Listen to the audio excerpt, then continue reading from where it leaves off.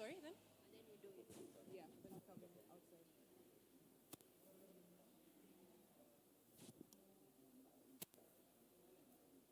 On our socials, Safaricom Decode and Safaricom Engineering Summit. Today, like I told you yesterday, we'll have quite a number of demos, but at the same time, we'll have also very, very insightful panels. So before we get started, I'd like to just give a quick recap from yesterday. And you remember our chief guest, Felix, actually, and also the PS, they challenged us on some problem statements, not only in the country, but very specifically just saying across Africa we have very many problems. And those problems are equivalent to opportunities, and the challenge for us was to rise up to the occasion and see if we can actually address this. For me, the quantum computing panel was what I call chock full of information. But the question there remains, and I can see Ravi here, is shall we rise up to the occasion, or shall we remain as consumers of technology on the sidelines? Mweni, is Mweni in the room? I call her Mweni Dancer and Masidad jokes. They showcase the distribution power of the M-Pesa Super App. And it remains a no-brainer for you guys in the room to actually build on that platform and get distribution. Then we had Steven, who came up with an overview of the Daraja API. And I think the identity enrichment layer is super important for people to focus on. That anything that touches money, you must think of security first. Security must be paramount. And that might have been a nuance that was missed out. George delivered a deepfake demo. And I've got interest in the media space. And of course, that kind of like excited me to see what can we do for an industry that is currently under siege. You've seen the news, you've seen what's happening. People are getting laid off, but people are still consuming news. So what are the opportunities? What are the opportunities there? And I say, what is not fake, though, is that we'll continue running trivias across the entire day. Yesterday, we gave out some airtime. There's one of you, there's a lady that I'm supposed to give her airtime. If you could reach out to me. But across the day, you're there. Fantastic. Just see me right after this. We'll continue running our trivia, so kindly pay attention. And, of course, we'll be able to changamkia that one together. The other interesting one, I'm still insisting on the hard hats of software engineers. Maybe because you're Team Spotify, maybe the next time when a live performance is here, we'll give you guys headphones so that at least you can move your head. Yesterday, it was just weird. Nadia is giving her all, and you guys are like statues. Although there were some outliers back there dancing in the dark, I was telling them, "Mwe, get on stage and get a real feel for this thing."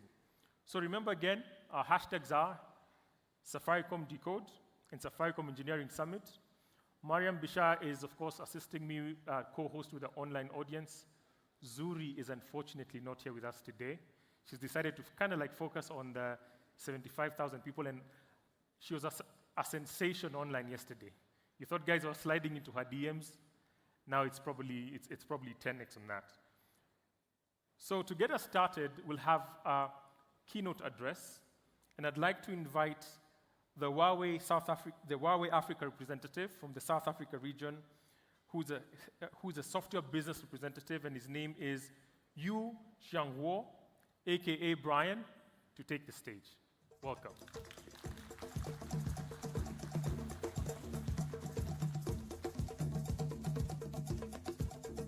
Good morning, ladies and gentlemen.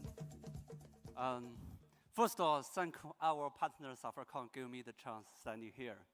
So my name is Brian. I'm from the Southern Africa Regional Office. I'm the software business president. And actually, because the job position, I keep traveling across Africa, different countries. And then I see most customer, most operator or technical company, they have a similar strategy or the business plan to build an ecosystem by enabling the partners. So today I see our partner, they say Decode 2.0. Actually, that's the same directions. Why? Because considering the emergency market and also the African IT technology challenge. So how to simplify the innovation effort and how to open our digital asset to help support the partners. That's the key target and the direction for all the technical company. While if come back to Kenya, in Kenya, actually the 4G network, my feeling is very well everywhere, 4G everywhere. And then based on this background, I have the feeling the time windows for the digitalization is opening right now. But first, let's see field data in this market, Kenya. In this market, we have 7.41 million small merchants, and also we have about 85.6%. It's merchant or the enterprise, they have the digitized payment channels, while the cash payment is 96%. This is interesting. 85% they have the digital payment channel, but still 96% payment based on the cash. Cash is still king in this market. Why? Actually, in the developed country, in the other country, the cash payment less than 20 to 30%.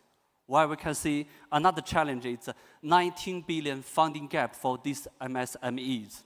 But we know how important this small and medium-sized enterprise for this country.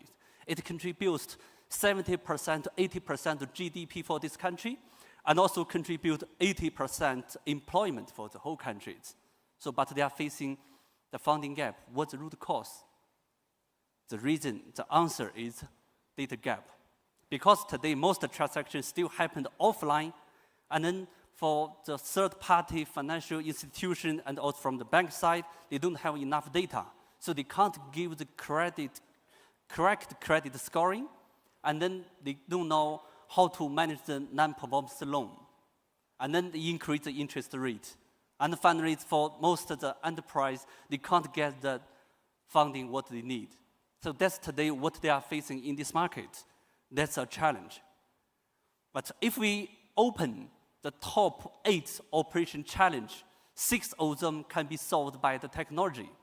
For example, the high cost of the suppliers and the late payment, increased competition, lack of access to the high credit, and so on. I won't go through one by one. Where we are for our situation right now, only 6% MSEs, they have the digitized the operations. Because everything is offline, that's the reason they don't have enough data. Here, this is the risk challenge. At the same time, this is the opportunity. Here is the opportunity to increase the role of the technology in MSME's business for everyone, every partners, and also every developers. Yeah? One side, we need to, from the consumer entrance, we need to try to bring all the offline scenario from offline to online, and then we provide the more digital live scenarios for the consumers. But from the other side, from the merchant, we try to build our agile and also high efficient business platform for them. We will provide the extra service instead of just the payment channels. But today, maybe we put more focus on, I give you a post machine, I give you some payment channel, but I didn't consider what they really need back end. They need marketing operation, the consumer connection, the loyalty management, membership management, a lot of things. That's why from today, in the previous page, I showed we have 85% merchant, they have the digital payment channel, but the usage is lower. The 96% transactions still cash-based. That's the reason. So if I connect one side from consumer, another side from the merchant, and then we build connection, data is there. From the financial any institution, from the bank side, and then they have the data, they can give the better credit scoring, they can control the non-performance loan rate, and also they can give a lower interest rate. Today, for the non-performance loan rate in this market, in Africa, more than 10%. It means $100, I only can get $10, I will lose it. $90 come back. That's the reason. But to complete this connection is a huge job. Can't be done by any one company. It's not Huawei. We can't do it ourselves or any others. So we need ecosystem. We need the partnership with more innovation company, more developers. So here below I mentioned, as a technical company, how can we simplify For example, Huawei in this area for the digital transformation or digital innovation, we have more than 30 years experience. How can I open our digital set? We just abstract a lot of templates for most developers. We just drag and drop and change some small logo, because this scenario is similar. Yeah? In China, in everywhere the other market, we are a global company. We have many templates, not from scratch, from the greenfield in this market. So that's why I say I need all the partnership with the innovation company, with all the developers. That's the opportunity for everyone. In the last page, I want to use a few words to brief our Huawei value proposition, how we can achieve this target. First is service cloud platform, because innovation is constantly based on-premise. We need the cloud technology, simplify the effort, and also we provide connection to all the partners from all the countries, and also we use the cloud platform to share the scenarios across different countries. Yeah? We can share the best practice in another countries, maybe from South Africa, maybe from Nigeria, maybe from Asia, any countries. So it's cloud-based. And for the enterprise, for the MSMEs, we consider from the marketing, sales, solution, and service, end-to-end, what's their requirement? Actually, the requirement is huge. That's I have second, vertical solution partners ecosystem. It can't be done by one company, whatever by Huawei or by anyone here, just not mentioned. So some vertical scenarios, we are not expert. For example, retail. For example, maybe digital catering. A lot of things, I think there must some partners, they are experts. They're working many years in this area. So we open the cloud, the technology, our platform, and also open our partners, our customer. We open all the resource for the partners. We hope we can looking for a win-win mode to agree to everyone to share this value, to contribute, to build the whole ecosystem. The last thing is developers ecosystem, just I mentioned. As a technical company, how can we abstract our old work in the past 20, 30 years to some template? Just change the logo, change add some local customized requirement, and then released. That's it, I think, our plan for the 3 parts. So in the last one, I want to see it's a new digital era. It's ongoing. Let's have facilitate the digital transformation in Kenya together. Last word, together we can do more. I hand over my mic to my colleague. Thank you.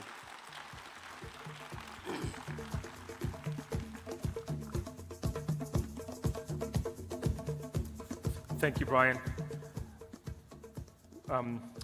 What I love about our Chinese counterparts, especially from Huawei, is they all adopt an English name to make it easier to communicate with them. So he's called Brian.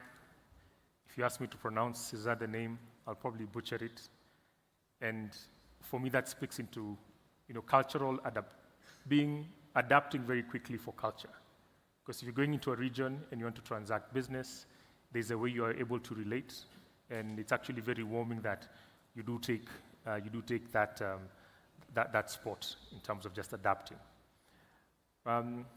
There's this running joke in the tech circles that Huawei has actually now they have everything as a service. He's just highlighted 3 of those, but with everything as a service, we end up saying it's either Huawei or the highway, because they've embedded themselves into money, developer ecosystems. It's just end-to-end solution provision. I see a lovely lady at the side there. Yes. I'll just continue. As you continue mentioning about Huawei, I'll have to showcase some more surprises that Fantastic. we want to bring forth today. Do So proceed. good morning. My name is Maureen Moneki, and I work with Huawei Technologies. I'm a director. And so today is a special day, and I'm sure shortly you'll see why it's a special day for us.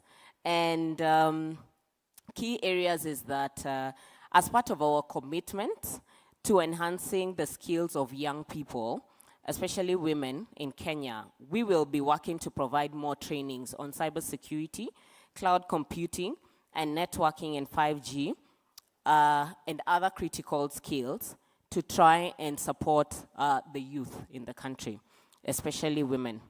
So Huawei, just like Safaricom, has a dedicated global program to support women in technology, and we continue to expand this program with like-minded partners. So today, I am delighted to announce that we will be partnering with Safaricom Women in Technology to provide more trainings and mentoring. We will believe this will help create more opportunities at an individual level and also at a country level as they join the workforce in the future of building their own software and maybe even their own businesses. So this morning, I would like to ask Donna Rege, the head of Women in Technology, together with our director from Huawei, Safaricom Director Shen Kaifu, to come on stage, and we can be able to talk about the partnership. I think she'll also talk about the students who will be coming on stage. Thank you, Maureen. So as I talk about it briefly, my team, please join me on stage. So yes, Women in Technology will be partnering with Women in Technology Huawei, and we launched a web development bootcamp that will run over the partnership, which is going to last 3 years.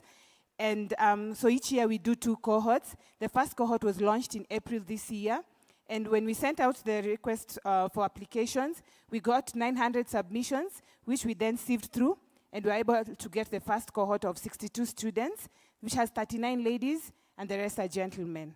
So we cover various topics, which actually include the skill sets that we currently search for in the workforce, and we are urging all our youth, if you are able to in the university, please be able to submit an application when we open it up. So today, with me, I have 10 students who are a representative of the 62 who are from across the country. We actually shortlisted from 39 institutions of higher learning, which we noticed that most of the applications came from JKUAT, Moi, ZTech, and Technical University of Kenya. So we are happy today to be announcing, as we celebrate Cybersecurity Month, Huawei will also be supporting these same students, the first cohort, with a voucher to be able to certify in security. So this for us is an honor, and we hope that this partnership will lead us to more and more fruitful youth who are skilled in the fit for future skills that we require. Thank you.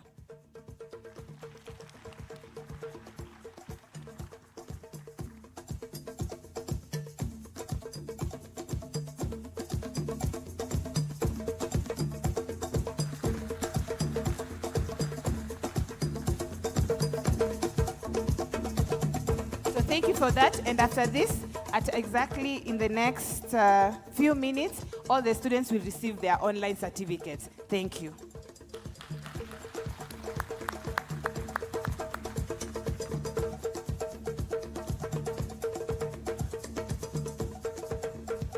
Thank you very much, Team Huawei. Just speaking again into the conversation of partnership, like we said, if you need to go far, you go together. And that confirms the commitment between the Safaricom partners like Huawei and many of the others who have graced us at the back. Just a polite reminder that you do need to remember to visit each of their booths. Yesterday, you were able to see something from AWS. The Safaricom teams with their different departments are also back there.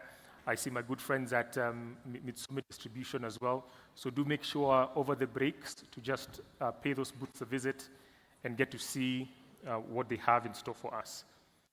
Before we get diving into the demos, we've got one more panel discussion, and this one is being moderated by a good friend of mine. I'm not sure what hat he's wearing today, but Michael Chair, could you kindly come on stage and help invite your panelists as we explore building an anti-fragile digital ecosystem for business continuity. Round of applause as Michie comes on stage.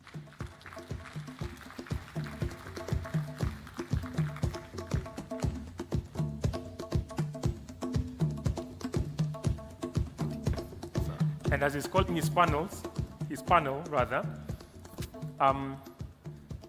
since today we're doing lots of demos, I also got a joke of my own. I want to see how many will get it. Are you ready? Are you ready? What makes software engineers great life partners? No hands. Michelle. They are good at debugging. Ah, good try, but that's not the answer. Yes. They are able to commit. So now I've given you something to use at all your dev events as your opening icebreaker. Michelle, over to you. Thank you, Mbogwa. Good morning, everyone. Pleasure to be here. Feels a bit awkward starting when I'm seated, but you've stolen the podium, so I'll stick to the program. So today's session is on Resilient Tomorrow, building an anti-fragile digital ecosystem for business continuity. Now, traditionally, we've always defined business continuity as that move that you make whenever you have a disaster to ensure that the business goes on through tough times. Business continuity in this new digital age is actually now a part of an organization's DNA. It is how businesses stay agile enough to transform, either due to changes in technology, unforeseen changes in markets, unforeseen changes in the ecosystem, and increased or changes in customer demands. And with this, I'd like to welcome my panel, which consists of a very large group, not that large of a group, but of a very powerful group of speakers and industry leaders. So allow me to invite Amit Singh, who is the Services Business Manager at HPE. Please give him a round of applause.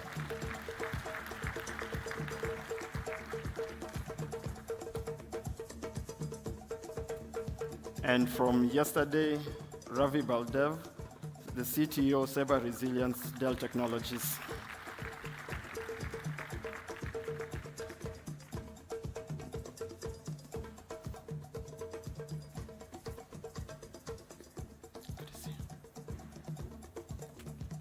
Cherotich Kiereni, Director, Insights and Customer Strategy at Oracle.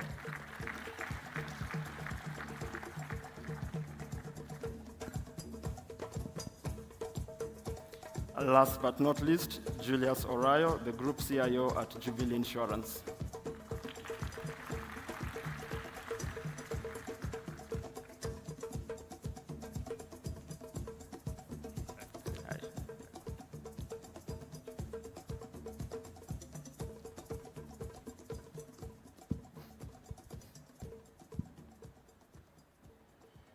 I started off by saying that business continuity now is inbuilt into the DNA of organizations, and it's a part of how organizations have to be.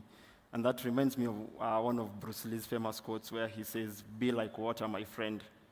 No matter what obstacle you find in your way, water never stops. It will always find a way through it." And sorry, there was one more panelist. Oh, my apologies. I do have an online panelist. Just a minute.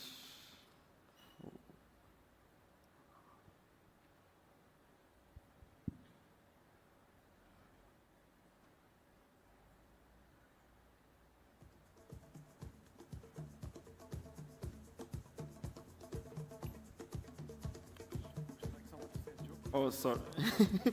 Yes, please welcome Robin Hawani from AWS. Robin, are you with us? I can hear you. Apologies for that, Robin. No problems. And I'd like to start with you, actually. As I previously described, business continues, that the ability to adapt and to change a business's DNA to suit whatever the market needs or whatever technology changes are there. And I think when you look at AWS in particular as a good example of a company that has had significant changes and pivots from an online bookstore to a cloud company, to one of the largest logistics company globally, and now moving into cloud and other areas. Could you give us a bit of a walkthrough around how AWS stays anti-fragile? That's a great question. Thank you, Shah. Can you hear me okay? Yes, loud and clear. Great. So when we look at our business, 90% plus of our roadmap of what we create is working backwards from our customers' needs.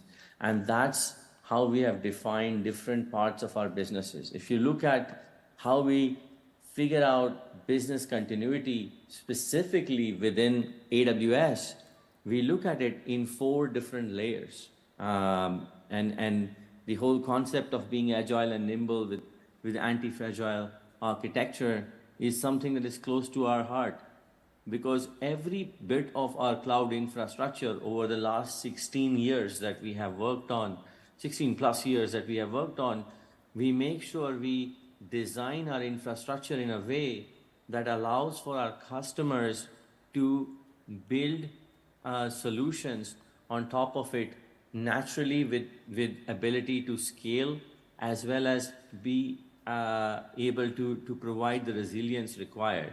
Let me give one specific example.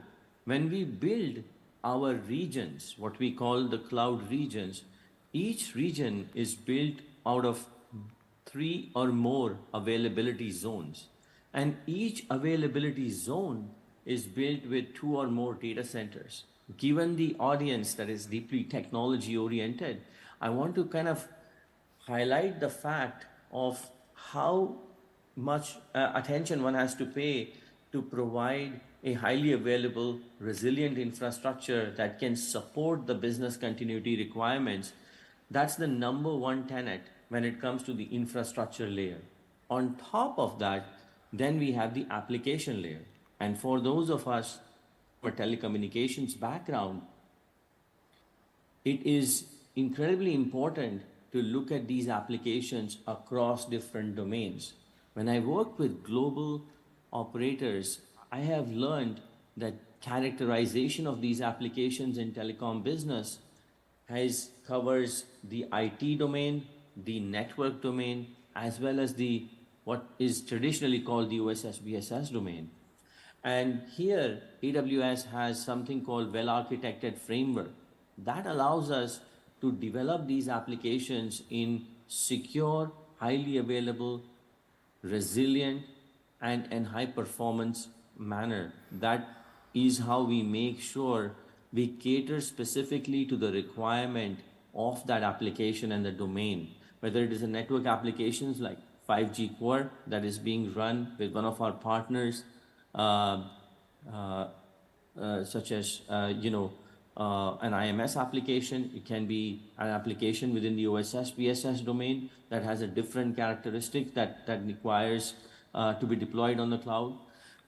All of these are cared for within this layer, what we call the well-architected framework. So we covered the infrastructure layer, then comes the application layer, and on top of that, there is the people and processes, which is extremely important.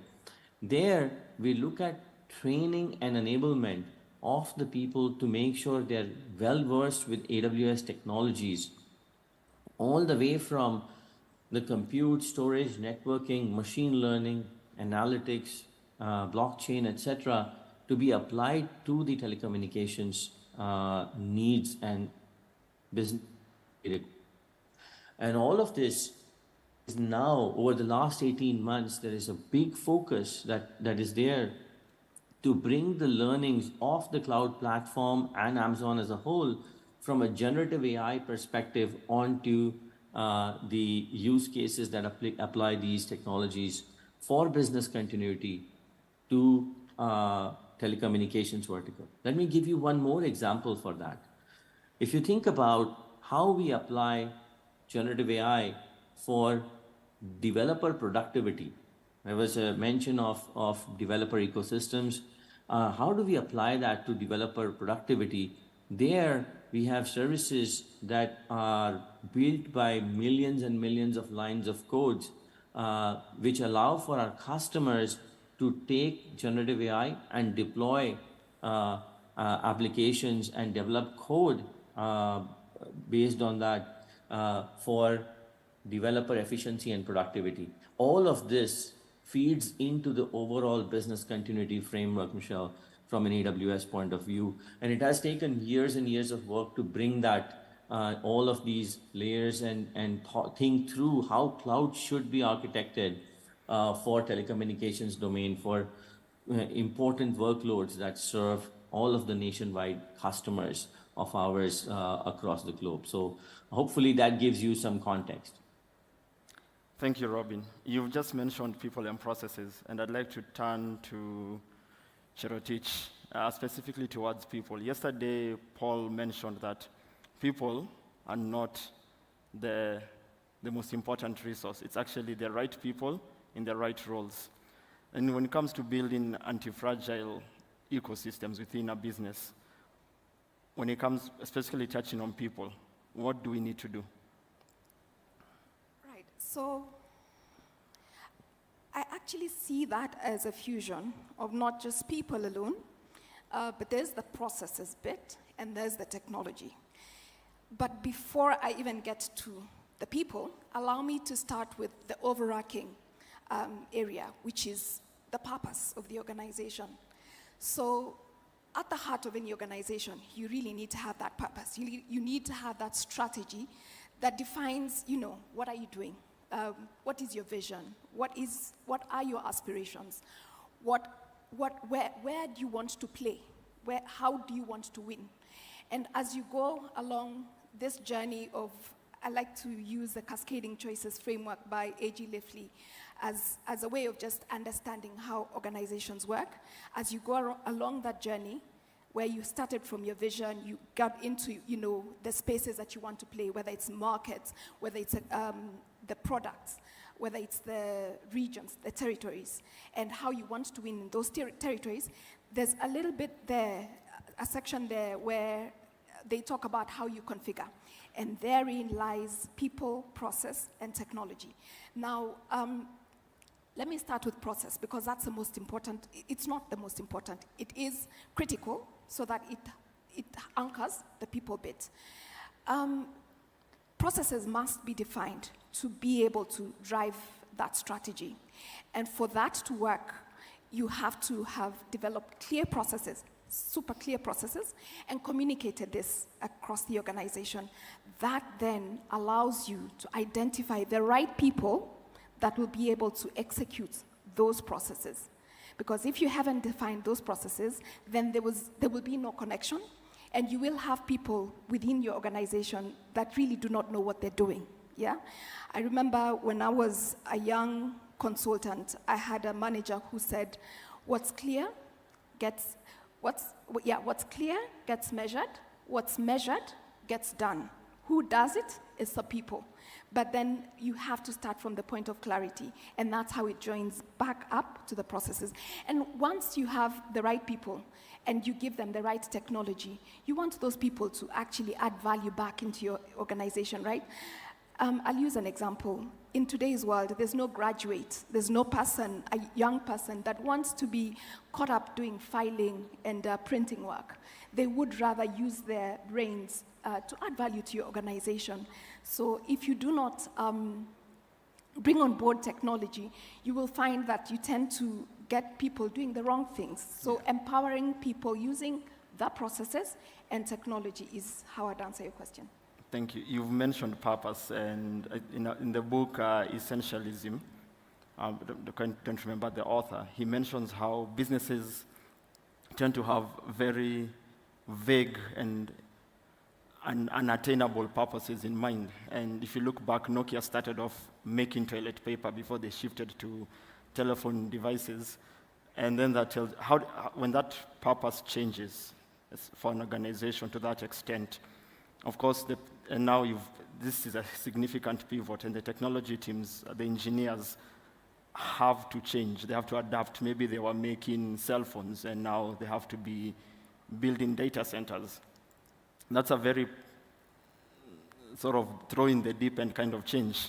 So Ravi and Julius, I'd like you to tell us how do the teams, the technology teams, become anti-fragile, especially when business purposes are quite vague. If your business is make their world better. It's, as Chero teacher said, it's not measurable. You've not actually declared a way to measure it. And then you're pivoting products. So what strategies, what tools, and what frameworks do the technology teams need to stay anti-fragile? Thanks, Michi, and once again, big honor to be amongst all of you here and being given the opportunity to share some of our insights. Coming to some of the frameworks, let's first look at anti-fragility as a concept, right? Now, anti-fragile means if there is an event, cyber or physical destruction, etc., the organization is able to stand up quickly. But then there is another concept called survival alpha, which comes from finance, investing, trend following. It means, imagine there are n number of organizations, all of them facing the same attack, same event, same destruction. Now, the one that's able to really have anti-fragility outcome and is able to stand up quickly takes over the market, and all the customers of other non-fragile or other non-anti-fragile entities that have been waylaid, they gravitate to the surviving entity. That's asymmetric profit. That's asymmetric return that many CFOs now demand from their IT. So we heard about some of the aspects, well-architected framework from the gentleman at AWS. We also hear about service reliability engineering, the concept where any service which is being delivered outside in and vice versa as part of the chain for being anti-fragile, that's being supported by people. So the frameworks that one should look at also should consider people reliability engineering, funny enough, not just service, not just technology. There have been good practices and best practices from an IT perspective, mapping out chains of failure, mapping out what your regulators want, depending on the industry you operate in, mapping out the people and the processes you depend on, but also being well aware of the fact that if you give people a run book to behave in a particular way, are they resilient enough to follow it correctly? Do they contribute to the anti-fragility posture, or do they deduct from the company's anti-fragility posture? That's all about people reliability engineering. That's about giving them the sandboxes so that they can fast fail, fast quick, get up, learn, and move on. So those are just some perspectives I thought. To your point, what could be some good practices from a technology perspective? There's a lot out there. One that comes to mind is from the US Federal Reserve. They set up a non-profit entity several years ago called Sheltered Harbor Alliance for banks and payment organizations, which plays forth the risk if you are completely under a destructive cyber attack, what will you do to relaunch the entire developed world financial system? So this has actually taken on a life of its own. Michi. Thank you. Julius? Thank you so much. I'll come from the, non-IT perspective, because I'm from the insurance field, and also which is like banking. Now, imagine you are the CEO of a company, and you have got finance, you have got like 100 staff, you've got risk management, you've got like 70 staff. In your IT field, you've got 10 cyber engineers, you have got underwriters in particular sections, you've got a BD team, and then you are modernizing your organization, you want to move to the next level. So are you going to replace all of them? That's the first question that you have to ask yourself. What kind of resistance are you going to get when you want to implement this kind of huge digital transformation? And then you also need to look at the time it will take for you to start training and all that kind of stuff. So these are the challenges that we come across, including, by the way, think of a day when you go to your organization and you find that all of your cybersecurity team has resigned. So how will you operate as an organization? So, and this is, this is exactly what we go through from the insurance field and any financial institution, even manufacturing. So this is what we have put in place. The first, agenda we put in place was a culture for transformation that cuts across everyone. For example, we started a robotics initiative. So, when you're implementing robotics, you're likely to replace like 70% of the manual tasks. So where are you going to take the staff that are there. So then we had to start a campaign across the organization, which we dubbed a robot for every employee, where then staff create their own robots to automate their own tasks. You have immediately created a transformation drive within the whole organization. So within that drive alone, we had 100 staff who are citizen developers for robotics. Then we used now what we call close collaboration of the teams. So we had the accountants, we had the actuarial teams, then we brought in like 1 or 2 data engineers. Immediately you bring in those kinds of teams together, then the data engineers and the data scientists from the skill sets they have, they pollinate these skill sets into the actuarial guys and the finance guys. They start working on modeling, and then all of a sudden you find that now you're using the new tools to do your budgeting. So that's, how we've tried to do that. Then there are also new careers that you have to bring on board, because we have a lot of changing regulation. 5 years ago, we didn't have the Office of the Data Protection, Commission. We didn't have all these rules that we have. We didn't have cyber so much pronounced, in the markets. So we had to start now bringing in some of these skill sets. You bring 2 guys, but then within the organization, you have a lot of upskilling, building programs to upskilling the teams that are going to be replaced. The guys whose roles are going to be replaced. So we build a team that is able to do that. Even within the IT space, you'll find, if let's say you had a number of, data center engineers, system analysts, and all that kind of stuff. So when you move, let's say, to the cloud, you'll find that their roles are quite reduced. So how do you then move them to start taking cyber insurance, cyber courses? They move into, automation, DevOps, and all that kind of stuff. So that's the approach we have used as an organization to make sure that we stay anti-fragile in the market. Thank you. So I can see that clearly speaks to knowledge transfer and knowledge management. And whenever that gets thrown to developers and guys, DevOps teams, they just feel documentation and they hate it. And I've been part of teams where you build, and then when you hand over to QA, the devs now sit down and start struggling to write as much documentation or as little documentation as possible. And that already now makes the system fragile because there's no continuity of knowledge. So for the developers, encourage you to, if you hate documentation, something easier for you, you can actually document within your code by creating comments and by writing tests for your code through test-driven deployment. So that will ease you in to also being part of the organization to become anti-fragile. Armit, is there anything you'd like to add, or do I throw the next question to you? Yeah, thanks, Mike. So basically, when I was listening to the panel, they've covered a lot of the fundamentals.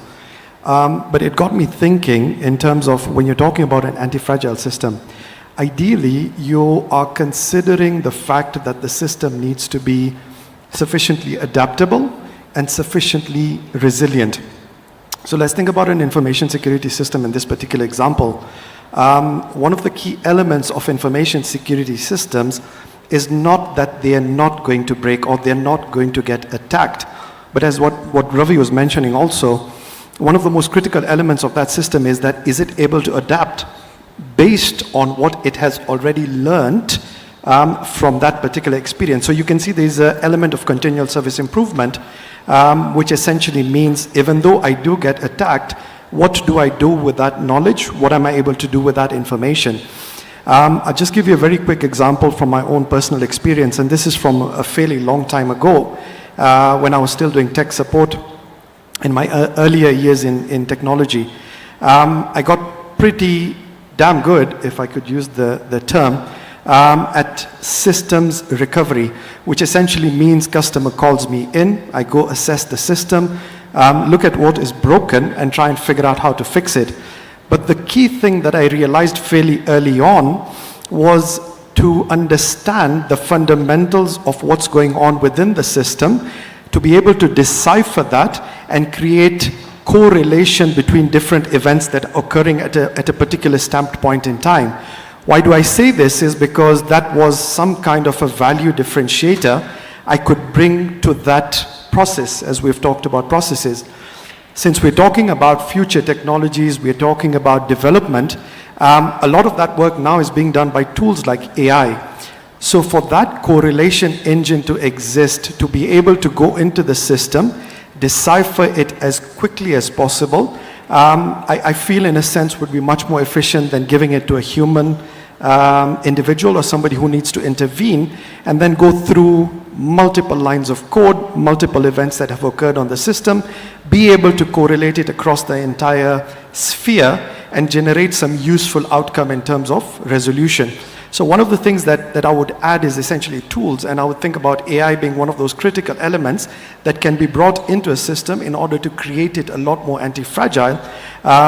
Yesterday, the ambassador from Estonia talked about being able to detect an event in their system, and she talked about 3 seconds.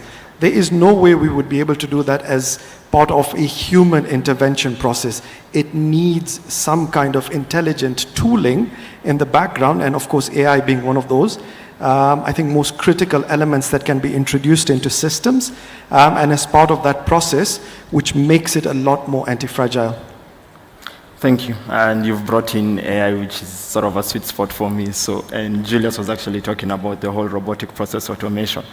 And so I'll just throw this to anyone on the panel. AI, of course, is significantly a very important tool, saving a lot of time and efficiency.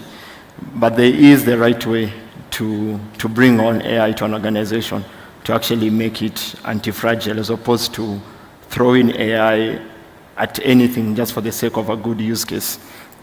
How do you determine where AI is needed to help build anti-fragility? If I can come in. So recently, we wanted to use AI to process medical claims. You know, when you are getting over 10,000 claims a day, and each claim has got like 5 different medications, 3 different lab tests, different prices, and we want to know, was this patient, was it being treated for the right disease? So we went in with the aim of making savings. You know, what is it that we can go in and that should not be paid? But actually, it turned out to be the other way around. So from the data insights, we were able to rate the quality of care patients are actually getting in various facilities. So it changed the whole approach, you know, where you've gone in with a perception that you want to save on your costs, but then we looked at how to profile various facilities. So today, I can tell you that your chances of you being readmitted in a particular facility are higher than a particular facility because of, you know, using AI. You've had cases where you see a patient has been given medications which react with each other. Okay, you may find cases where a patient has been given a medication that will react with what you took last week because the doctor does not have that information. So then now it helped us to start looking at what are the use cases that we can start applying AI in. Okay, they are the housekeeping items that you look at. Can I use AI to do what a human being does so that I can release some resources to do meaningful work? But then as you work through that, you need to make sure that you quickly get the insights and try to see what other potential areas that AI can come into to help. So it's because it's a great area, I know it's a huge discussion and some others will be against AI, but then look at it from the positive side and what you can use, especially to serve your customers. So that's what I can say about AI in insurance. Thank you. Just for a show of hands to the audience, for the developers in the room, how many of you use AI to help you debug or write code? How many of you don't want to use it or will never use it? That's great, no hand went up. When something actually makes your work 40% faster and creates efficiency for you, then it's important to utilize that tool, and I think that's very important. Robin, are you still with us? Yes, I lost you guys for a few minutes, but super interesting conversation. Yes. So I just want to throw this to you. We're talking about artificial intelligence and the role it plays to creating anti-fragile ecosystems.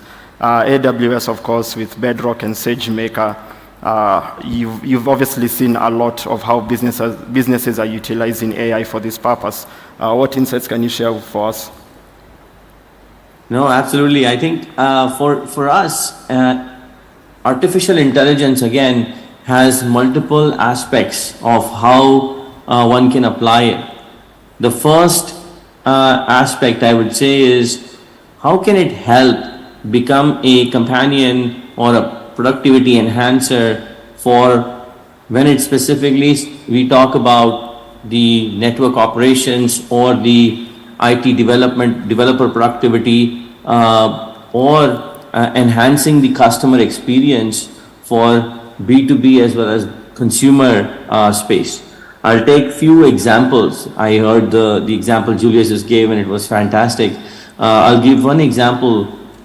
I've been working with an operator in North America, and they are looking at how can they improve the productivity of a developer by around 15 to 20% so that they can develop code faster and reduce the amount of defects that are that come across the life cycle.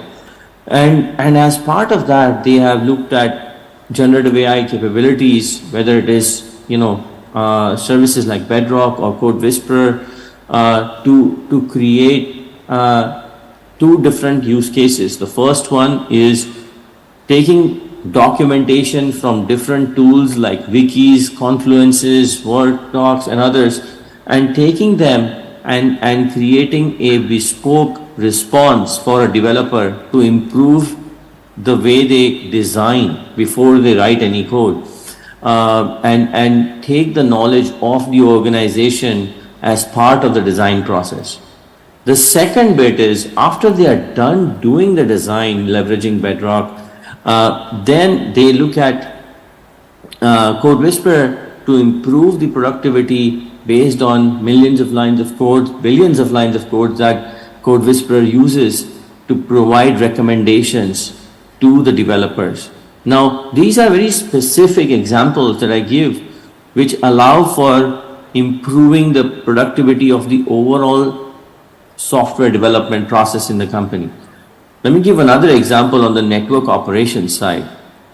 We have been working with some of our customers globally as to how can they take the data that they gather, billions of events that they gather across the core transport and access network, and then allow for anomaly detection, whether it is as it relates to energy consumption or it is related to an anomaly in the network based on the topology.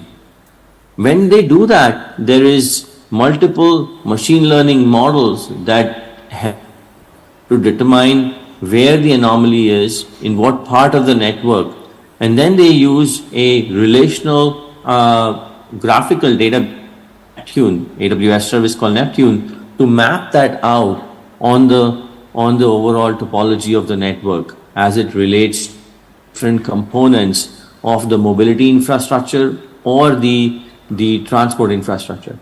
And that works very well for not just the operators' network operations, but it also helps all of our partners, the network partners, the OSS, BSS partners, to improve the way they serve the customer. And that's, two distinct examples. I can give one more example, if time permits. In the consumer space, when we look at services within home offered by telecom operators, they are looking at how can they improve and provide improved security with doorbells and capabilities offered within the home security domain to customers, where machine learning for video processing at the edge is a service that is required, and especially with 5G networks, that is very much possible at the edge of the network.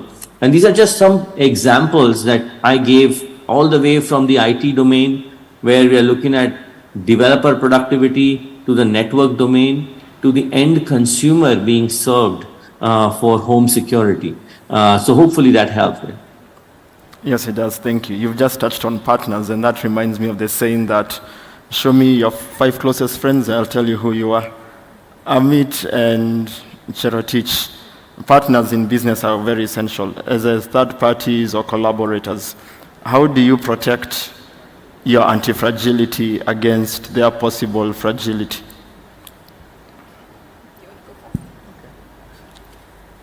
So the ecosystem is fairly complex, right? And you can just tell by virtue of us sitting here, ideally, organizations or businesses cannot work alone. The fundamentals of what we're talking about in terms of also your own governance, it means that you have already decided in the form of a framework, in the form of a policy, and then deploying those best practices to ensure that as you're going through your vetting processes, working with your third party, if I could call them vendors, if I could call them partners, etc., it's very, very critical for the business to ensure that you're working with a third-party vendor that is, of course, trusted, that has been vetted, and that will definitely depend on the standards and the policies that you're putting forward within your own organization as part of that framework that we were talking about earlier. And so for me, I think the critical thing here is the fundamentals are always going to stay true. And what are those fundamentals?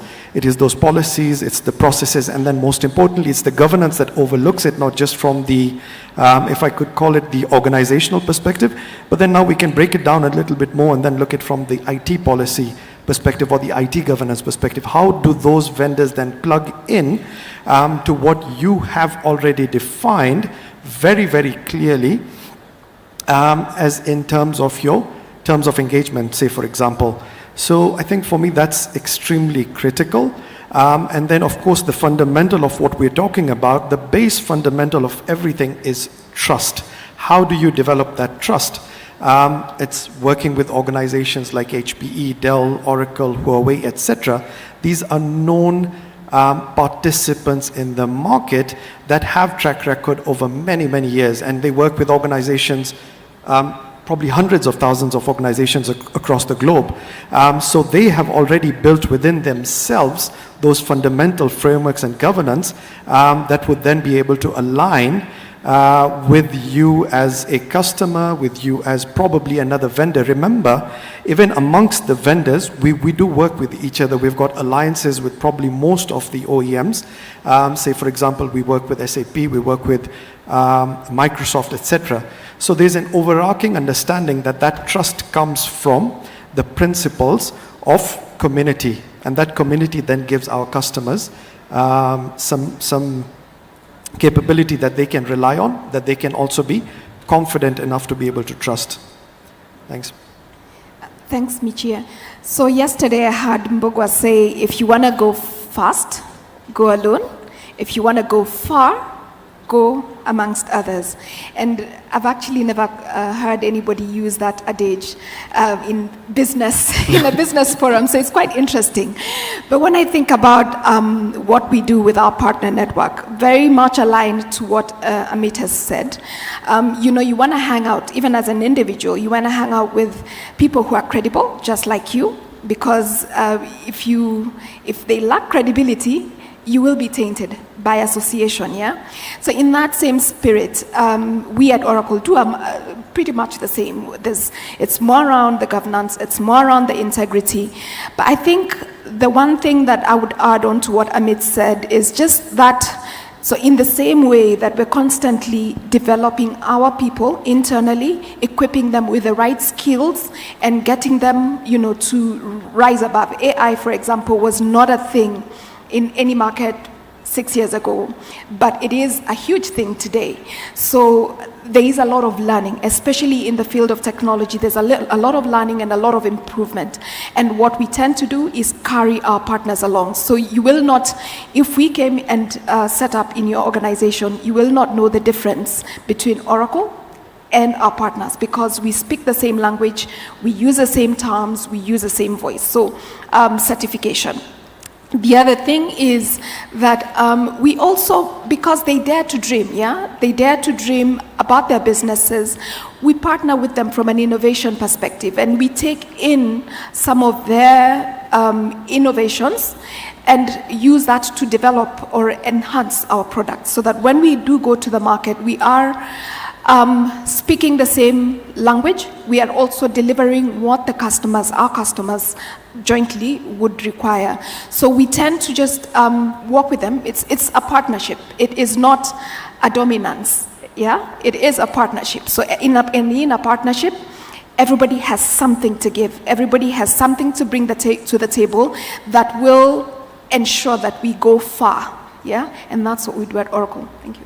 I like that you've just mentioned speaking the same language, and I'm going to ride off of that and allow Julius and Ravi to speak on the challenges that are faced when you're trying to work with partners, especially on a technology side where you're trying to either integrate systems or bring in new systems to an organization, and you have your partner who speaks a different language, has a different method of implementation compared to your technology team. And now you have to get the two on the same page where they may say our standards allow us to go this high, and your standards, you need them to get to this much higher. Because on the business side, these contracts have already been signed, the agreements have already been set in stone, and now you need to collaborate. How do you get these two technology teams, which, for lack of a better term, are stuck the Tower of Babel or the Tower of Babylon, to actually now communicate and get the work done?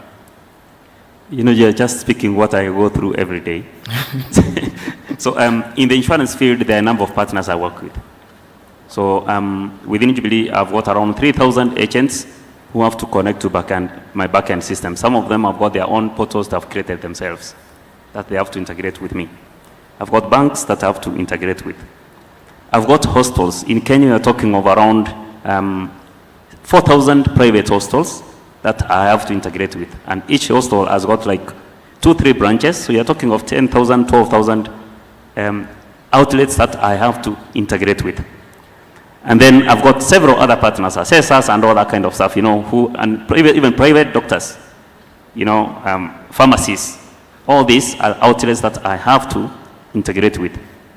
Now, they have different systems. Others are, you know, legacy systems. Others are modern systems. Others are Oracle, using Oracle technology. Others are using other technologies.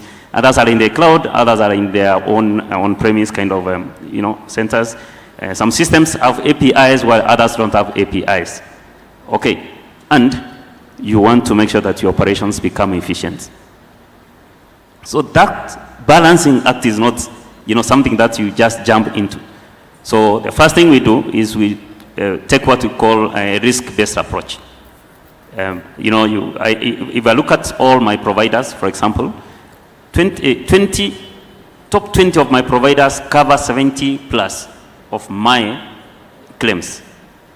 So then I may want to focus on the top 20 and achieve bigger kind of, you know, coverage from the risk perspective so that I can release more stuff to focus on this other bandwidth I have to cover.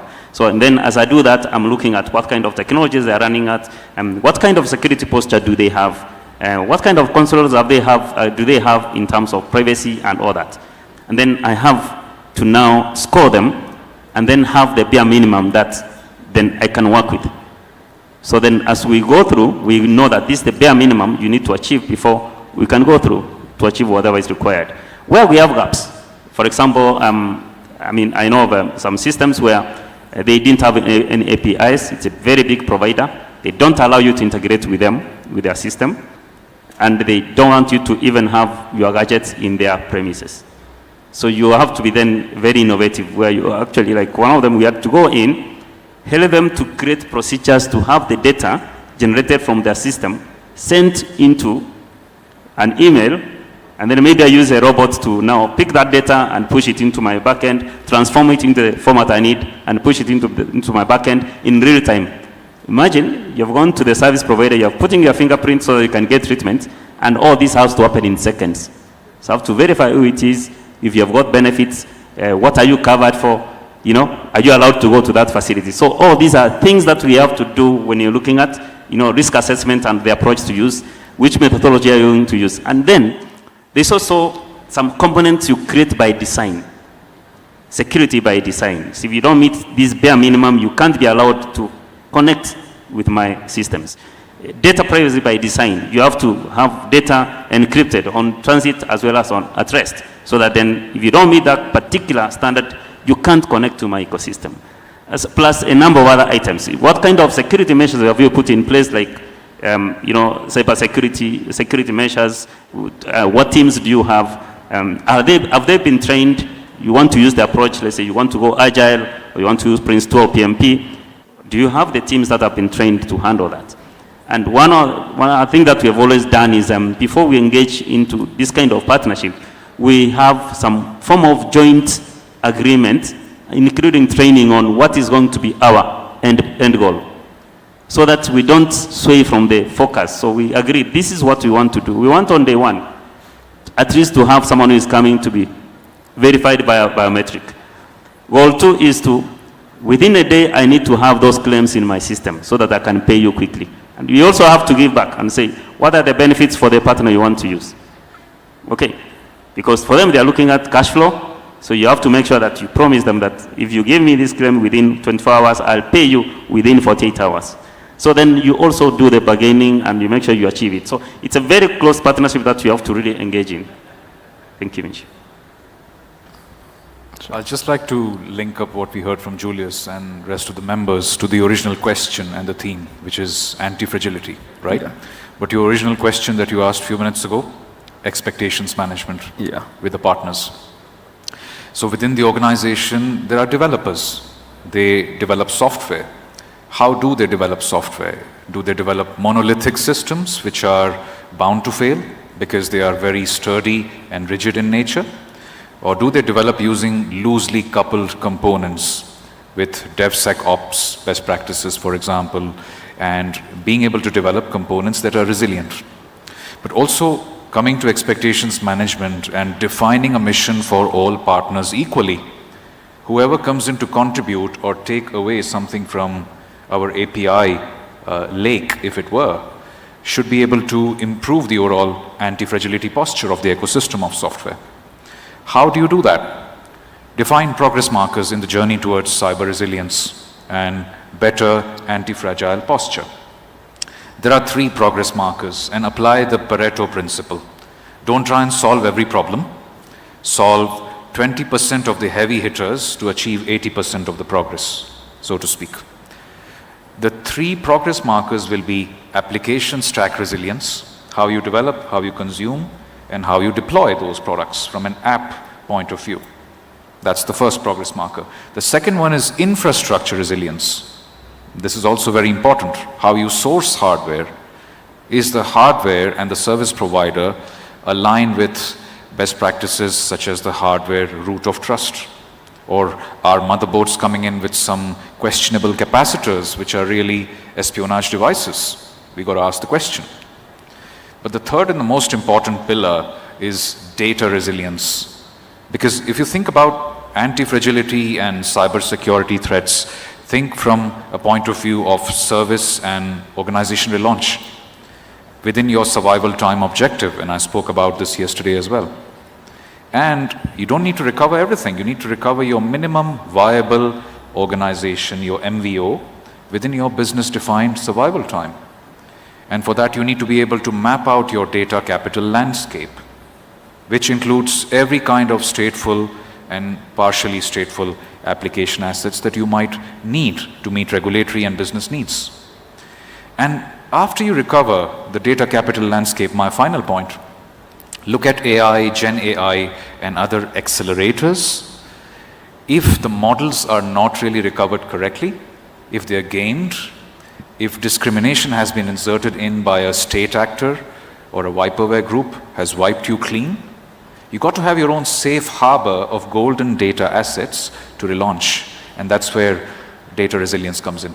So app resilience, infra resilience, and data resilience, mapping out expectations, constantly communicating with your ecosystem, internal and across the industry, becomes all the more important. That's how you achieve anti-fragility, whether you're a bank, telco, government agency, or a service provider. Speaking on app resiliency, there's this, I don't remember who said it, but a prominent software developer, I think 40 plus years experience, said, a good design upfront is a bad idea but no design at the beginning is a terrible idea.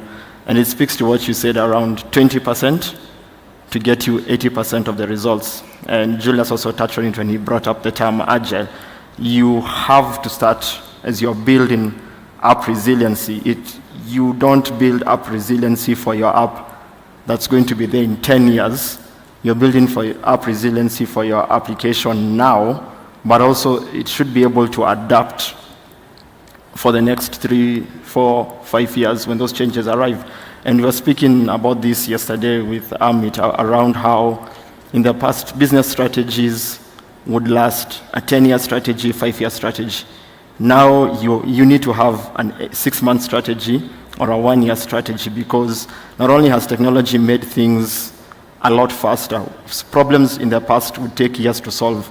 We are solving problems in weeks or months, and then we have to adapt to significant changes in technology and customer demands, and that obviously shapes anti-fragility in itself to be quite a nimble thing, where you may have to, you're constantly, it's like every day you wake up and you're doing a health check. Am I still anti-fragile? All right, I'm carry on. Tomorrow you wake up, nope, I'm now fragile, and then you have to change. So how do you get your stakeholders to actually be in this state of limbo and be comfortable? There's one point I'd like to add to that, Michi. And I'll quote George from yesterday. Disaster recovery runs. So picture this. You define for the whole organization or for the line of business that on, let's say, 31st of October, we will have a disaster recovery drill and observe how the people and the participants behave. Scheduled disaster recovery drills. Now, what if you never announced that there is a schedule on 31st, but you still bring in some fragile event and thrust upon them? How will they behave? So understand the fragility of the participants as well. Understand that if you create a well-defined schedule, people will behave differently because they know ahead of time something is happening and they are relatively more relaxed. So you do not get the clean disaster recovery drill or business resilience drill, outcomes. But if you don't actually state a schedule and you put them under pressure and duress, you get the real result, and then you know your gap. That is true anti-fragility tests, which many organizations should prepare for. They're not doing enough of that, and that's where the gap comes in. I like that because it goes to what Plato says. You can learn more about a person in an hour of play than in a year of conversation. If you prepare people for a disaster, exactly, they will actually follow the rule book. But if you spring it on them, then you see the gaps. Yeah, so it's very interesting because you talked about stakeholders, and fundamentally we need to understand who those stakeholders are. As what Ravi has said is that you're looking at the fragility aspect of the users, and one of the most critical components in that whole conversation becomes the culture of the organization, because key stakeholders in terms of leadership, it's very, very important that they propagate that message throughout the organization. Of course, lead by example, which becomes extremely critical. But looking at it from the stakeholders' perspective, then you also need to understand your total stakeholder ecosystem. So that's your leadership, that's your users, that could be external third parties who are interested in that organization. So what's important is how do you develop a culture to ensure the anti-fragility aspect. Ravi mentioned very clearly that if I already know there is an event that's going to take place, and being who I am, I'll probably end up taking the path of least resistance, right? So I'll intentionally do something which will not give me a true outcome. The whole idea here is that you're almost simulating this at a military precision kind of a scenario, because that's what gives you true output.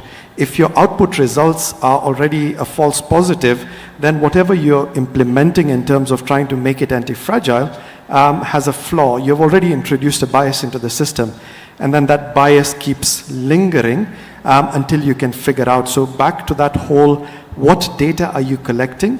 What is the quality of that data? Once you have collected it, are you correlating it correctly? and then what are the remedial actions you'd be able to put into the system, to keep generating. Again, I can't stress this enough. It's a continual service improvement cycle. Anti-fragility is not a one-time event. Once you've implemented something, you cannot sit back and sit pretty and think about, we're now secure, we're now safe, the system is anti-fragile. No, you will have to do this on a very, very constant basis. And Amit makes some excellent points as well, if I may just add to what he's just said with some color. The culture of the organization is paramount, and it's the job and really the accountability top-down to define that culture. So picture this. When you do have a fragile event, how do participants, partners, and employees behave? Do they feel excited that there is going to be a learning moment? That they will finally have found and learned something and fix it and move on, Pareto principle? Or are they anxious, worried about systems, losing customers, worried about their jobs, worried about revenue, etc.? And those are telltale signs of where you are from a cultural maturity point of view. Because everyone wants to talk about business resilience and anti-fragility and relaunch and survival time, but they are just paying lip service to it. They still, and this is the top-down, push down on the participants a lot of pressure. And pressure breaks people, because organizations are still people-dependent. Yeah. Yes, we have automation systems. Yes, eventually there would be decisions being made through AI at the edge. Yes, decision support systems will turn into autonomous decision systems. But at the end, it's about setting those up for the people, managed by the human resources within the organization. So I'd encourage every leader to ask this question and to even test it if they can, if they have the opportunity.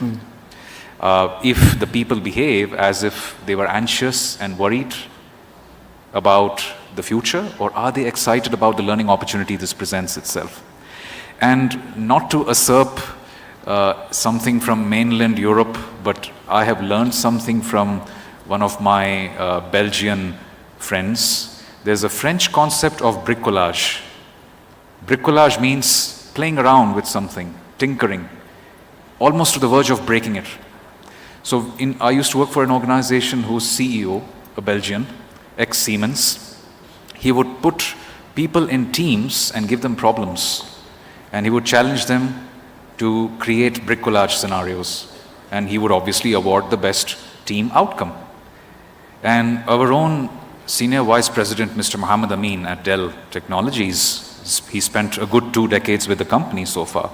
And with every business review, you learn something from him. He keeps saying one thing: there are no losers amongst winners. Now that to me is a learning statement, because if you build an anti-fragility posture and culture within the organization, give them the bricolage mission, and allow them to fail. Yeah. Because an individual never fails. Teams fail. And if you have each other's backs, you will not fail as a team. Worst case scenario, you come out learning something new, and that's an exciting opportunity. Yeah, that's very exciting. And to the audience, so I'm going to rephrase what you've just asked in a different way. Within your organizations, have you been part of a team that has been rewarded, or an individual who's been rewarded? Kindly raise your hand. And you've been rewarded for something that has actually benefited the organization, whether that's a product or something. Because you must have, I believe we've all had some form of success. Guys, anyone who's had some form of success? You won't, I just want a show of hands. You won't really speak on it. All right. How many organizations actually celebrate failures? Touching on what Ravi said, there's something called in-game development principles, finding the fun in failure. And what I practice and what I like teams, especially the technology teams, to practice is actually finding the fun in failure, because through failure, like you said, that's where you learn. That's where you figure out the fragility and make it anti-fragile. Mbogo is here to sort of chase us off the stage, and I'd like to give my panel an opportunity to give their closing remarks. So this is how I'd like us to do this. I have a short story, a few seconds, about how anti-fragility was done on one of my projects through not the use of technology, but culture. And so we were working on a document management system at a law firm. And we are also in the middle of setting up new offices, new physical offices. And we're taking the managing partner through the tour of these new offices. And he asked me, why do we have so many shelves? And my first response was to get procurement and admin to come and explain it. And his reaction was, you are automating and you're building us to a digital platform, but you're preparing people to have lockers and cabinets to store their files. When will that culture change shift? And he said, the cabinets are now my responsibility. And because I was actually creating a fragile system by not pushing a different aspect of the organization to adapt to this change. So for a closing remark, maybe something, a touching remark around anti-fragility that you'd like to share with the audience. Maybe we can start with Robin. Well, thank you. I am thankful to everybody for taking the time to hear us out, and I really enjoyed listening to the conversation as well. The closing thing I will say is, in my early days at AWS 7 years ago, I was used to large teams working on anti-fragility, business continuity, solving these complex issues. And then I learned about a customer called Netflix, and they have a very small team that does operations of an entire platform that's plus million customers. And when I learned about how they design, how they think upfront of how they put together solutions and solve problems, they design for failure. They anticipate things will break, and they design for it upfront. And that gives them the ability to create and simulate problems in their network wherever they want and solve the problems because they have thought through these things in design. And they continuously do that, to Amrit's point that he raised along the way as well. And it's so critical to do that. So to shift left and think about anti-fragility from the very get-go is so critical. Looking at it from the infrastructure layer, the application domain, the bringing the people and enablement, and finally applying the concepts of machine learning and artificial intelligence, including generative AI, is so critical in my view. That's what I'll leave everybody with. Hopefully, you can take that as a challenge, and we can look at it together in different forums. Thank you for hearing us out. Yeah, thank you. So, in case, thank you.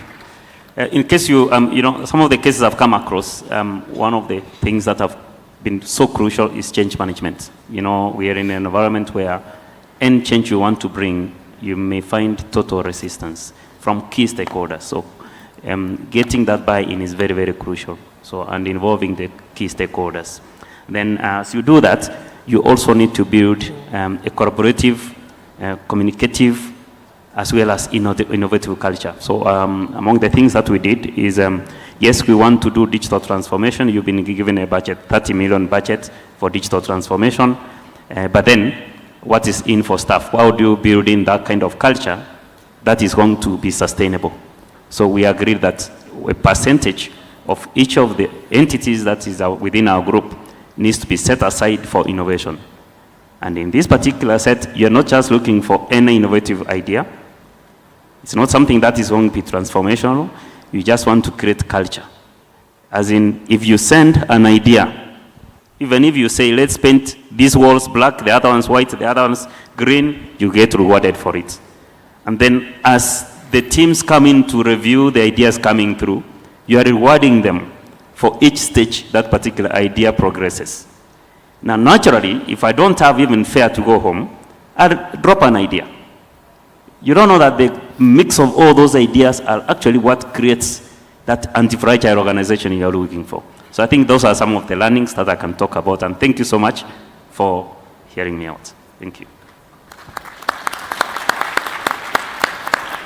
Should I go next or should I be last? I think I should go last. All right. Sure. Thanks, Mike. I honestly don't think I can stress enough the fundamental principles that organizations need to adapt. So one of the things that we've realized through many, many years of working with enterprise organizations across the region, companies are getting the fundamentals wrong. So when we talk about the fundamentals, it's exactly what we've discussed here. Do you have the right frameworks in place? Do you have the policies? Do you have the right governance models? That is what then eventually the people would be able to adhere to create those anti-fragile systems or ecosystems within the organization. And what overarches the whole thing is the culture of the organization. So for me, the principal element of getting it right is get your fundamentals right. Once you get your fundamentals right, whether it's frameworks, it's processes, it's people, it's technology, it's integration, really doesn't matter.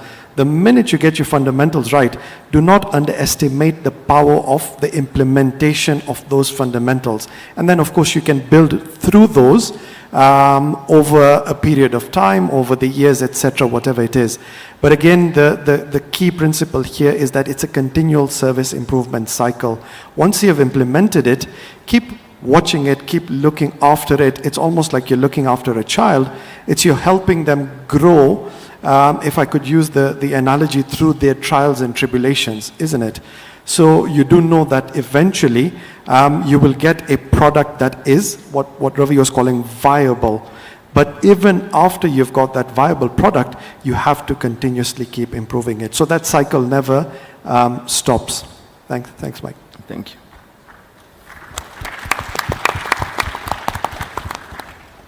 Quick few words before ma'am comes in. Jumping from anti-fragility as a concept to reality. So after the Pareto principle, you map out your heavy hitter 20% or whatever percent you're comfortable with. Decide on a persona for yourself. If you are a director of IT or a CIO, look at your ecosystem from an IT perspective. Understand use cases the business would demand after a fragile situation comes on you. And create blue teams who are accountable for application and service in organization relaunch, because it's an organization attempt. If you're a developer persona, develop software which is loosely coupled, encourage failure, sit amongst your peers in the development community, celebrate failure as we heard, talk about what you learned from it, document and go the extra mile, but start with design. Think like a service reliability engineer. If you're a data engineer or an enterprise architect, focus on data capital landscape, because that's how AI as an enabler can be reinitiated after a fragile event. If you're a CFO, demand a symmetric payoff even after a fragility event. Demand a very high survival alpha from your board, from your CEO, from your CIO and CTIO. And at the end of the day, still think and ask this question if you're an individual contributor. What is that one finality control for my business when every other security and resiliency control stands defeated? Momentarily or permanently, doesn't matter. Have a safe harbor for ideas, for people, for data, so they can collaborate together and bring back the organization quickly. But most of all, map out your chains of failure. Map out all your possible risks. Map out your counterparty risks and make noise about it. And finally, if you're a regulator, a central bank or a telecom regulatory authority, get every participant in the industry in a room at least once a year and talk about specifics and challenge each of them what they're doing to become anti-fragile. So those would be just some ideas. Thank you. Thanks for letting me go last. It was for impact, given that I'm the only lady here, and in the future, I do hope that we will be more than one. So I'll start off where I started off at the beginning. And at the end of the day, there's that famous saying that, you know, culture is strategy for breakfast or lunch, yeah? But the inverse is true. No organization, no strategy will be successful without the right culture in place, yeah? So just going back to what is the components, what are the things that bring together this strategy?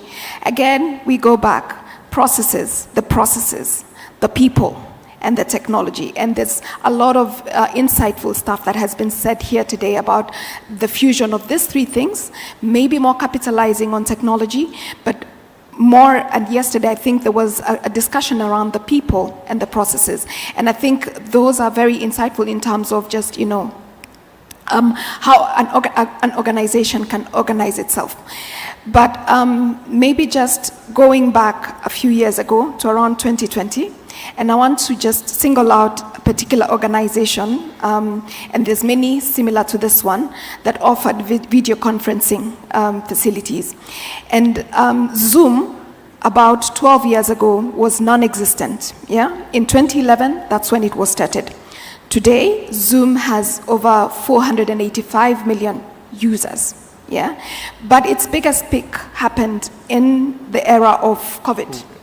And I remember, I don't know about the audience here, but I remember having to endure virtual lunches, virtual cookouts, virtual coffees with managers because we could not meet in person. We really wanted to stay in that static nature of we must see you physically for us to have a real engaging conversation. And that has completely moved. Organizations that actually thrived during the era of COVID had adopted video conferencing facilities that was able to even offer breakout rooms, yeah, that allowed them to engage in a world where we could not engage physically. Today, in my perspective, arguably, Zoom and any other video conferencing platform rather, is the biggest threat to any airline that is trying to sell business travel, yeah? But where am I going with all that?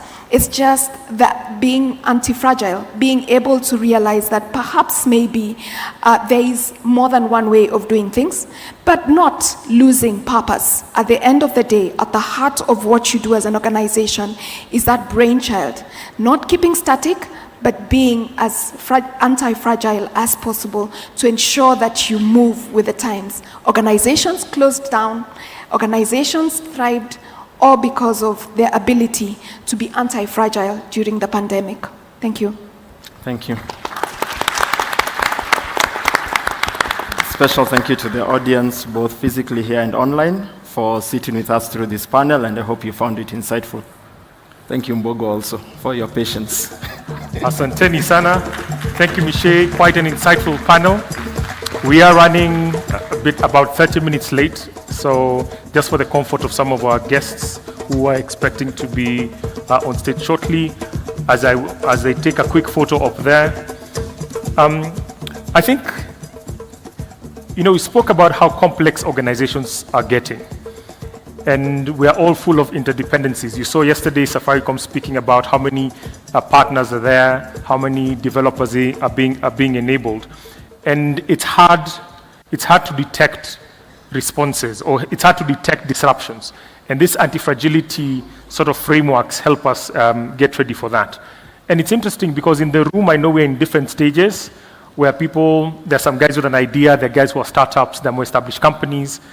And no matter where you're at, it is important that you start asking yourself, the relevant questions. Are you fragile? Are you resilient? Or are you anti-fragile? Julius always shares great insights from the experience in the insurance sector, where they probably have many-to-many interactions, whether it's with vendors and clients, and how they have to adopt that anti-fragility sort of posture. Amrit spoke to the fact that growth brings complexity, and complexity reduces predictability. So if you do not adapt an anti-fragile posture within your organization, they're what we call black swan events. Like eventually something's going to break, and when it breaks in a tectonic way. Ravi, always with your gems, spoke about survival alpha. Why companies that have the same sort of economic footing, faced by the same challenge, one will thrive and another will fail. Cherotich, what's clear gets measured, what's measured gets done. So a fantastic panel, and I think for some of those other insights, you'll have to actually catch the recording. It's interesting, I'm not seeing notebooks. Maybe, you know, engineers, we are those guys, sisi ni wale, like we can just catch things like this, but for me, I have to go and press rewind and literally play that on slow. Just a quick housekeeping. Tech team, if you could just put up the QR code for the Wi-Fi. Guys, remember our hashtags are Safaricom Decode in Safaricom Engineering Summit. Some of these gems, you need to share them with the world. So please just get out your phones, connect to the fastest 5G network in the country so that you could stream or you could continue engaging on your socials. Again, today, if you do not wish to have your photo taken, just to help the photography team identify you well, you'll have either been given a white band as you came in, or if for sure you didn't get a white band, but you still don't wish to have your picture taken, kindly make sure you sit to my right or your left to the side of the room. Now I'd like to welcome a familiar face to Decode, and this is Selo Seka from AWS to give us the AWS Round 1 announcement. Selo, stage is yours.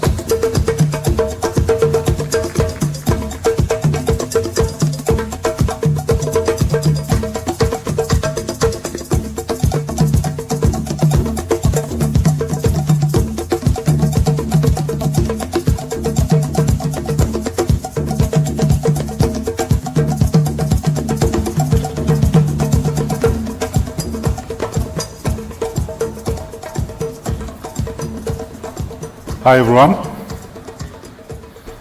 how are you? Hi everyone, how are you? Great. You know, I was raised in an African household. If you walk into a room and you find people and you just start talking to them and you don't greet them, you're going to get into a lot of trouble. So I had to make sure that I get the greetings out of the way. In my culture, well, I grew up in a village, so I'm a village boy. They say a greeting is worth a cow. So if I don't greet you, I owe each one of you a cow. That's gonna get expensive very quickly. All right. So what am I here to do? I'm here to tell you about Decode.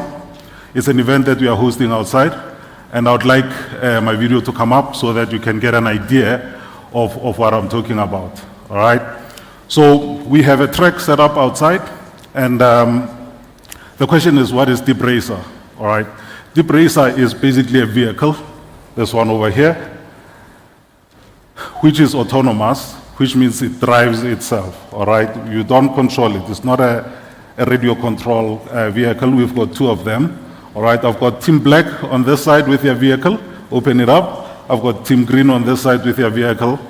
And you can just hold the cover for him. And these are my two teams, and they've been competing on the Decode Community Challenge, because Safaricom has a community of machine learning experts.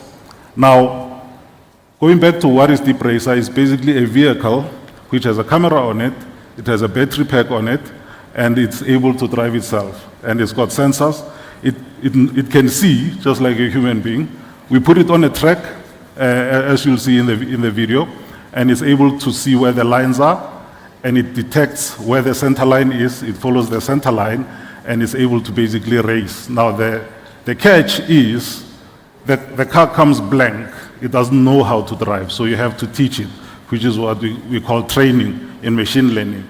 And what we have the people we have on stage are basically machine learning experts. So you have, in the machine learning space, you have data scientists, you have data engineers, and you have MLOps engineers, all right? Remember those three careers, all right? Those of you who are still in school.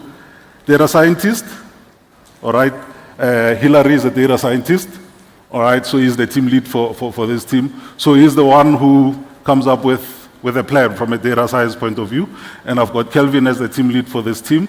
And I will ask them a question or two so that you get an idea of what it means to be a data scientist. We've got data engineers, and we've got machine learning operations engineers as well. They formed this team because they complement each other with the skill sets that they come with. Now, Once you have trained your vehicle, all right, and how you train it is that you train it in a virtual environment that we have created, all right, on the AWS environment, where you log into our console, you go into Deep Racer, and you are able to start training a model, all right?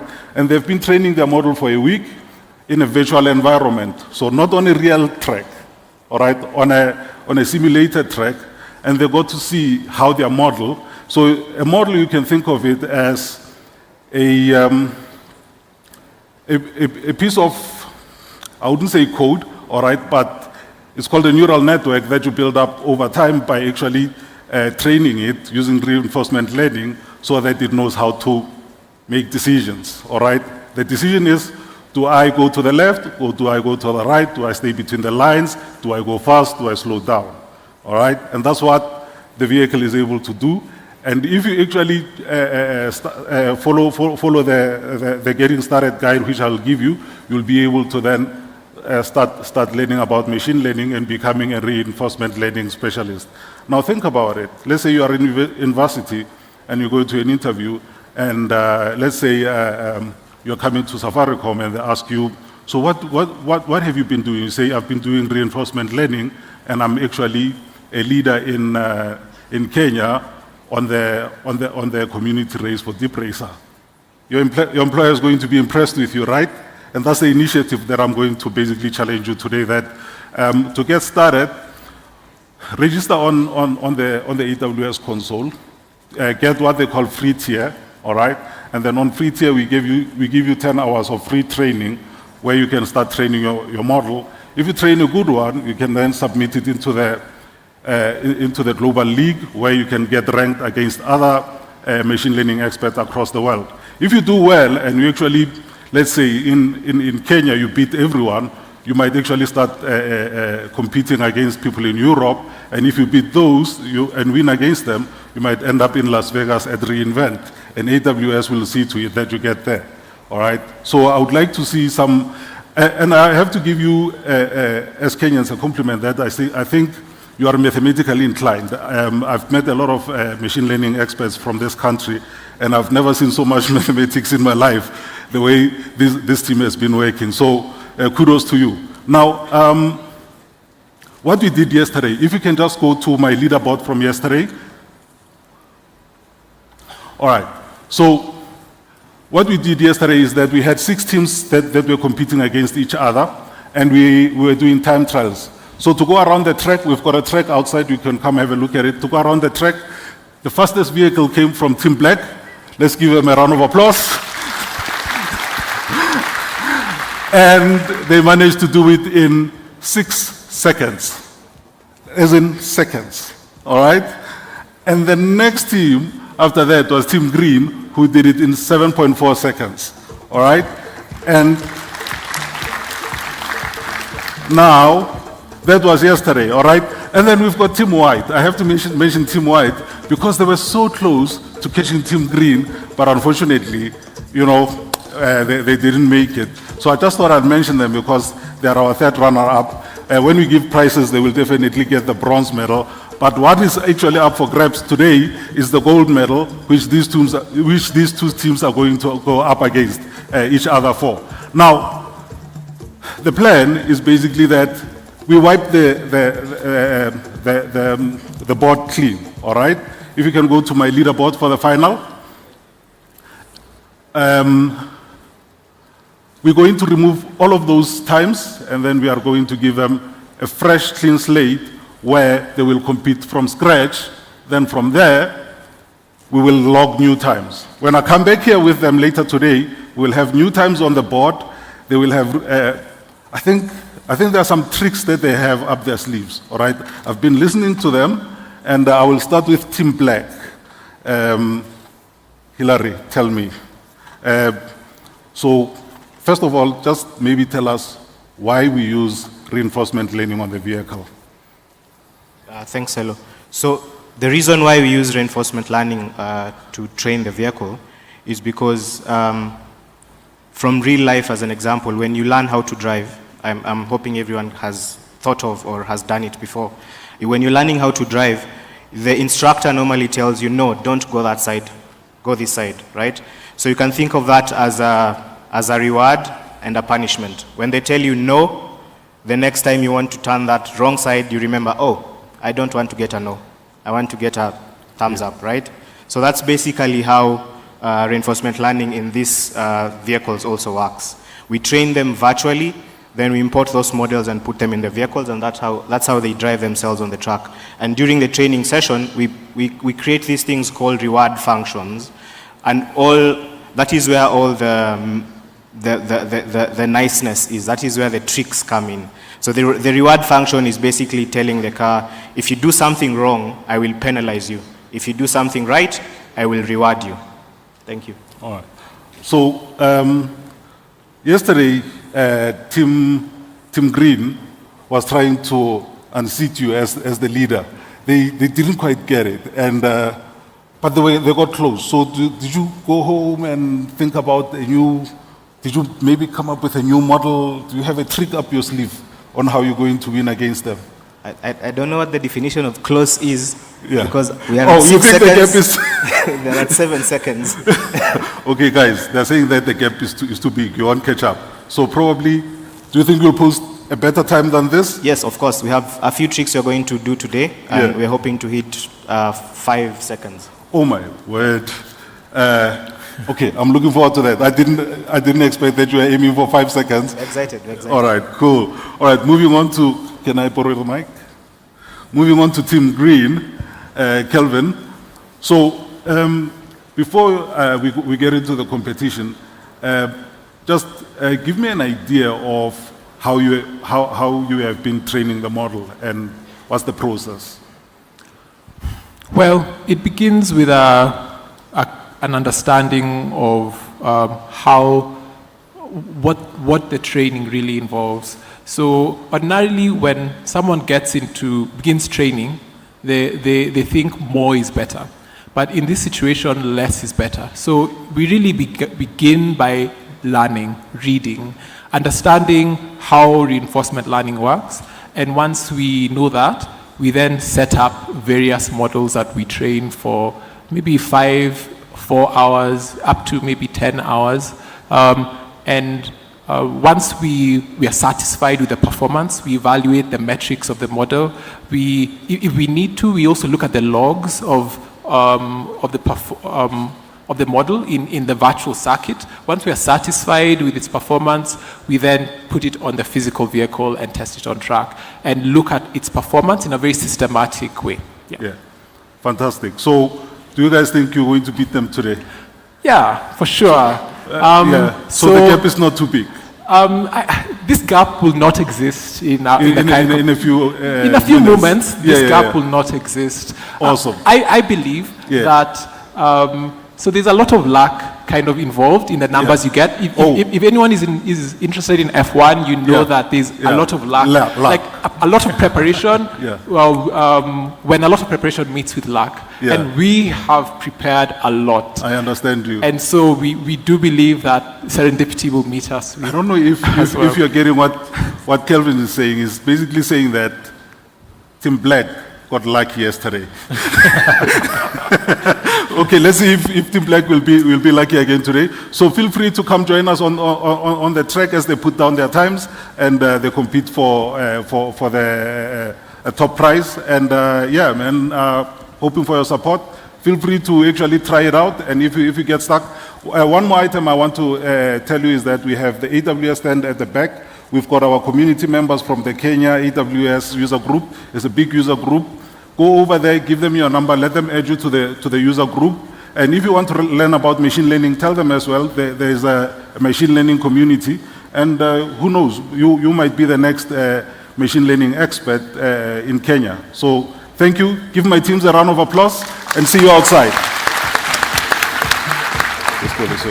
Fantastic. Yesterday we had that comment that you go home and you say you came from racing cars, and that's what you did the entire day.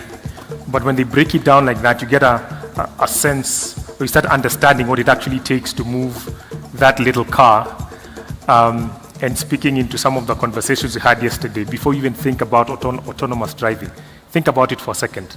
For us to have taxis that you could just get into and say, get me to the venue at Sarit Center, what does that take?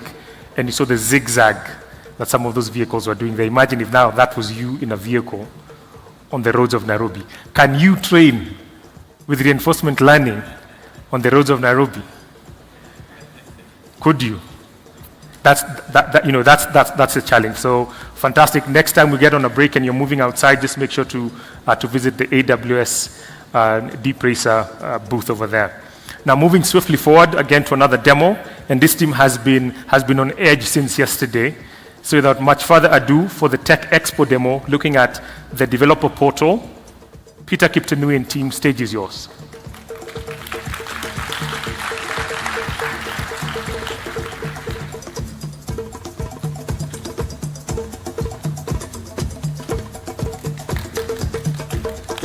Very good.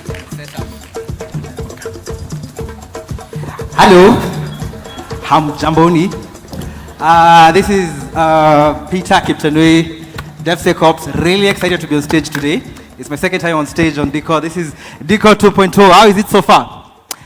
Are you enjoying it? Do you have developers in the house? Software engineers, let me say software engineers. Do you have software developers? QAs in the house? I think you're going to relate with what we're going to demo today. So, Kimeli, let me know when you are ready. Can we have a projection on the screen? Yep, so there we go. So we're going to demo something called Developer Experience Portal, which is our own, built by Safaricom, internally built internal developer portal. And basically what we're trying to do is to unlock productivity. We had our panelists here speak about productivity. We're going to unlock productivity. So I am not alone. I have my members here, so let them introduce themselves. Yeah, I'm Kipkorir Nixon, a technical product owner, DevSecOps Safaricom. My name is Keith Njagi, a DevSecOps engineer at Safaricom. Hi, my name is Peter Kimeli, a DevSecOps engineer. Thank you. So this is DevSecOps at Safaricom. So I think, Peter, we can go right into it. Let people see the landing page of our... So this is our portal. So what we're trying to do is, normally, if you're a developer, you relate to this. So how long does it take for you to do the initial Git init to the point where you're actually consuming, say, an API that you've created from that repo, right? It takes a significant amount of time. But you guys maybe know stuff like Heroku, where you would just place bare minimum information, for example, the name and the language, and then probably maybe the framework, and then you're able to just spin that microservice as quickly as possible. So that's what we're trying to achieve with this internal developer portal. So Kimeli, who today is our developer, he would log in to the developer experience portal. So let's give him time to log in. So at Safaricom, he's going to log in with his AD credentials. So we will just allow him to log in. And then let's give it a bit of time to authenticate. There we are. So Nixon, we are seeing a lot of stuff here. Could you take us through what we're seeing here? Yes, so as Peter said, the goal of this specific portal is that we want to ensure that we increase our productivity by ensuring we have all the components ready. So you can see from the card there, this is where we're going to have our component section, where our senior engineers or the reusable components that we may use, including the Maven libraries, the NPM libraries, are going to be where developer can get started as soon as possible. So once you have the components, maybe Keith, you can take us through the next one. Yes, so in the next section, we'll have the favorite section where our developer or any developer using the portal will highlight some of the projects that he or she is working on. And this is just for easy access. Yeah, and then we have the recent activities. So as developers, you know, there are those things that you want to know. For example, there's a merge request that you've been assigned a merge request, for example. Or, for example, you just want to check on the last commit that you did and proceed to working where you had left. So yeah, definitely. As DevSecOps or DevOps team, there's a lot of tools that we do have under the hood that is supposed to enable us to achieve our DevOps culture and even processes. So right here within our portal here, we've masked all these following tools into one specific place where you can access as a developer. So we give us a developer a chance to access these tools within the quickest time possible. Yep, and then finally we have our card that holds the recent activities that are happening. For example, if Kubernetes is actually upgrading, so you'd see the release notes. But today of interest is the self-service. We want Kimeli, who is a developer, to actually spin up an application. So Kimeli, maybe before you go that, maybe you can take us through what do we have for the self-service hub? So just still the main theme or the goal of this specific thing is to enable us to self-service within the shortest time possible. So even before we can get into these specific items, probably Peter, what is the main goal that we need to have this specific item? So the first thing we can actually do is scaffold a new microservice. But Keith, maybe you can speak on the scaffolding. Yeah, so the next section is the scaffolding of an in-house package, which basically is any SDK or library that a developer wants to make. And this is later pushed into our JFrog Artifactory. Yep, so we have our own repository for our own libraries and SDKs. And then we can also spin up a new web app, or we can spin a new dashboard. But of interest today, Peter, what are you going to build for us today? Okay, so today, as a backend engineer, I want to deploy a simple microservice. Okay, give it a run. Let's All right, so let me do. This is a live demo. If anything goes wrong, Dixon, what do you say to them? They have to bear with us. Exactly. Yes. Let's do this. So Kimeli doesn't have to do a lot of things. Just give us the name of the microservice you want to do. Today, we wanted actually to add a feature to Zuri. I don't know. Okay, cool. Just give it a name. Give it a name. Okay, then the language. So we select the language that we want to build a microservice in. We at Safaricom have starter packs that you don't code from scratch. We give you something that you can build on top of very quickly. And then we can select the environment. So we can either deploy it to AWS, which is our cloud provider, or OpenShift, which is our on-prem provider. And then we can select the namespace they already know. So we're going to use the IoT. And then for the grouping, again, we have to segregate the different roles that the developers have, so we're going to select that. And then finally, on our network layer, we have to select the API gateway, and then Peter does the do. And then from here, a lot of magic happens. So the developer experience portal structures a lot of IT tools that enable the developer to do self-service on IT tasks. So our dev engine right now will kick in, and it will do a lot of items which we have to define in our workflow. So the first thing that we have to do is to create a Git repository. This code has to sit and versioned in our code versioning system, which is GitLab. And then in that GitLab, when we create that repository, we also have to create the requisite branches. So we have the dev branch as well as the main branch. The dev branch is the code that goes to UAT, and then the main branch is the one that actually deploys to production. But we also have to protect these branches. So we cannot actually just do a git push directly to a master branch or the main branch. You need to do a merge request or a pull request for the features that you want then to be inculcated in the next release. So once we do all that, there is a next flow that comes.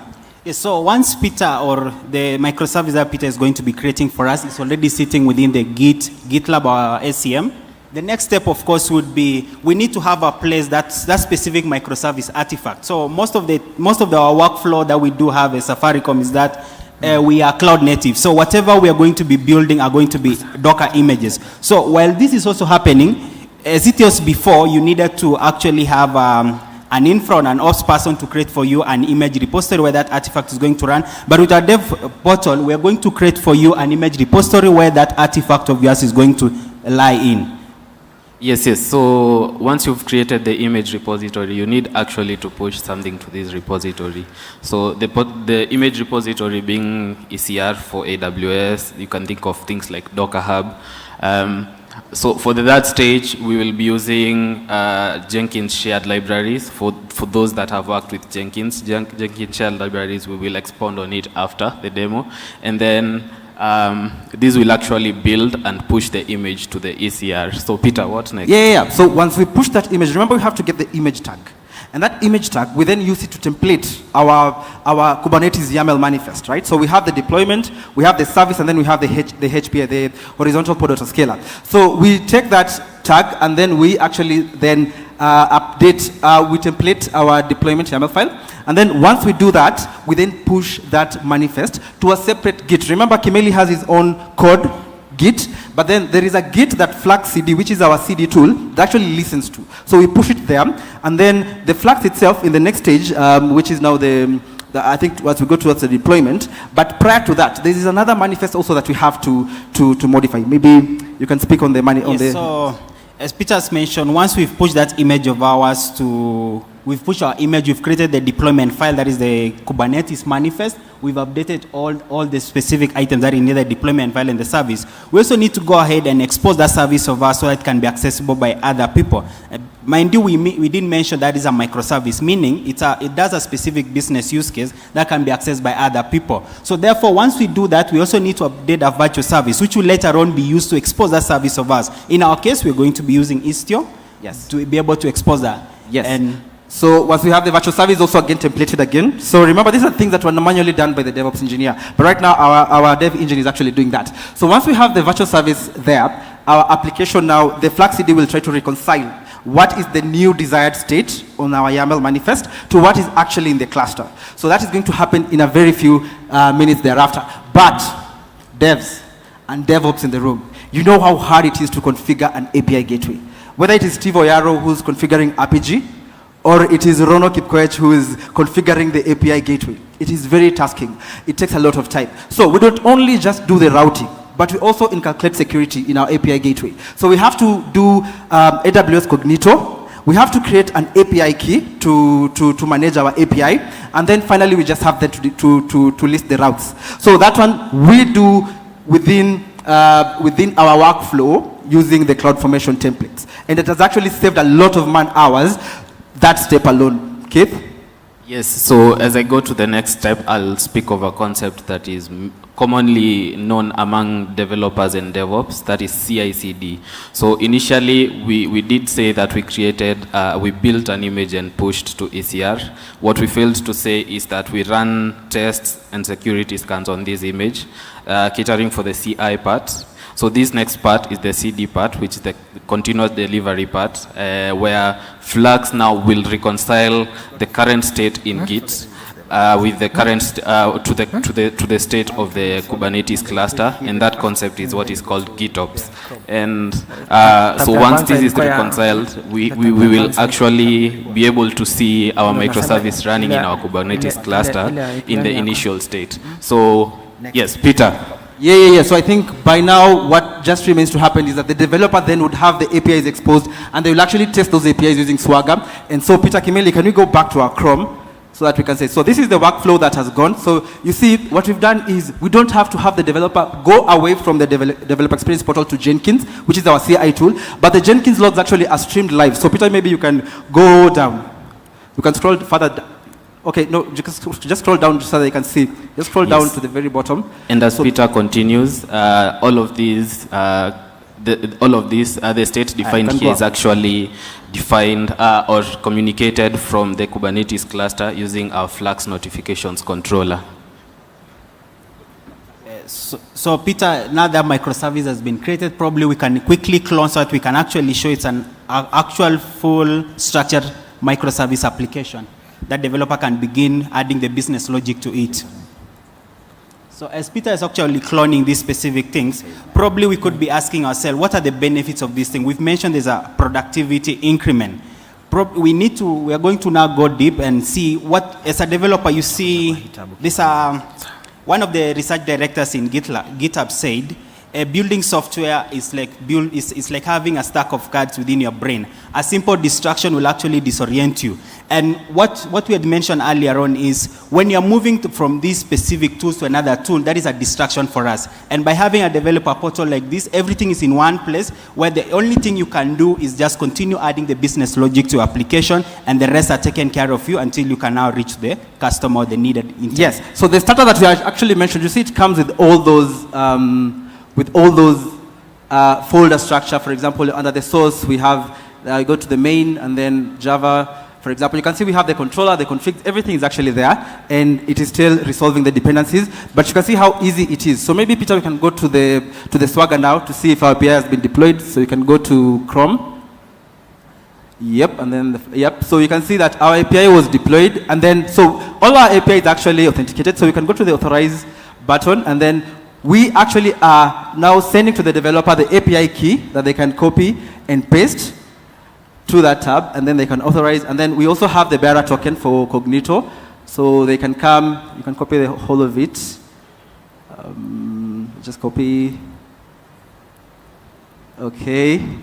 So you can copy, you can paste it on the input. So by this time we have authorized and we have the API key to consume our resource. So now the starter comes with an initial endpoint. So we can try out this endpoint, or you can just copy, paste those items like the DXL starter. No, yeah, just copy that on the field. So these are the headers that are requisite to consuming our APIs. So you can just paste that. You can also, again, just paste that. And you can see we're actually removing the cognitive load of the developer. They don't even have to install something like Postman and ask the developer to actually share with them the Postman collection. It is just there with them.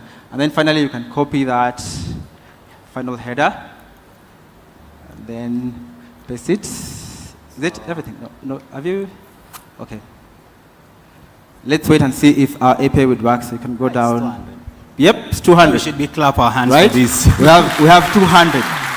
In a matter of minutes, 6 minutes, Nixon. Yeah, 6 minutes. I was actually timing 6 minutes. 6 minutes. 6 minutes. We have an API. We have a microservice that you've built from Git init to actually just consuming your API. So you can run us through the last deck, Kimeli, so that Nixon can share with us the insights, actually what we've actually benefited from. Go to the slides, the final deck on the slides.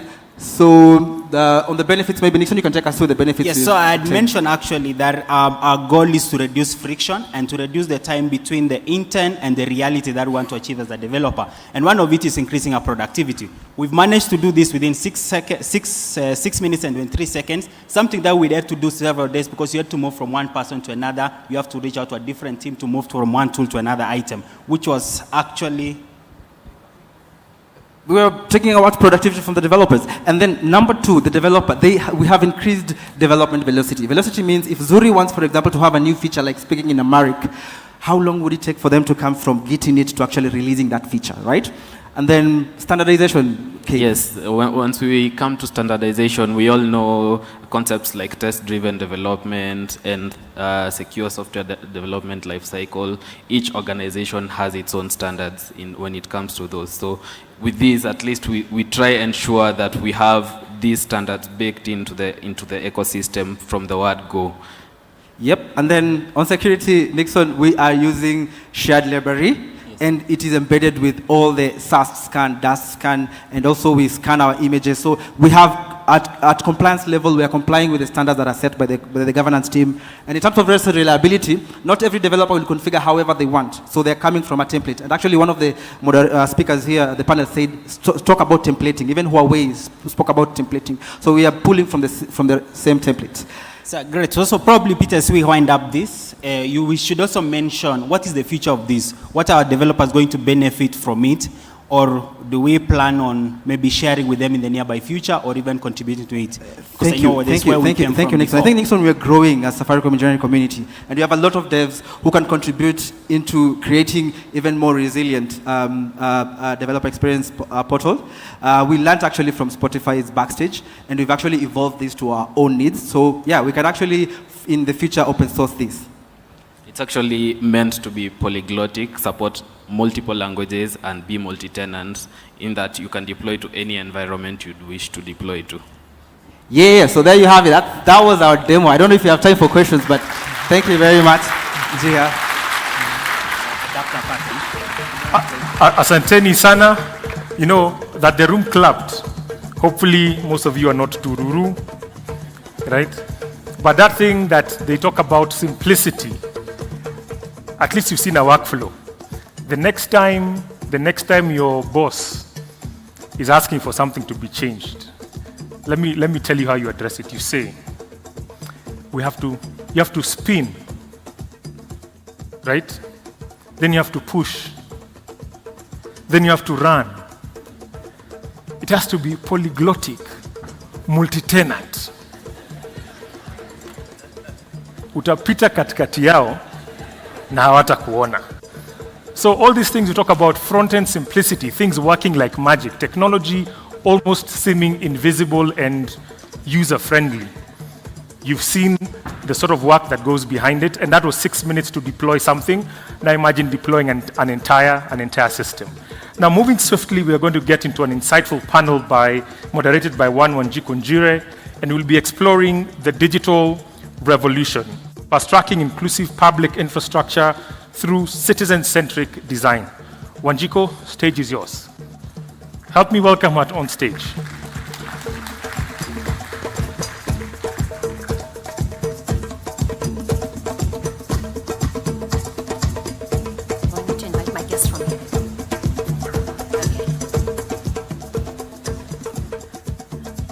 Good morning, everybody. Is it morning? Yeah, good morning. My name is Wanjiko Njire, and I lead government engagement and strategic partnerships at Safaricom. And this morning, I'll be moderating a panel that has public sector outlook and on the digital revolution. And to help me do that, I'll be inviting my panelists to join me on stage. Ambassador Isaac Ochieng. Please welcome him with a clap. Thank you. And then we've got Mr. Vishlan Mudli.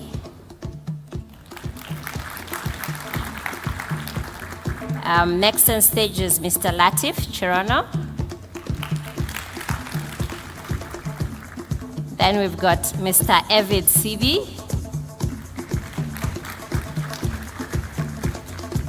And then we've got Ms. Selawe Kesa. Karibu.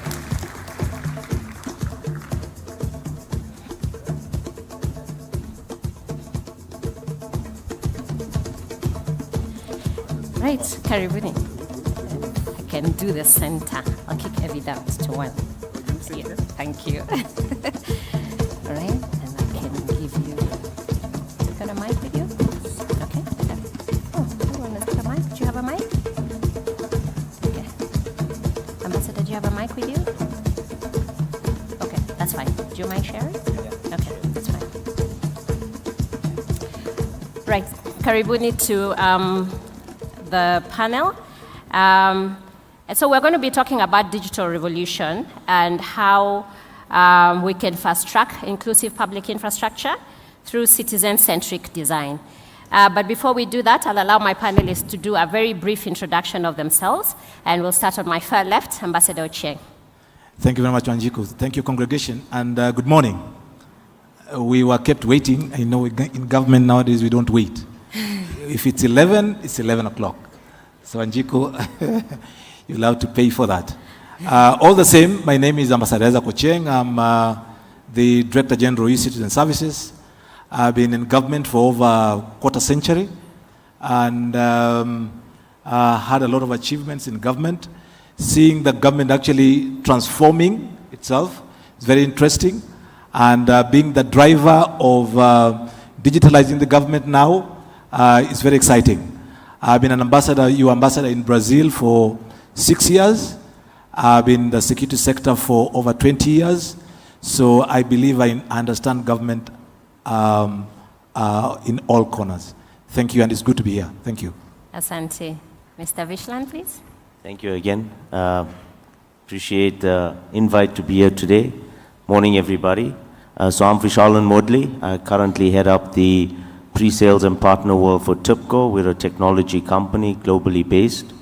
I've got a history in the public sector for over 20 years, working with multiple municipalities, government departments, in terms of modernization, digitization. I've worked with multiple OEMs, so over the years I've moved through various OEMs in the world. But we've been helping and aiding multiple entities in optimization around the citizen world. And I think the citizen today is the most important person. Yeah. People talk about 3 Ps, just a background. I look at it as people, people, people. Thanks. Thank you. Let's go to Mike. Okay, go ahead. Hello, good morning, everyone. It's a pleasure to be here. It's my first Safaricom Summit, so looking forward to the next one. I'm the general manager at a company called Gearbox Europlacer. We're an electronics manufacturing facility based here in Nairobi.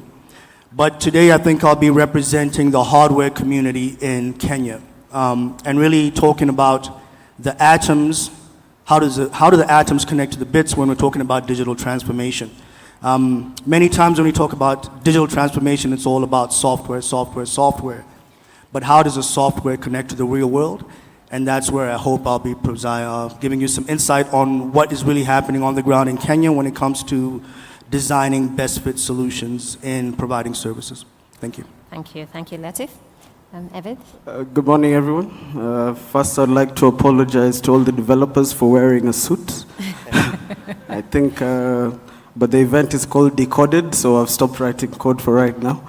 But my name is Evid Sibi. I lead a consortium of companies.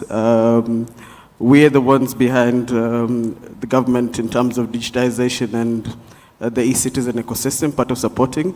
I'm a director within Webmasters Kenya, which is the team that is doing the digitization. We've been doing this for quite a while, since 2008, and happy to be here. Thank you. Salah? Good morning, ladies and gentlemen. My name is Sela Wekesa.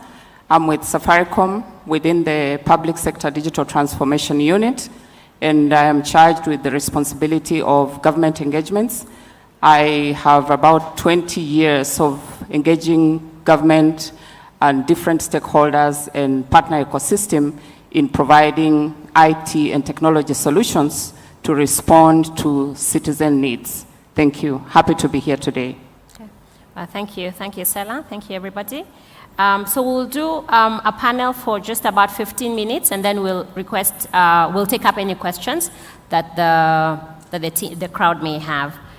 And I think to start us off, we're going to start with Ambassador Cheng. In your experience as a DG e-citizen, what do you see what do you feel have been the key aspects that must be considered for us to be more responsive to the citizens for effective public digital infrastructure? I think number one, because if we look at Kenya as an ecosystem, although we have 80% mobile phones, but only 60% are actually are smartphones. Okay, so that's the first step to start. Number two, we still have remote areas of this country. So as government, at least now we are pushing the digital superhighways and linking schools, hospitals, counties, and all those. That is very key. That is fundamental. And then, of course, also education. Okay, that is very key because as a directorate, what we are doing now is after having had onboarded over 10,000 services, we are now moving to mashinani, whereby we are moving with the private sector, Safaricom, KCB, and Equity Bank, and others, so that we can be able now to move, and we are moving with an agenda called Gava Express, whereby we'll have those mobile shops where Kenyans can now be able to actually access services. Because we may think that we are in Nairobi, that it is exactly this way. But what about Turkana? What about Mandera? What about Garissa? What about all parts of this country? So that is what we want to ensure, because that inclusivity is very, very important, so that we don't leave the rest of the country to be totally analog. Because when we are digitalizing, we also found some government agencies, believe you me, they were absolutely analog.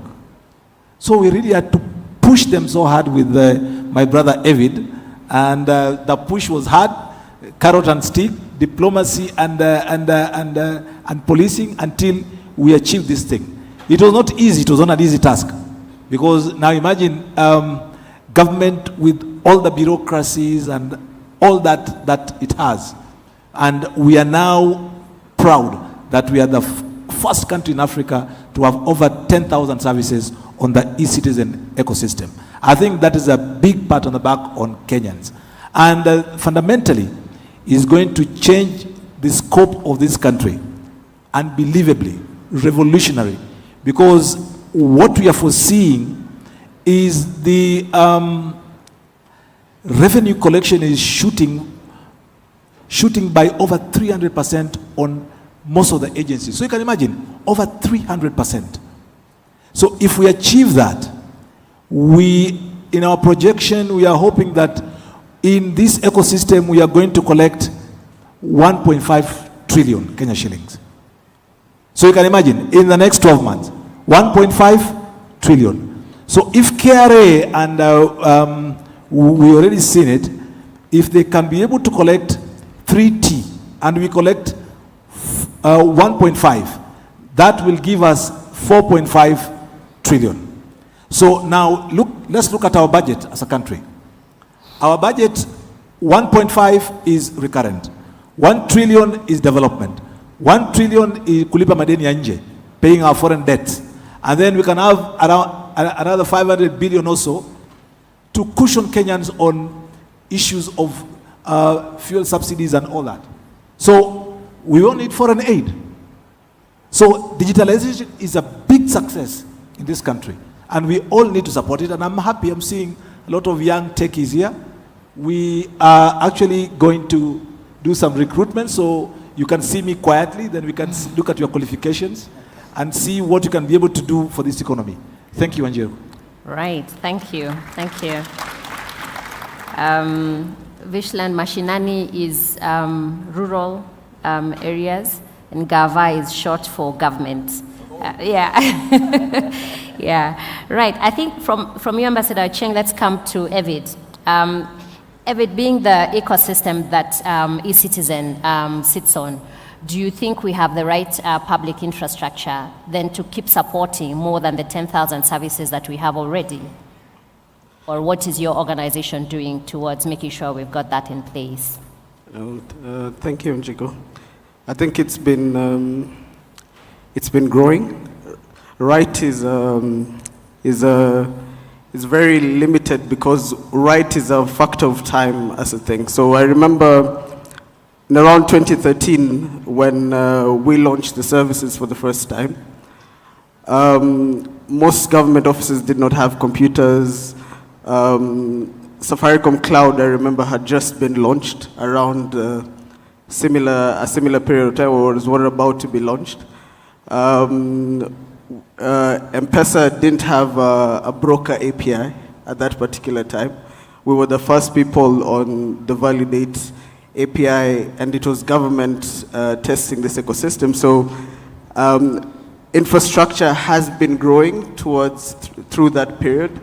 For a very long time, government used to majorly rely on external parties being the ones who are providing key government infrastructures, meaning they would most likely import the ecosystem. But right now we've seen a huge build in terms of talent, and different companies are coming up to provide their skills towards digitization of government services. So even out of the 10,000 services, we are not the only ones who have digitized these services. There are various companies, various businesses that have digitized different parts. We just happen to be the aggregation ecosystem for all these services into one single ecosystem. So the infrastructure that currently exists, we currently host within the Safaricom ecosystem, and part of the challenges that have been faced over time is when you start a government service, you don't really know how much traffic you're expecting, because normally whenever services are offered manually, most of the transactions might not even be accounted for by government itself. So when you go live, for instance, with I remember we went live with the DL renewal sometimes in 2013, then you are hoping for at least 100 in a day, but then you get 2,000 in the first day. And then you have to scale infrastructure side. All these specific things have grown over time. So I think there is requisite infrastructure right now. I think it's growing, and different providers are coming to play inside the space to be able to help government. I know Ambassador Cheng has signed quite a bit of MOU with international firms that are coming in to support this ecosystem. We are working heavily to move the conversation not just from being government services being online, but being services to citizens being online, which is a very different mindset. If you think about, when you're thinking about it from the citizen's point of view, is how much less can they do when they're approaching a government portal, and how much, because government already knows enough about yourself. So that is growing over time. Okay. Wow. Thank you. Thank you. Thank you very much, Evid. Stella, what do you see as the biggest benefit that will be accrued for citizens, having been in public sector for a while now? If we digitize, for example, social payments, will there be a benefit to citizens? Thank you, Wanjiku. Digitization and the maturity of infrastructure in Kenya, I think, brings a lot of value and a lot of benefits to the citizens, and more so the citizens of different ages and demographies. If you look at social services, for example, the benefits that are paid to the elderly, what digitization does, it then brings these services closer to them, in the sense that the government services are extended through this digital infrastructure to be able to avail these services much more easily, more effectively. And also what it then does is that the infrastructure will reduce pilferage, will reduce corruption, will make the citizens be able to be served much more quickly and much more easily. What it also does, it introduces transparency, accountability, and good governance, which then the government has always been pushing as one of its core mandates. And this, we can observe that it's continuously being achieved through the different digital systems and the continuous maturation of digital infrastructure that the government and the private sector has continued to invest in. Okay. Thank you. Thank you. Thank you, Salah. Now I'll turn to you, Vishlan. So are there innovations in your space, in your workplace, that you think will have significant impact in Africa towards this digitization agenda in the public sector?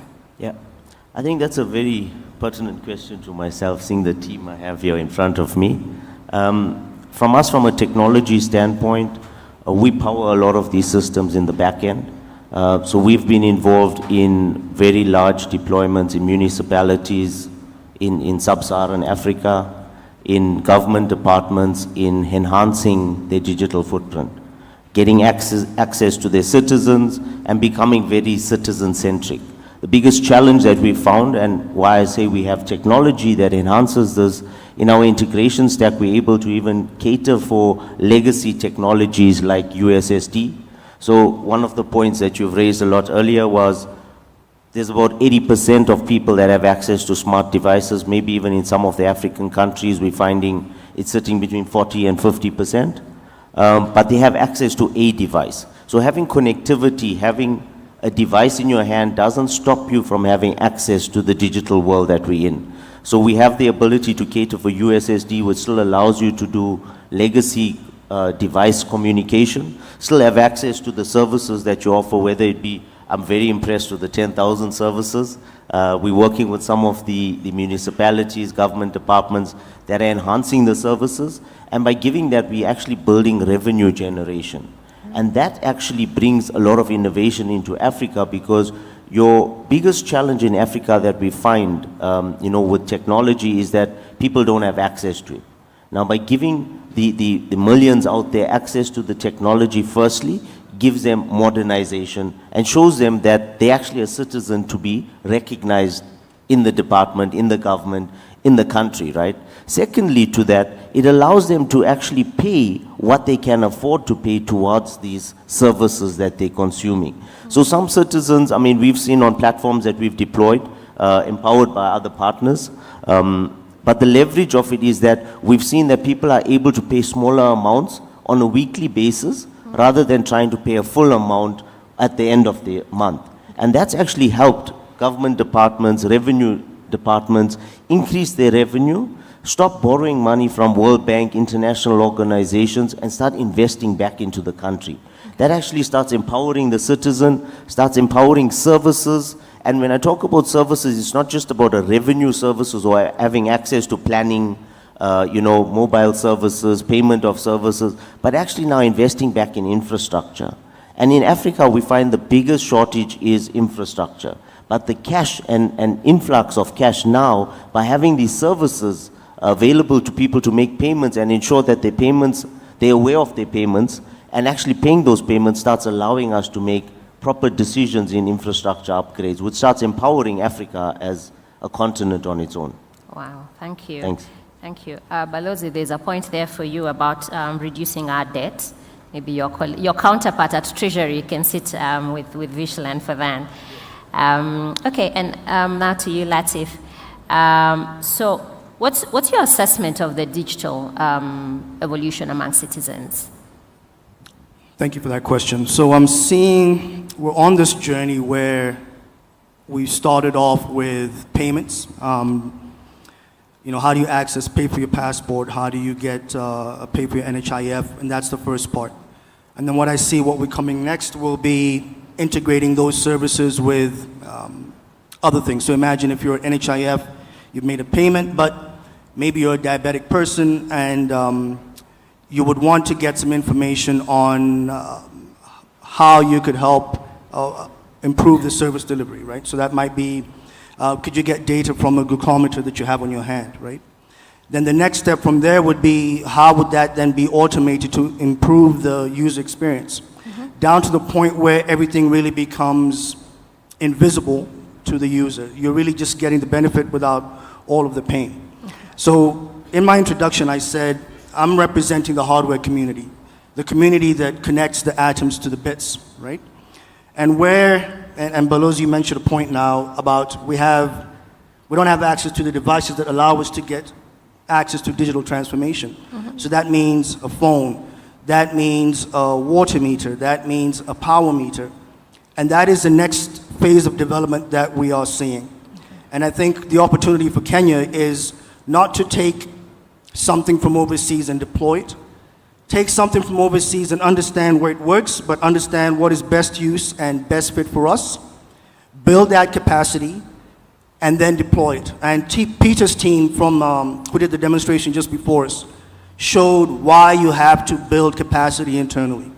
Because when you can build capacity internally, it means your development time to solve problems gets shorter. You can tackle more and more, and you can scale beyond Kenya and across the continent. Okay. So it's a really exciting time for digital transformation. It's just not making a payment on the phone. Yeah. It's how can we digitize all our interaction with the services that we get from the national government, from the county government as well. Okay. Thank you. Thank you. Evid, when it comes to creating solutions, do you have public participation as is required by the law? And I know Ambassador Cheng is here to drill that in, because then my understanding is we cannot just create products and put them out there for citizens to use. So do you have a co-creation model? I think there are two parts to that question. One is, what does the law require? What then is the user experience of what's the user experience provided once the law has required certain things? So if you think about specific requirements for public participation, I'll give you a journey like what is currently going on and what has been going on over the current few weeks. There's been conversations around a digital ID, which would be an ID on somebody's phone where somebody doesn't need to have a physical document, and they will be able to pretty much use devices using a distributed self-sovereign credential on their devices with their keys stored on their devices. Now, this kind of ecosystem is new and does not exist in the law per se, or doesn't have or needs some level of regulation to support that ecosystem. Okay. So if there is major change of what is currently happening in the country and you need to take it through the government process, government then goes ahead and has various town halls around the country. Like a couple of weeks ago, the whole Ngao infrastructure in the ecosystem was holding workshops and public participations that were largely for the user and to educate them on what this item is coming to the country is going to be. So there's a whole government network that is used to be able to disseminate this information to the grassroots levels. On the user experience side, a big part of this journey has been there's never a perfect user experience that can go out first. And so all government services first exist in a physical form. which is a paper that has fields and specific things that are inside there. There's no pre-filling, there's no metadata, there's no level of integration that exists in that physical form. So the first time when you put it online, you're bringing people from the known to the unknown. And so you will see, oh, this looks a bit clunky, let's put it up online, but we're not migrating the people who can use two thumbs sometimes to just tweet really fast. You're migrating a whole demographic that doesn't necessarily exist within the town space. So you put out what is familiar first, and then the next evolution is now, okay, now let's make it easier, let's move that service to the next space. And this goes through various training within the different ministries. Ministry customers are called. So for instance, if right now, for instance, BRS is moving to a new platform, which is a business registry ecosystem. They have a whole test group that is going through UATs and testing their platform and giving feedback every single day. This is part of the public participation that department goes to. So as a back-end provider of these particular systems, these ministries and departments are in charge of pushing these products out to their customers. We just support in the process. All right. Thank you. Thank you, Evid. At this point, I'd like to invite any questions from the audience. Do you have any questions? Yes, I see a hand back there to my left. Can someone please give him a microphone?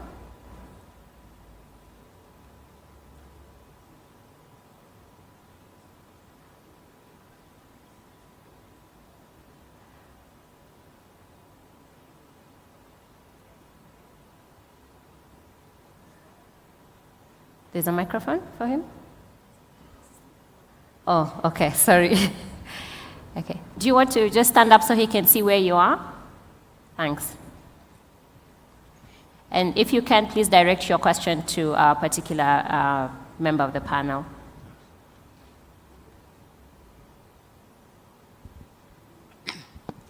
Okay, my name is Stephen Omolo. I'm also in the techie industry.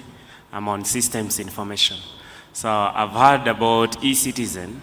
Currently, we are trying to apply for business registration name, and seemingly there's a back and forth where I have to be returned for information so that I do some corrections. I've done that about 3 times. It's not working. It looks like I have to go there physically. It's kind of crazy. How will somebody who is not even in the techie be able to apply for a business registration of that nature? Then secondly, to the ambassador, which platform are we going to apply these jobs in so that it's easier for us to cause traffic in there and not see you personally or physically, because we are quite a number here. I don't know how that will be able to be done. Thanks a lot. Thank you. Thank you, Stephen. Do we have any other questions, or should we take that one first? Yes, please. So, Evid, would you take the first question from Stephen, and then Balozi, please take the second one on your job offer. Yeah.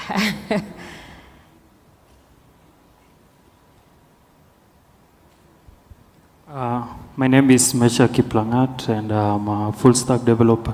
Mine is just a concern on most of the digital platforms from the government. Like, for example, let's take the KRA website. Is like completely not user-friendly.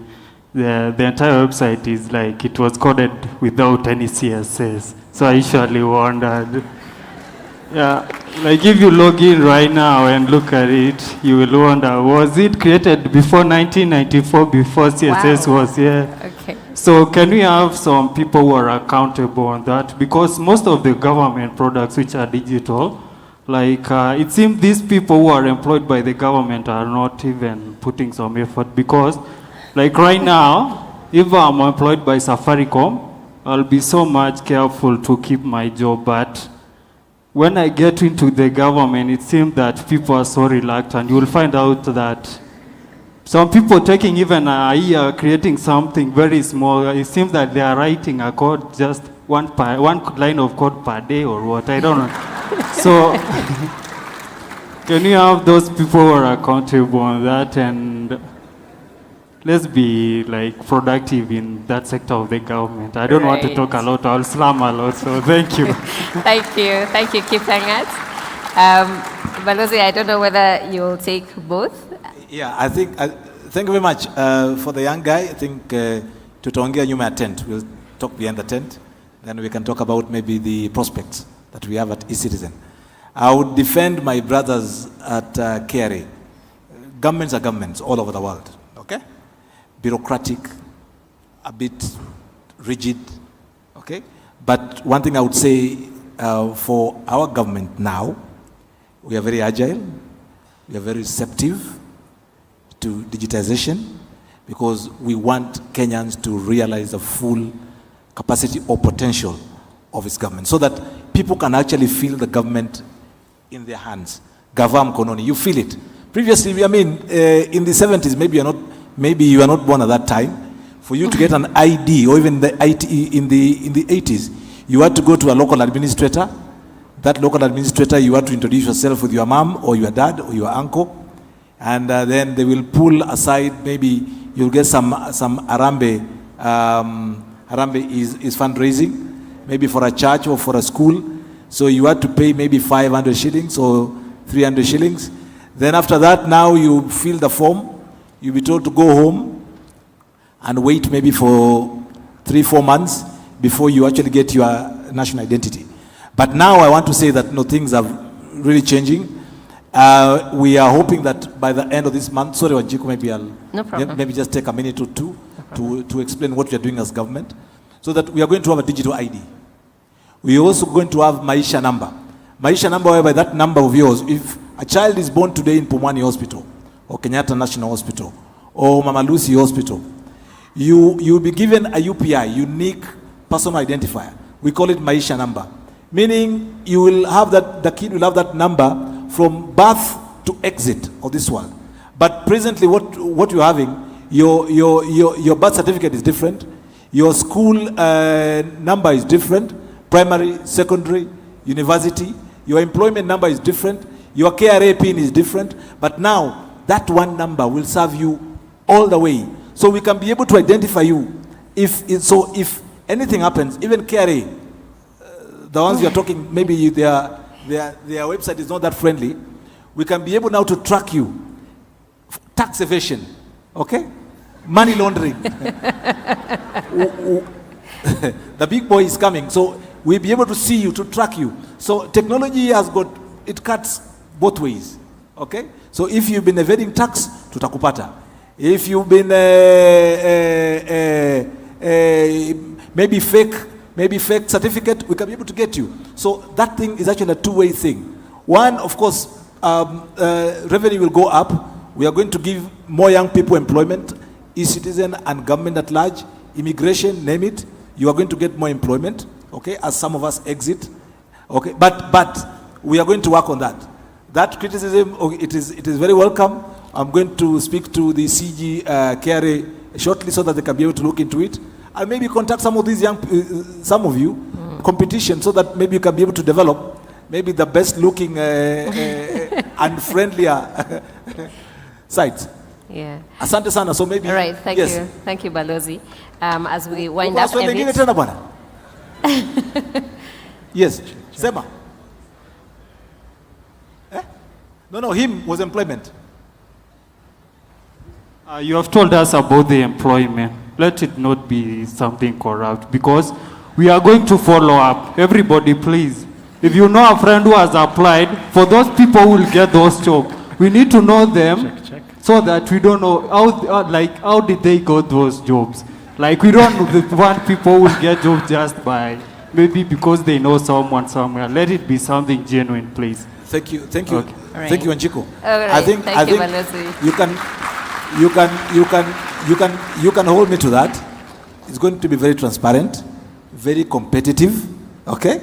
Just like any other job, all right? We are going to look at the national colors of this country, all right? So it's going to go through all those processes. So even if you are overqualified as somebody from Mijikenda at the coast, we also have to consider somebody from Turkana, somebody from Mandera. We must have national colors because we are nation state. Right. One nation, one people. Thank you. Thank you, Balozi. I see Bugwa is here. Bugwa, just 1 minute. We need to answer another question. Evid, please take the question from Stephen.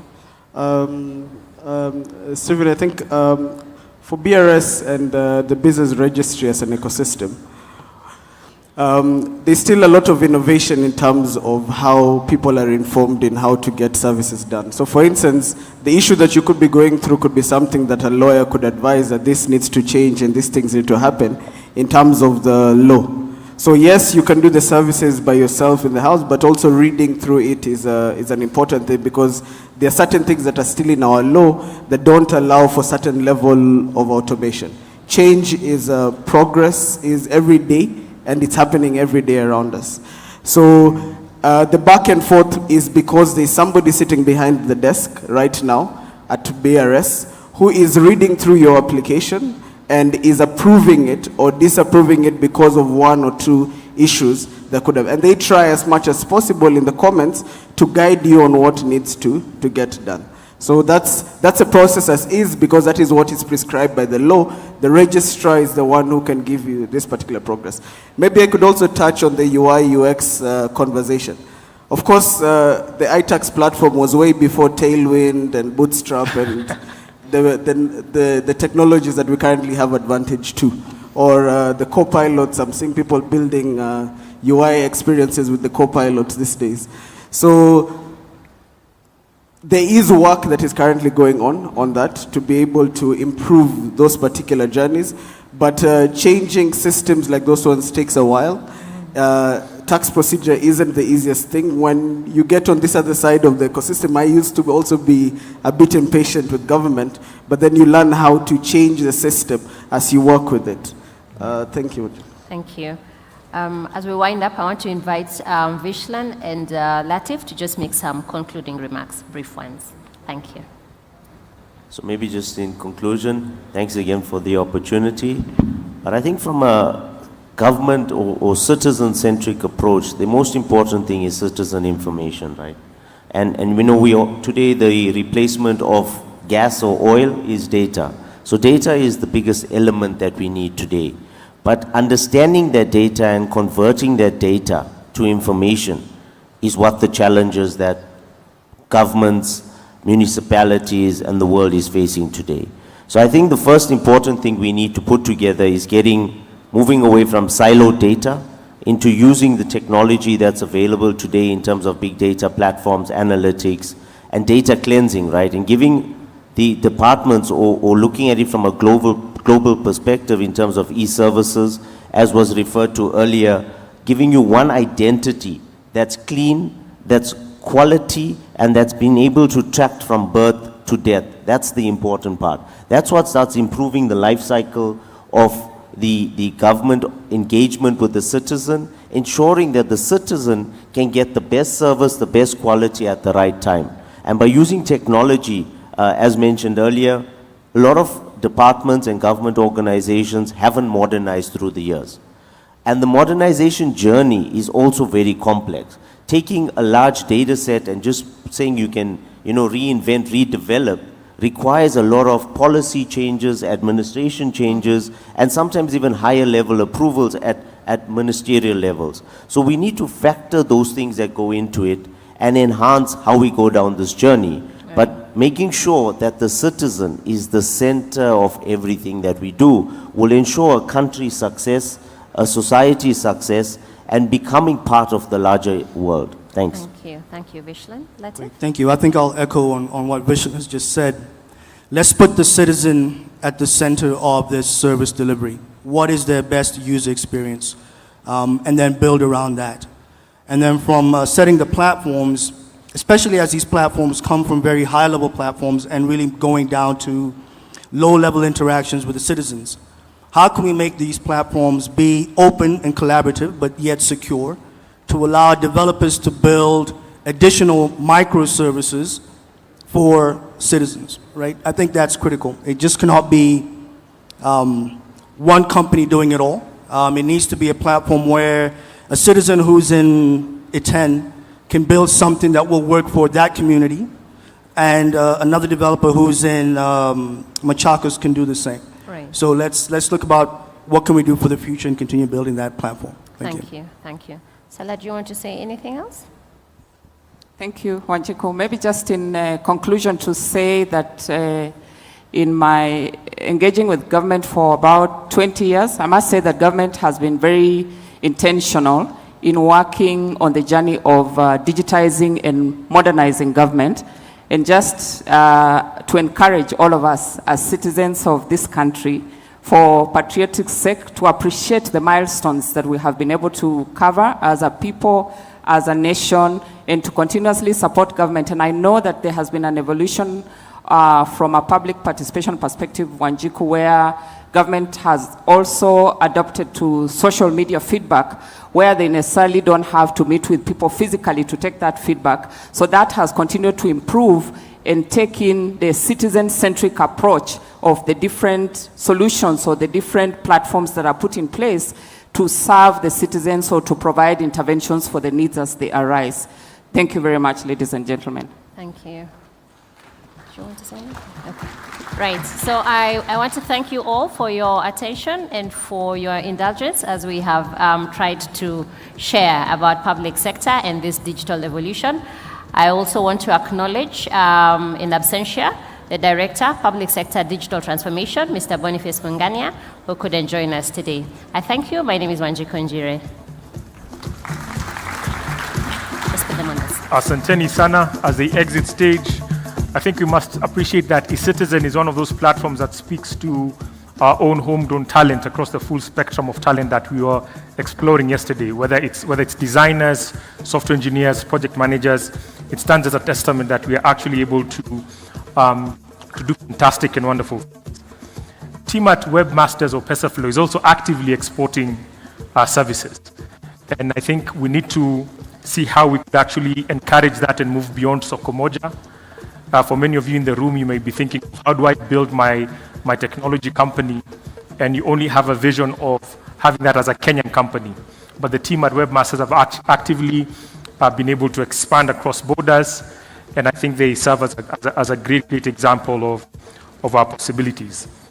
You'll know that companies like Samsung also started in country and then were actively supported by their government to then go out. Because what's the one question you get asked anytime you walk into say a tender room or seeking for an opportunity is, where has this been done before? So when you're looking at public infrastructure, when the government creates an enabling environment for its own citizens to essentially build solutions that address those needs, it becomes a no-brainer. Because kama serikali is your customer in your home country, it opens doors in other nations as well. There was an interesting apology about wearing a suit to a dev event, but you know, the thing is that there's a language of government. And the language of government, you must understand how the elephant dances. So kitenge ni harusi kama uko kwa serikali. Every other day is a proper suit and tie, so sometimes you get on with the program and understand, you know, how that flow goes. Maybe in closing, before I bring us to the next panel, which is really a launch event as well, is that you learn to give grace to public servants. We sometimes speak boldly, but it may be out of naivete. It's hard in there.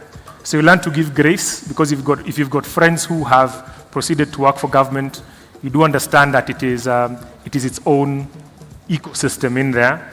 And there's actually something called the weight of government bared, which many times as a single person, you may not be able to move things as quickly as you thought. So much grace to public servants who, you know, some of them graced us yesterday, some are here with us today, trying to move us along towards a journey of digital transformation. So up next, I'd like to invite the team from Safaricom, who will lead us through the launch of their entertainment hub. And on stage, I'll invite Pauline Kieleko, the tribe lead digital channels, and Felix Mene, who leads out the consumer cluster. Karibuni.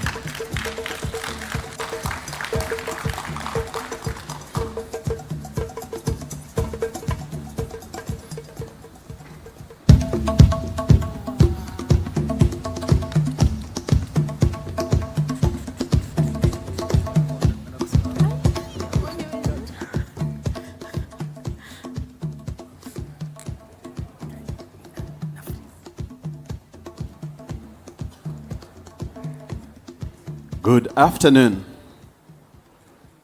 Good afternoon again. Good afternoon. Happy to be here and to see all of you. And it's been an amazing 2 days of Decode. Really happy to share this platform with all of you and to be able to bring you exciting news of something we are doing within the content space. So we want to launch the digital entertainment hub. And this hub basically brings together all our music, our video, our gaming, education, and much, much more. So it could be the next big thing after M-Pesa. So do look out for it. So whether you like watching on your phone or on web or on TV, you'll have a chance to get all of this in one platform. This work is a result of hard work from our engineers who will be coming in shortly to just showcase what they've done. They'll even take you through the demo, how it looks like, as well as the tech that sits behind it. Also on stage, I have Catherine Jari. My apologies, Pauline had to travel out of the country on an official visit. So Catherine will be ably representing Pauline in this session. So as we begin, please do watch out for the good things we are doing and the good tech that we're doing behind the scenes in creating a lifestyle for our customers. So those few remarks, I want to allow Catherine to give us her remarks. Thank you.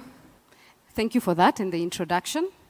We bring you good things, of course, the entertainment aspect of Safaricom. And what he has said is that the entertainment hub is a key milestone for us, and it's very important for us. So, as we speak, our customers in this room, you're changing every day, every single day. So it's either from your needs, it's about how you consume content. Your needs are changing every single day. So the so-called digital native wants different types of content. If it is not music, it is video, it is gaming, it's education. So our objective is to ensure that we are able to cover the needs of our customers. And it is what has made us go and, execute the entertainment hub. Our partners as well. Every other day, they are innovating because the customers are changing every day. So it is about our partners who either create on-demand streaming services, be it music, video, gaming, and every single day, they are taking these products and services to our customers. So Safaricom has started the journey and gone into the content business. And I'm sure most of you are wondering, why would a telco go into the content business? It is important that we do. So our journey has begun, and we do have the digital services team that sits under the consumer business, and we are tasked to make sure that we are building digital services that will engage our customers so that they can continue to use data. So, the question around what motivates a telco to go into the content business? It is about giving our customers the right use cases to be able to consume our data, be it on mobile or at home. And then, of course, it's about value creation, stickiness, making sure that you're engaged on our platform. I can see very many young people today. So the other one reason that we are going into the content business is because we must provide you with a platform where you can put your content in there, make money off it. You're gifted. So we provide you that. And what the team will showcase today, the entertainment hub, gives you that home to do that. So what will the aggregator platform or the entertainment hub we call, what will it do for us? I've noted we have different partners who are taking content to our customers. We have different customers who are also taking, consuming different types of content. So today you have Spotify, tomorrow Netflix, tomorrow Boomplay, Base Video, Base Music.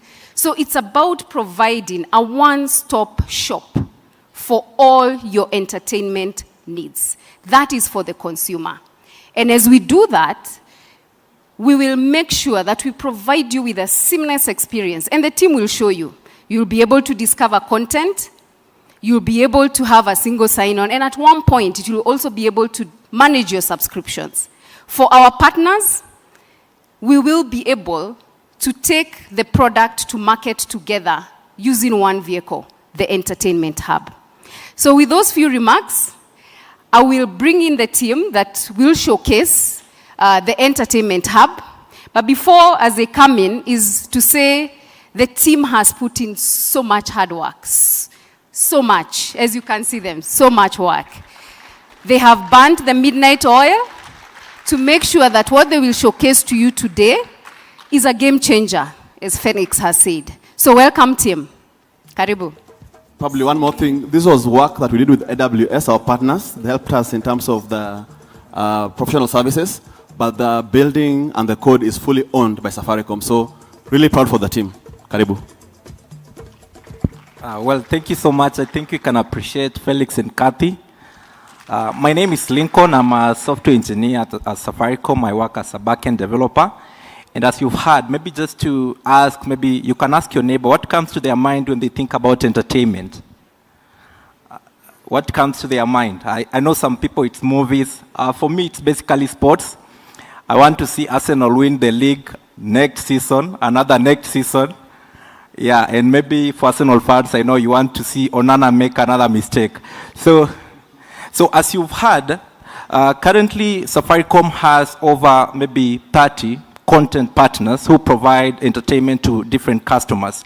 And as the number keeps on growing, the challenge now becomes two. Maybe I can mention two challenges. It's now for the customer to be able to discover this content, and also for the partners to be able to advertise that content or upsell it to the customers. So the reason why the team has come up with an entertainment hub is just to make sure that the customer can actually discover the content. Maybe as you come to this mall, if your aim is to maybe just have lunch, you may not maybe worry about maybe there is Daba, there is KFC. Your interest is just food. And that is the experience that you want to give to our customers. So when they come to our platform, their main interest may be, I just want to watch Manchester United versus Arsenal. So when they search, we should be able to give them a variety of options, which maybe lead them to different offerings. Maybe they can go to Showmax, they can go, or maybe they just want to watch a movie. So that is what it's all about.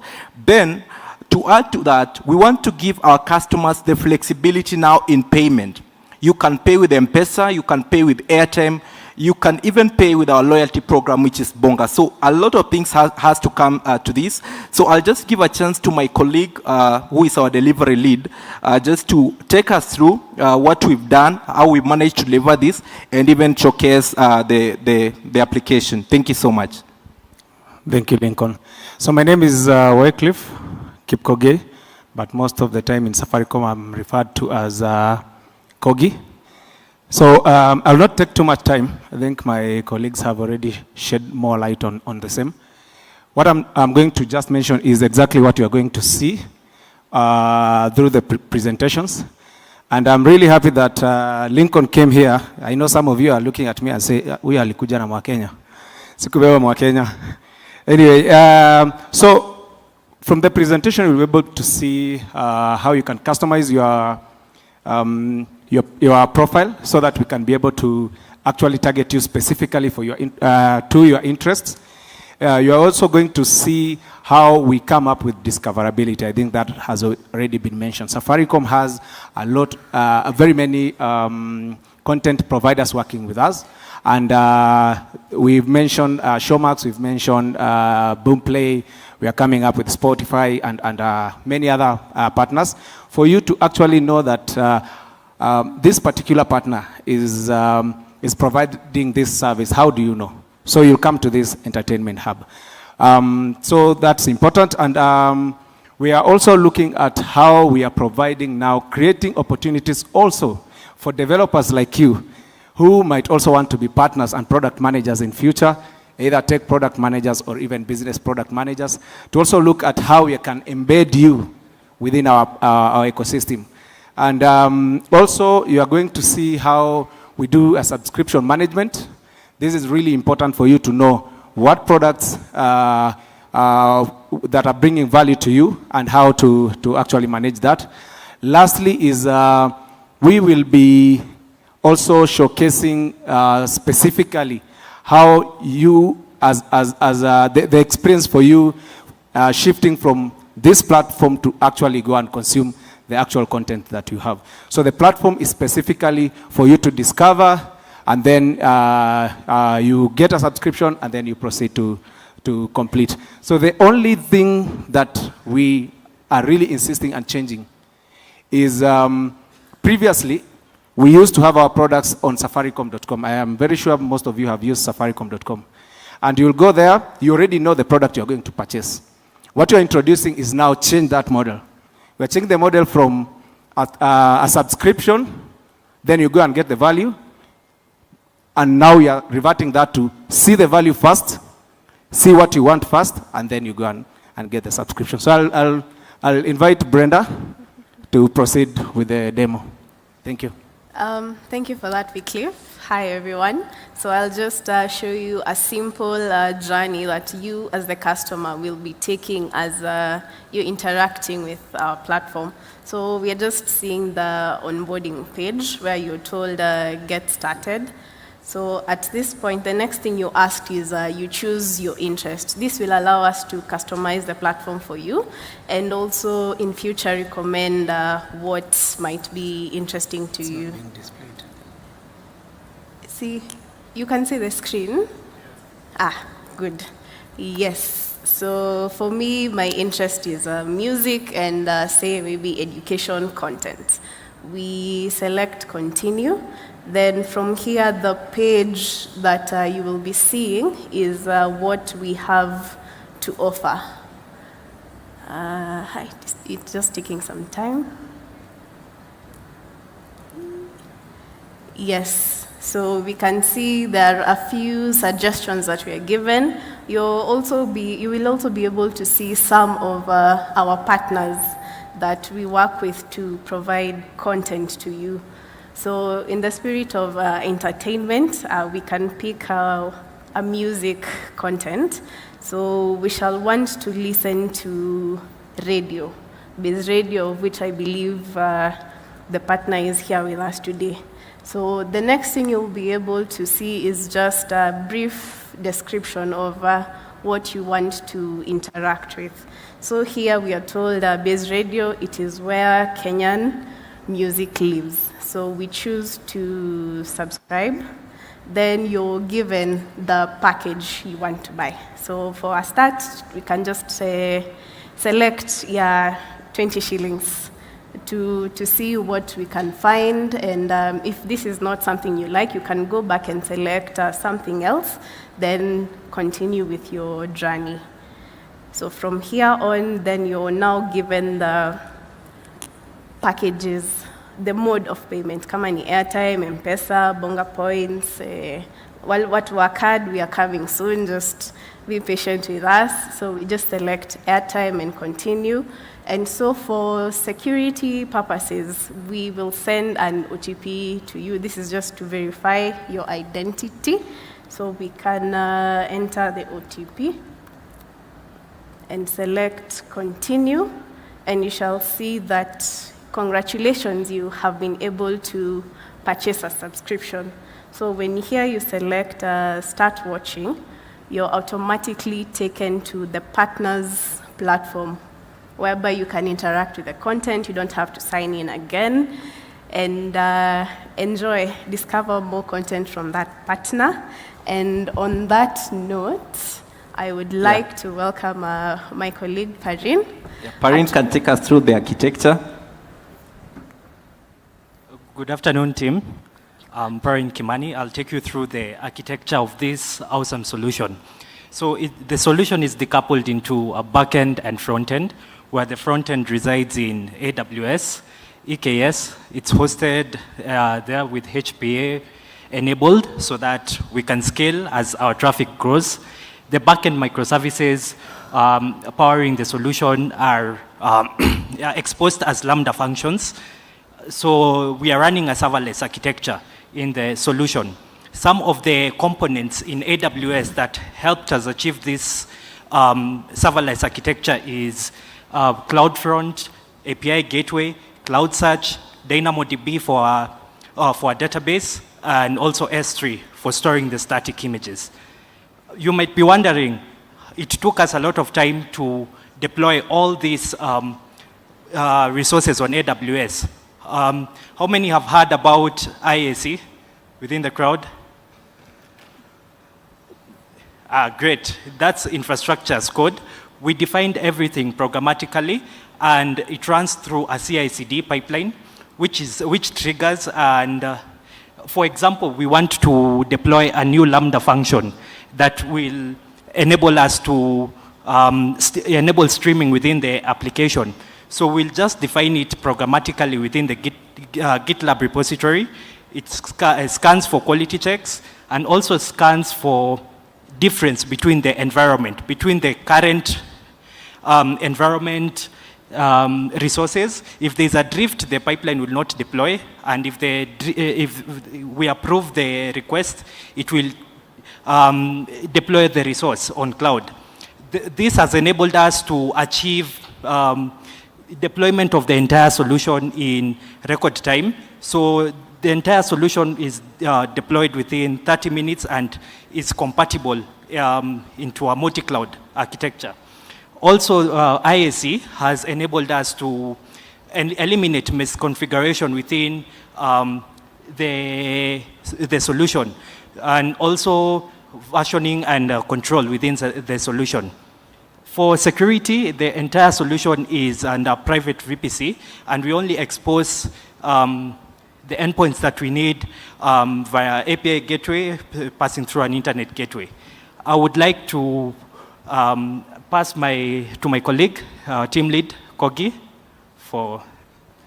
Thank you so much, and we'd like to appreciate also the organizers for giving us a few minutes. Yeah, so maybe something that has not been mentioned is we are leveraging AI and big data. We want to have personalized propositions for you.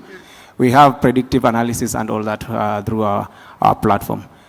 This will be available in a month or so, and you'll be able to actually test and give your feedback. So thank you so much. Our presentation will start from there. And maybe one more thing, Kogi, that we didn't mention. For the start, the subscription is maybe individualized, like you can get Netflix or Showmax. But where we want to take this is that with one subscription, you can actually have access to different content providers. And I know the customers are going to love it. Thank you. Just stay on stage for a second. So there's a question that's coming from the online audience, a guy called Starter Code. He's saying, what is the threshold for one to make money? What is the threshold? For one to make money, like what's the, for people who are content creators, what is the threshold for them to actually monetize well? Okay, so Safaricom works with content aggregators.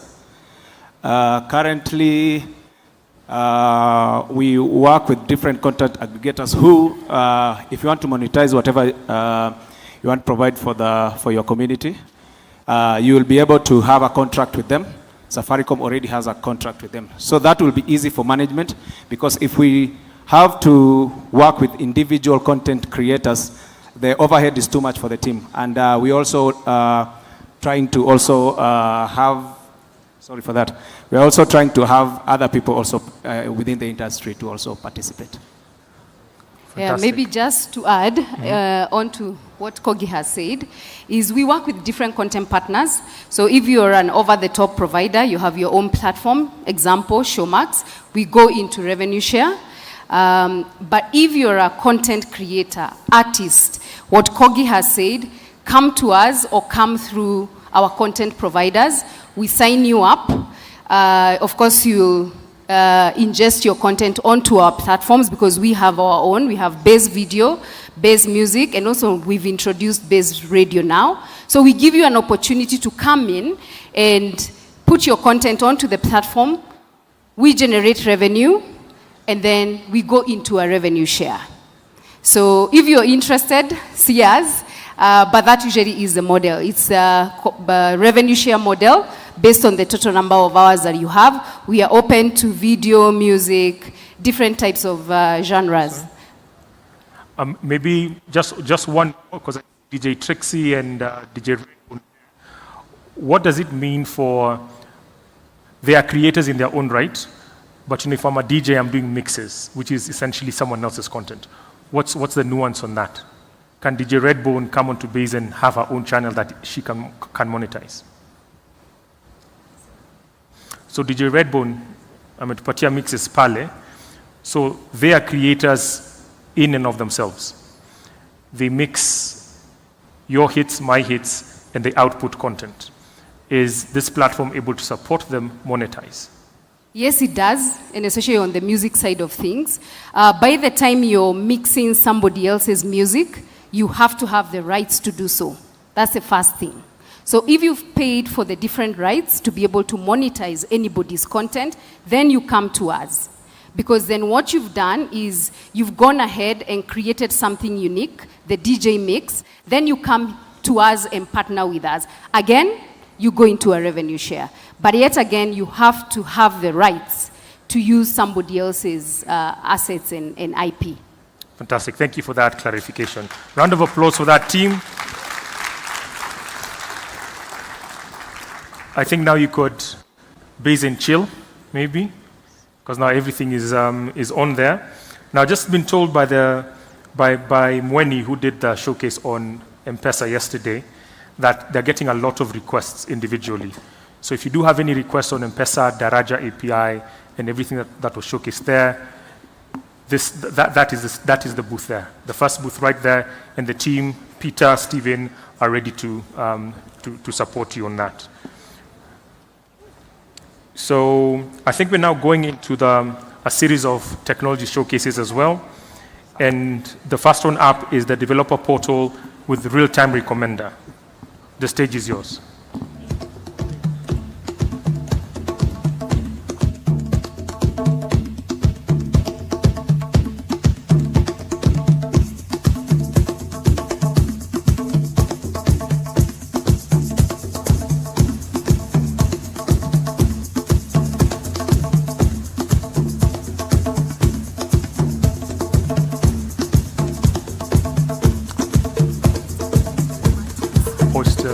This is the telematics team, Karibuni.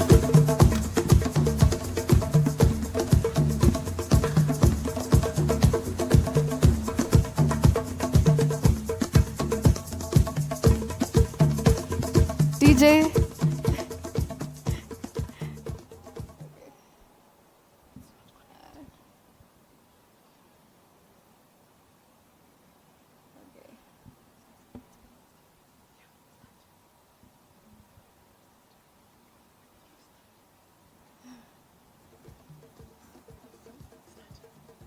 Hello, my name is Rosanne Oguel Odiero. I'm a machine learning engineer. My name is Ayan Kenan. I am the chapter lead for IoT.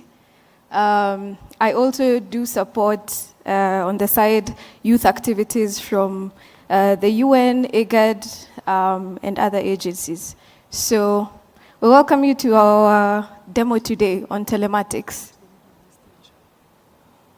So first of all, I want to explain what the concept of IoT. In summary, IoT, I'm going to summarize IoT in short because it's a very long discussion. So IoT generally is objects connected to the internet, just as the name says, Internet of Things. Now, how are these objects connected to the internet? They're connected to the internet through sensors, actuators, and other smart components which are embedded onto the onto the objects, ideally, to make them smart. We do have 4 layers of IoT, or rather 4 features of IoT. We have the device layer, where the device itself is embedded onto an object. The next layer, we have the network layer. Remember, the device has to be connected through the internet.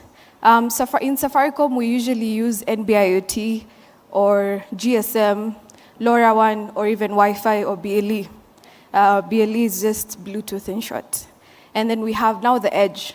The edge is where now the value add comes in. So at the edge, we usually have tiny ML, tiny machine learning. We have blockchain running on the edge, and we have any other value-added technologies. And then the last layer, which you are about to see here, is the application layer. And on the application layer, that's where you as a consumer get insights on your objects or your devices. So generally, what is also a telematics device? Or rather, what is telematics? So telematics is majorly a computerized system that's able to update data, process updates and process data as soon as it gets it. So there's a constant flow of data as it comes in. So we're going to go straight into what Roseanne has for us. So what are the benefits of telematics based on what Ayan has explained what telematics is? For example, I'm going to use an example of Easy Coach. The owner of Easy Coach wants to, let's say, monitor their fleet. So telematics ideally enables the owner to have an improved fleet productivity in that they always know where the one specific bus is at any given point in time.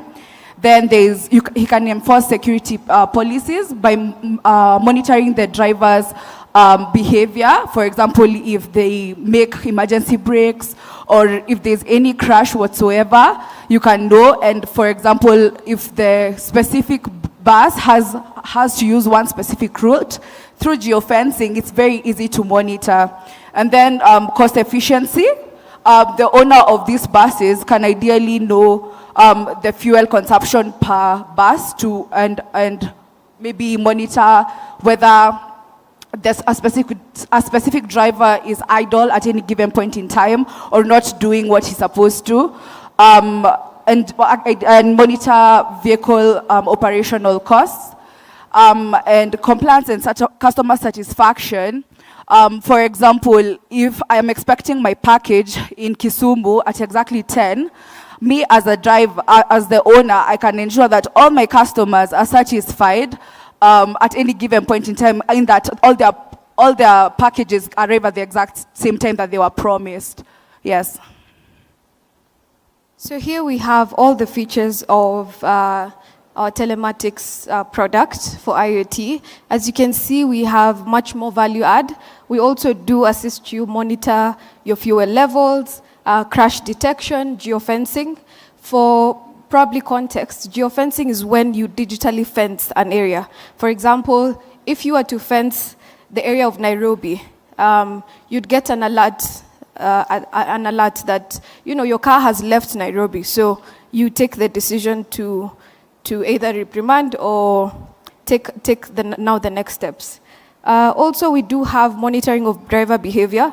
Sometimes you get to a point where you always wonder, this person is constantly taking so long to deliver this, or this person is, this particular car always has this particular problem. So with driver behavior, we're able to monitor idling. For example, someone would drive down the road at 20 kilometers per hour. That's not something you want to see as a business owner. You want to make sure that your goods are arriving on time or your cars are where they're supposed to be at a particular time. We also do have live tracing of the active, we have GPS on our telematics. That's one of the core sensors that we have that's able to tell you where exactly the car is at what time. We also have crash detection, so hash braking and other unruly behaviors on the road. Those are things that we're able to detect, and you will see that in the upcoming demo as we go. Now, there's something I've not addressed with you called video telematics. That's our latest addition to our product. What is digital telematics, or rather video telematics? We've had this discussion again and again with the ministry and other agencies where drivers now need to have a dash cam on their cars. So this is just to ensure that drivers' safety, especially for public sector, the driver is responsible, they're driving well, and also insurance claims. So in this case, if you go to an insurer and say you had an accident, they will check back on the footage and they'll actually determine whether you're worthy of the insurance money or not. So this is also to curb insurance fraud. So let's go into the actual demo.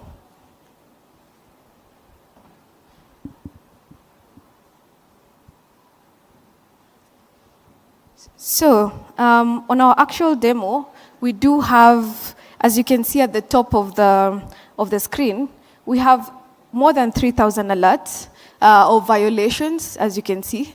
And we have items like hash breaking, we have hash breaking, no-go or keeping. So the no-go or keeping is ideally the geofence. So when you leave a designated area, you violate the no-go zone. We also have hash driving behavior. So on hash driving, we see whether you are accelerating alongside a corner. How do we do this? We can tell from the system is embedded with a compass that's able to tell where you're facing. So if, for example, this is your compass and you're facing north, and you happen to swerve or change the compass direction to east. As you're going to east, we also check how long did it take you to go to east. Are you just swerving the car? That's part of the violations that are on our system. We also have other violations such as idling. So if you have parked alongside the road for more than 10 minutes or 20 minutes, your management is able to see that you are parked somewhere. And it's depending on what you set up or how much time you set up for the break, you have a way of seeing whether the driver is idling. We also have hash acceleration. So with hash acceleration, we're able to see how long did it take you from 1 kilometer to 60 kilometers. How long did it take you from 1 kilometer per hour to 55 kilometers per hour. And as you can see on the left corner of the screen, we have some of the demo vehicles who have accelerated past the limit that was set. So in this case, we had the limit set at 90, and you can see some vehicles have accelerated past 90, and they have a violation. So on to our next, I want to show you a bit about what we have. I think we're just going to continue. Now our system can tell how long your car has been parked. If you've been parking for 20 minutes, it's able to tell that this car is parked for 20 minutes. And if you park for more than 1 hour, or rather 4 hours, you're able to now start a new session. So it's not counted as one trip. It now starts a whole new trip. And it gives you much more comfort as a business to know that your cars you're able to view every aspect of your car, all the aspects of your car. And indeed, it's a great solution. Let me see. So as I wind up, I just want to let you all know that you can visit us at Safaricom Business Hub to order any of our solutions. As you can see here, we have the platform back up. If you can click on Demo 9, kindly. Demo 9. Yes. So this car is currently in motion. As I told you, telematics is a system, it's a computerized way of updating and processing at the same time as the data in real-time format. So you can see here, this car is at Ngomeni Kilifi. It's been moving for about 1 hour. So you can see how long the driver has been driving. You can see the GPS location. And you can also track the battery as well. How cool is that? Knowing how much battery is left on your embedded device. That's also something that we saw key to address, battery, as one of the biggest challenges that we face in IoT. Lastly, just to address that, you get a summary for the day. How cool is that? You get a summary for the day, you get to see how long this car has been moving, how many liters of fuel has it consumed, etc. And this system is one of our best performing products. So, as I did mention, if you have a business, kindly visit our stand right there at where I'm pointing to, so I can explain to you more around our solution. Thank you so much. DJ.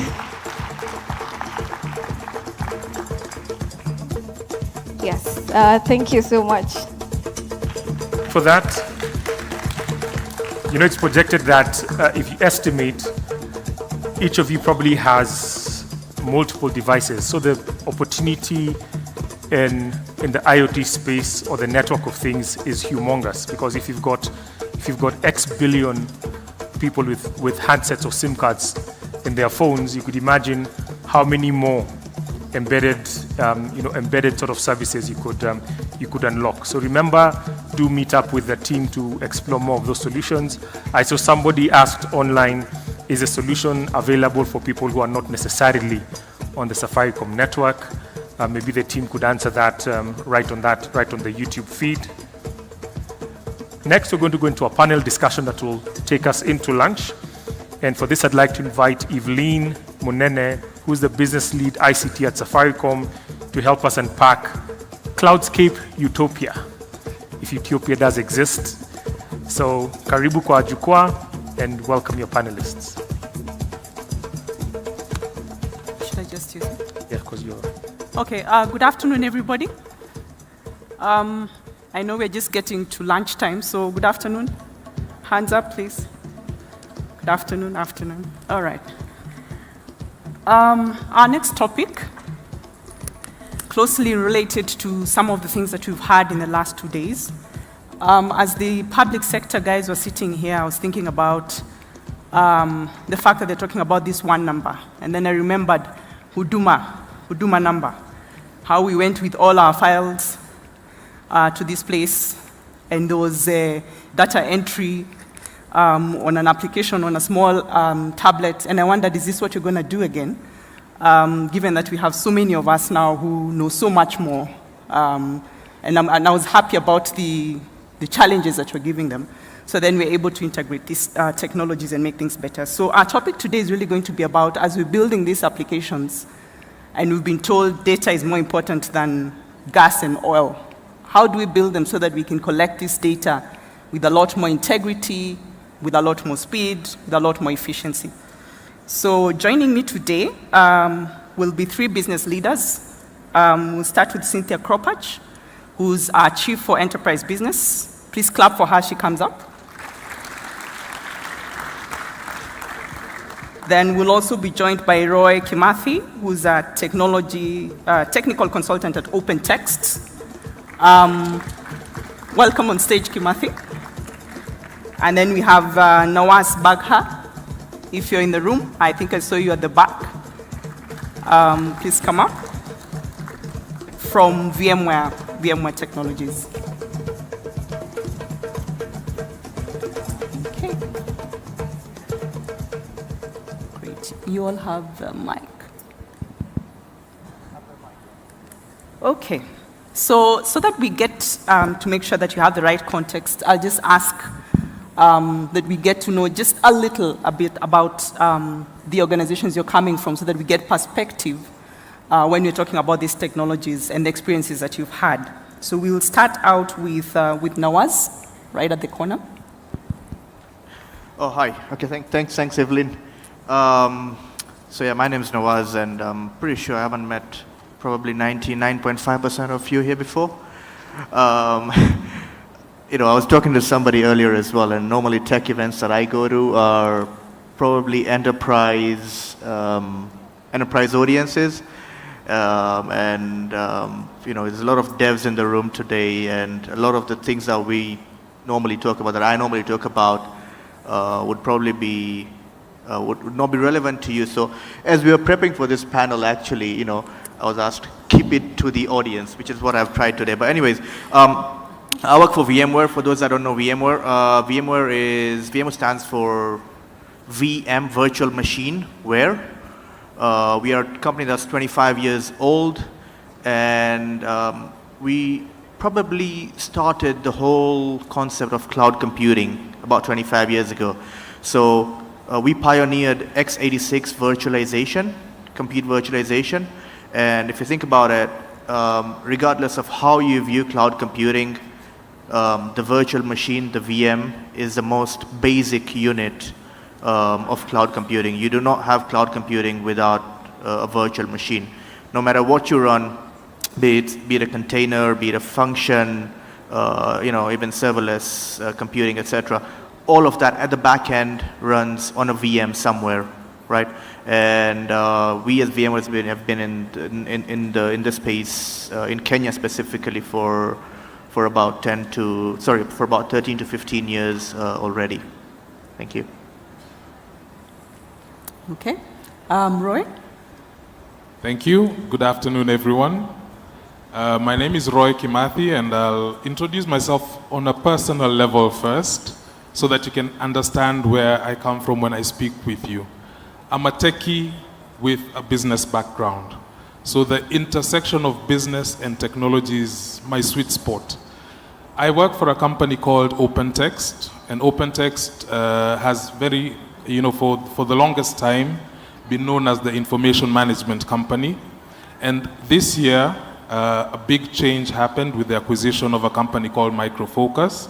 Micro Focus is also a giant in its own right in the space of technology management, so digital operations management, cloud management, and also application development.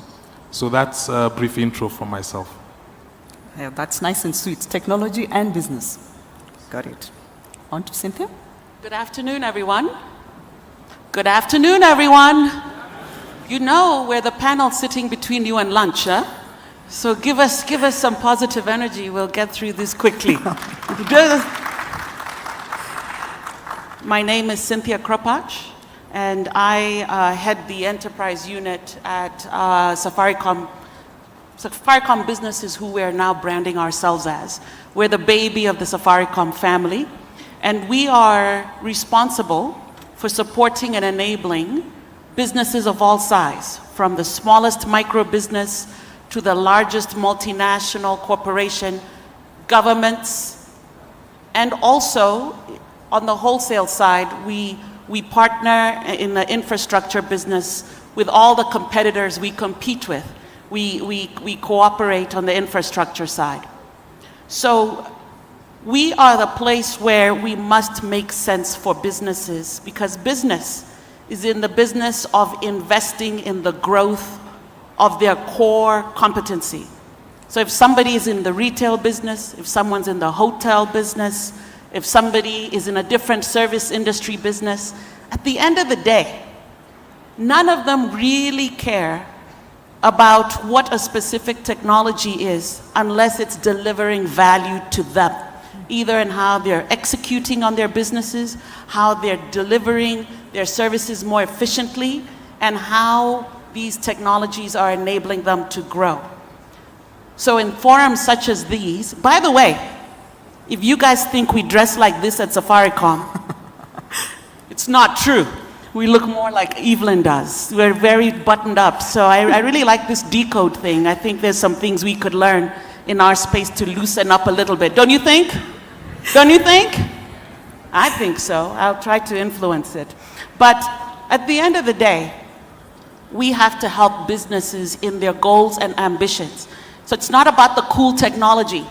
Cool technology is okay. It's fun. It's exciting.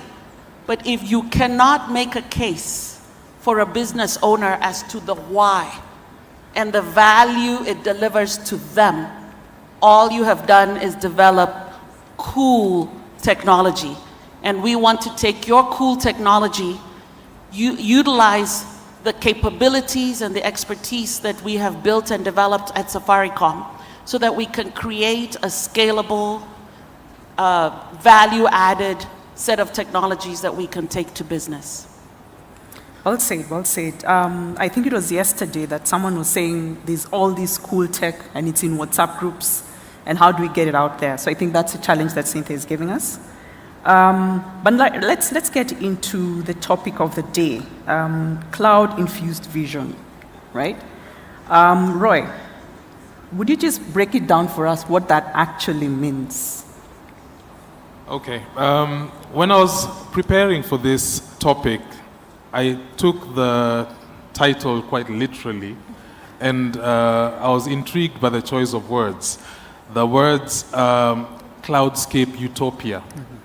Utopia is near perfection, which in itself means that it's not perfect. So there's improvements that can be done to it. However, let me not dwell on the negatives now. It's technology tools, as has been with other tools, like the advent of internet. Now we're talking about the cloud. And this is moving compute, storage, and other functions or processes, IT processes, outside of the organization's four walls, so to speak. And this is done predominantly with value in mind.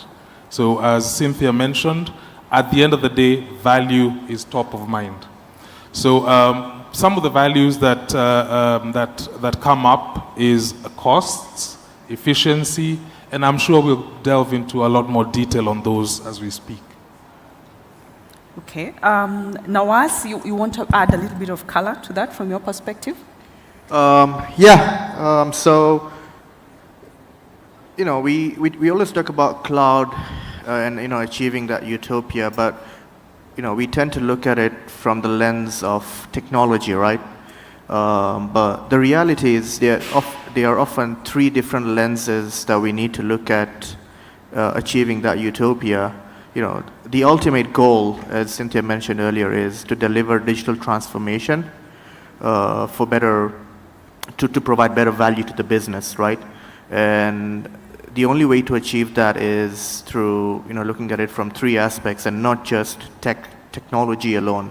So, in my opinion, you know, you got to focus on all three at the same time to achieve that utopia, and those are tech, obviously, but secondly, the people, and thirdly, the processes within any, you know, organization. They need to flow in sync together to achieve that utopia. Okay. So let me roll back to Cynthia and ask. We've talked about cloud utopia and a perfect world where you're creating things in and out of the organization. What value do you see that kind of a world bringing to the business world? So I think three things in general, and actually this is a general. I know this is a conversation about cloud, and cloud has in many ways accelerated so much for business in terms of how they have invested in infrastructure for their business. Typically, it was very expensive. It took a very long time to invest in servers, to invest in the rooms where you could keep these servers. Make sure you're managing the temperatures. Make sure that those servers were up. I'm old enough to remember when I had to go and bounce a server. Do you guys even know that term? Have any of you ever bounced a server?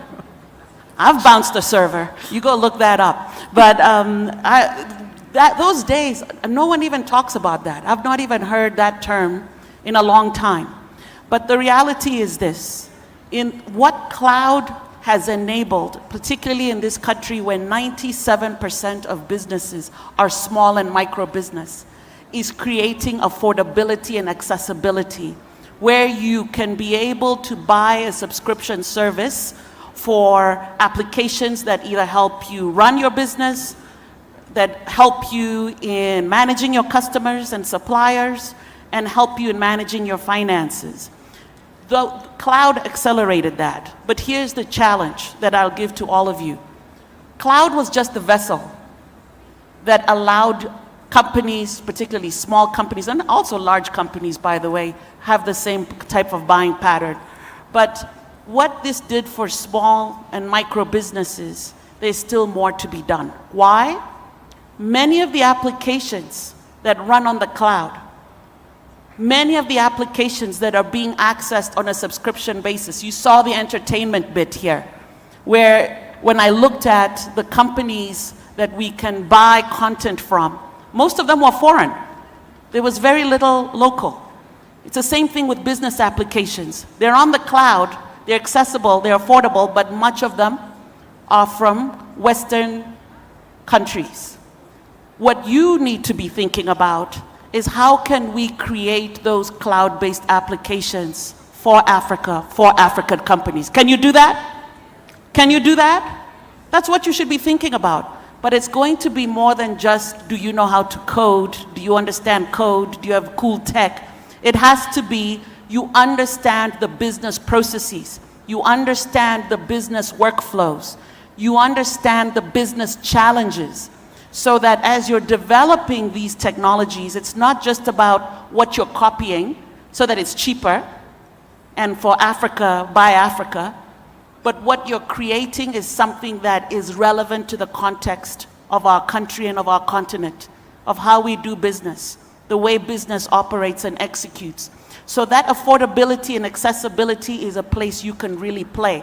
But always remember, it's not about the technology, it's about the outcomes. When a business invests in technology, it's not for entertainment or the coolness factor. They're doing it for the outcomes that they can derive out of it. And then what cloud then allows is the flexibility to start small and to be able to scale and to be able to take advantage of features and capabilities that enhance the business. So think about those three things. We can create affordable, accessible solutions. We can do it. Understand what are those critical capabilities businesses need. Many of them are very similar. There are very few things that are industry specific. Many things are very similar, at least in the small and micro space.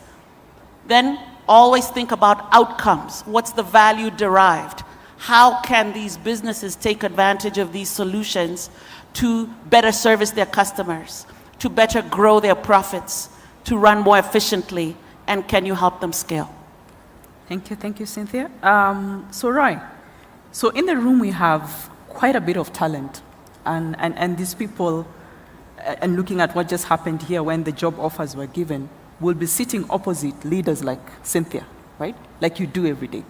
What can they expect and how should they prepare when they come to sell these solutions? I'll tell you something that I heard from the leader for IBM. I forget what her name was. I can't believe I've forgotten. My age is starting to show. But the leader of IBM said, we know how to take good ideas and kill them. What she was saying is the thresholds and the challenges to grow ideas organically through a company is very tough. And the way for large companies to grow and extend their portfolio is through partners. I can tell you the way that Safaricom is going to grow in Safaricom business is through partners, like many of you who are sitting through in this audience. But when you do come, remember what I said, it's not about what? Cool tech. It's not about what? I can't hear you. Cool tech. You must not be hungry. It's not about cool technology. It's about outcomes. So find the niche that you believe that you can be able to develop an outcome, value proposition that we can position for customers.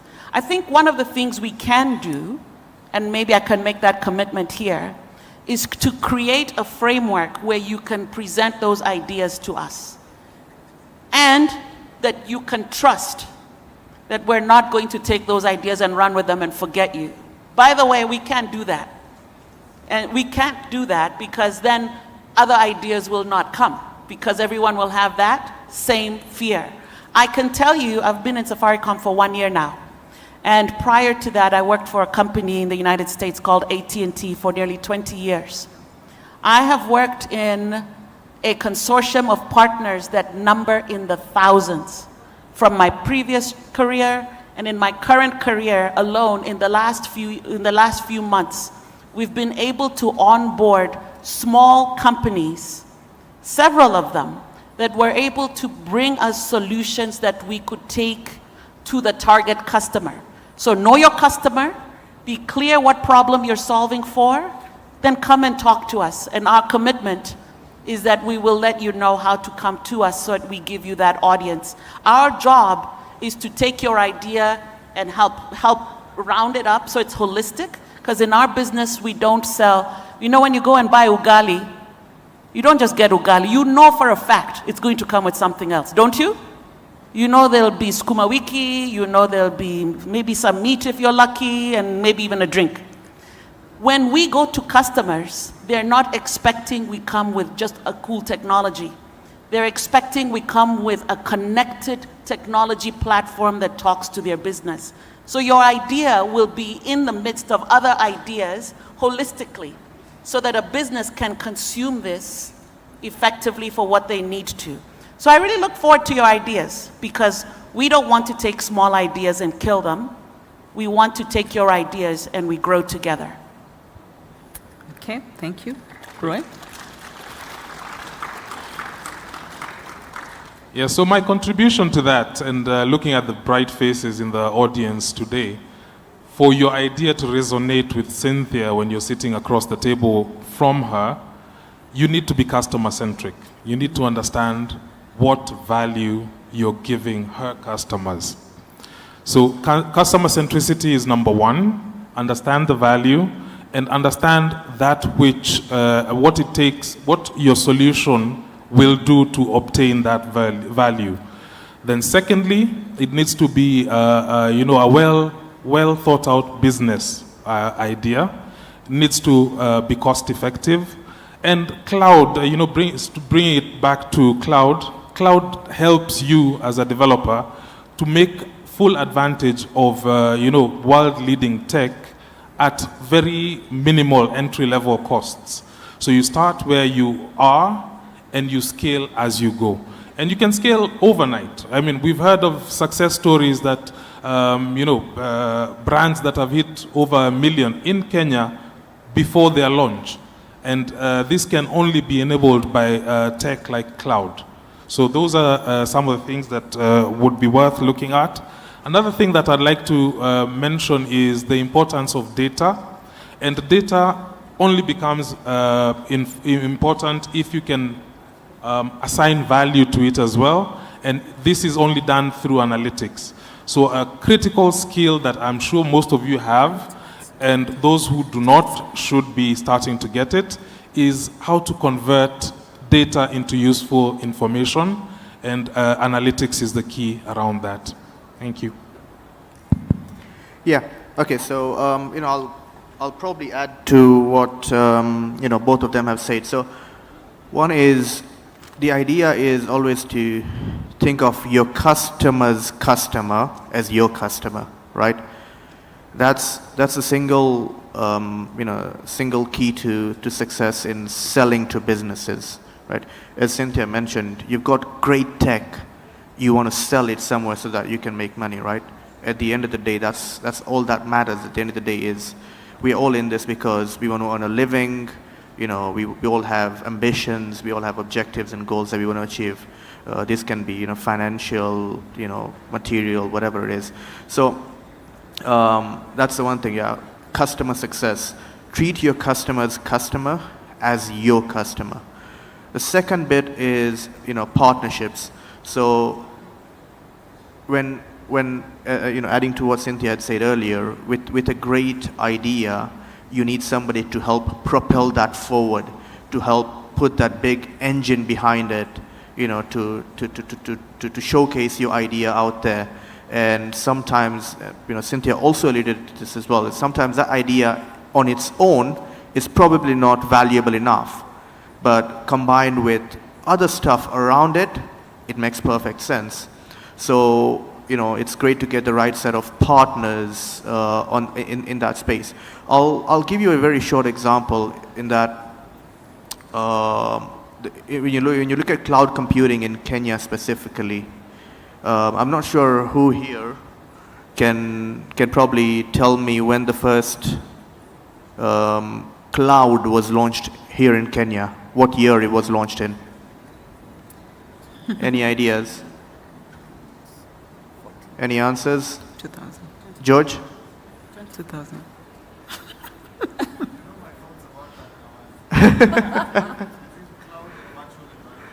So you'll be surprised in that the first partnership that we as VMware had in country in Kenya was with Safaricom back in 2010 when we launched the first cloud here in Kenya. I'm pretty sure not many people know about that, But that's a cloud that has been in operation here in Kenya with local data sovereignty laws in place for the last 13 years.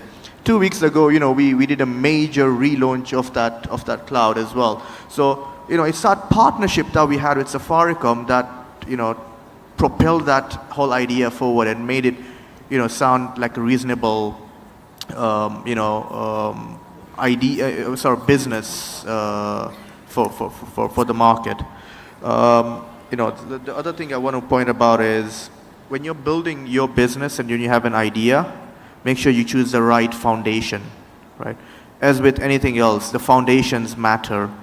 In our space, in tech space, the foundations matter both from a systems and infrastructure point of view, but also from a data point of view. Choose the right systems, choose the right data models, etc. Ensure that whatever you're doing allows you mobility, right?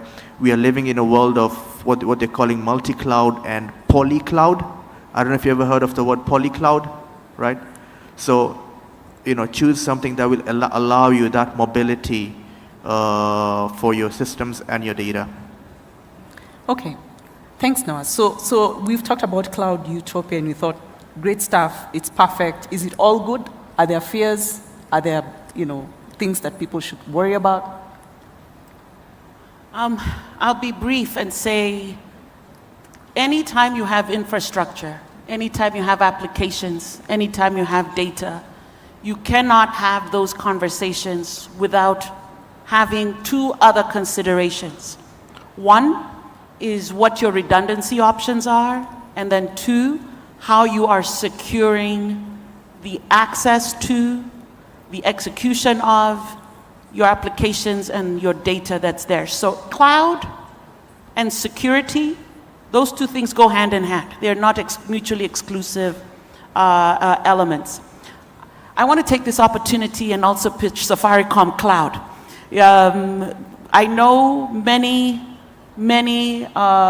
tend to go to clouds that are more well-known, and I want to pitch that Safaricom has a local cloud. Your data stays here.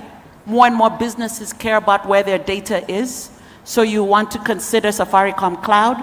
It's also in Kenya shillings, and you're not having to pay in foreign currency. That matters, especially as you see how the exchange rate has been going. And even more importantly, you have a partner in us in how we can help you in growing your business as a business person, and how we can partner together in the technologies for tomorrow. Okay. I think there's a booth right at the back for more information on that. Our time seems to be really have gone, and we're still in cloud utopia, happy there. So we'll just give you 1 more minute to just give your last word. All right, thank you very much. So to speak to the last question, I think the biggest challenge in adopting cloud is typically for larger enterprises who've already been doing it differently. So the migration becomes a bit of a challenge. The tooling that's available might not be sufficient. However, there are tools available from OpenText to help you with this journey.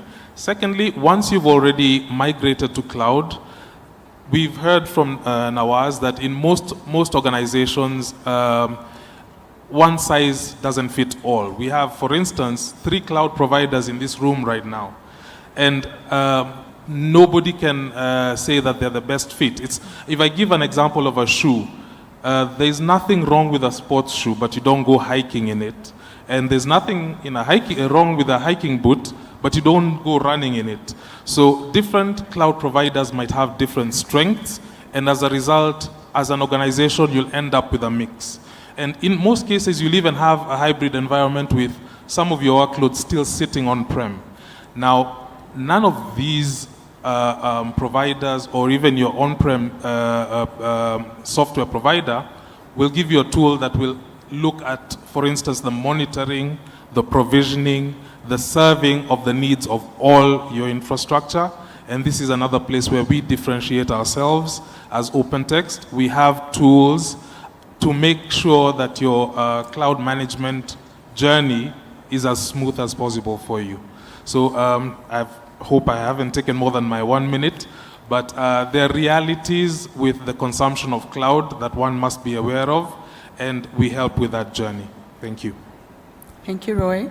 Yeah, I think I'll just add to the point about cybersecurity, right? So when you think about cybersecurity and cloud, you always think polar opposites, right? Cloud is more about democratization of systems and infrastructure and data, whereas cybersecurity, and I'm not sure if there's any cybersecurity ops in the room, they are more about let's build virtual walls around everything. Yeah, A must not talk to B and B must not talk to C, right? But the reality is the whole this whole concept about DevSecOps is embedding security right from the get-go, right? Rethink the way you're building your applications, rethink the way you're building your technology, and your outcomes as well.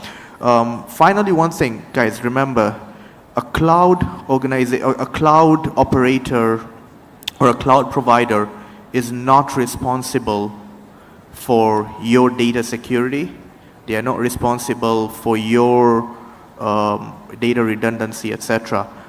Oftentimes, they always have these add-ons that can help you secure your data, such as virtual firewalls, for example, or virtual backup as a service for that cloud infrastructure, etc. It's always important, guys. It might seem like an unnecessary add-on, but in reality, you are responsible for maintaining your data security. So if they're providing that service, always go for it. In the long term, it doesn't really cost a lot, but it really gives you that peace of mind as well. I think thank you very much. We now come to the end of the session, and I can see someone is here to get us out of here. I would like to thank the panelists for making time, and I think some of the things that we've had here is about being customer-centric. It's about like tea and biscuits, cloud comes with security, and it's about tools that can help you migrate. So we'd like to thank you very much for taking time just before your lunch, and we hope that we've inspired you to have meaningful conversations over lunch. And I'll hand it over back to the MC. Asante sana. A round of applause for our panelists. As they exit, like Kropach said, utopia is defined by the outcomes, not by the shininess or the coolness of the technology. Sometimes you're very quick and very fast to run to the new and shiny, not really thinking about the real impact it's going to drive on the ground. Roy focused on customer centricity, or rather customer obsession, saying that helps frame what we present to the customer. And he gave a great shoe analogy, that there's nothing wrong with a hiking boot, only that Kipchoge would not be caught trying to break world records in it. Or that shoe that he wears to break marathon records would do no good on a mountain. And Nawaz gave us a cheat sheet and said, think of your customer's customer. Don't just think of doing a direct sale. What will this enable my customer to do? And that brings us to lunch, ladies and gentlemen. So if you do have a wristband written Innovator Allies, Techies, Innovator Pioneers, or Tech Enablers, please proceed to the back of the room, and there are two sides to it to receive your lunchbox. We have a station on each side, and kindly, after you're done with your lunchbox, dispose of the box. There's some nice bins written Control-Alt-Delete. You can toss it in that, it will get recycled. And with that, ladies and gentlemen, bon appetit. We'll see you here at 1:40 on the dot to proceed with the afternoon session. Karibuni.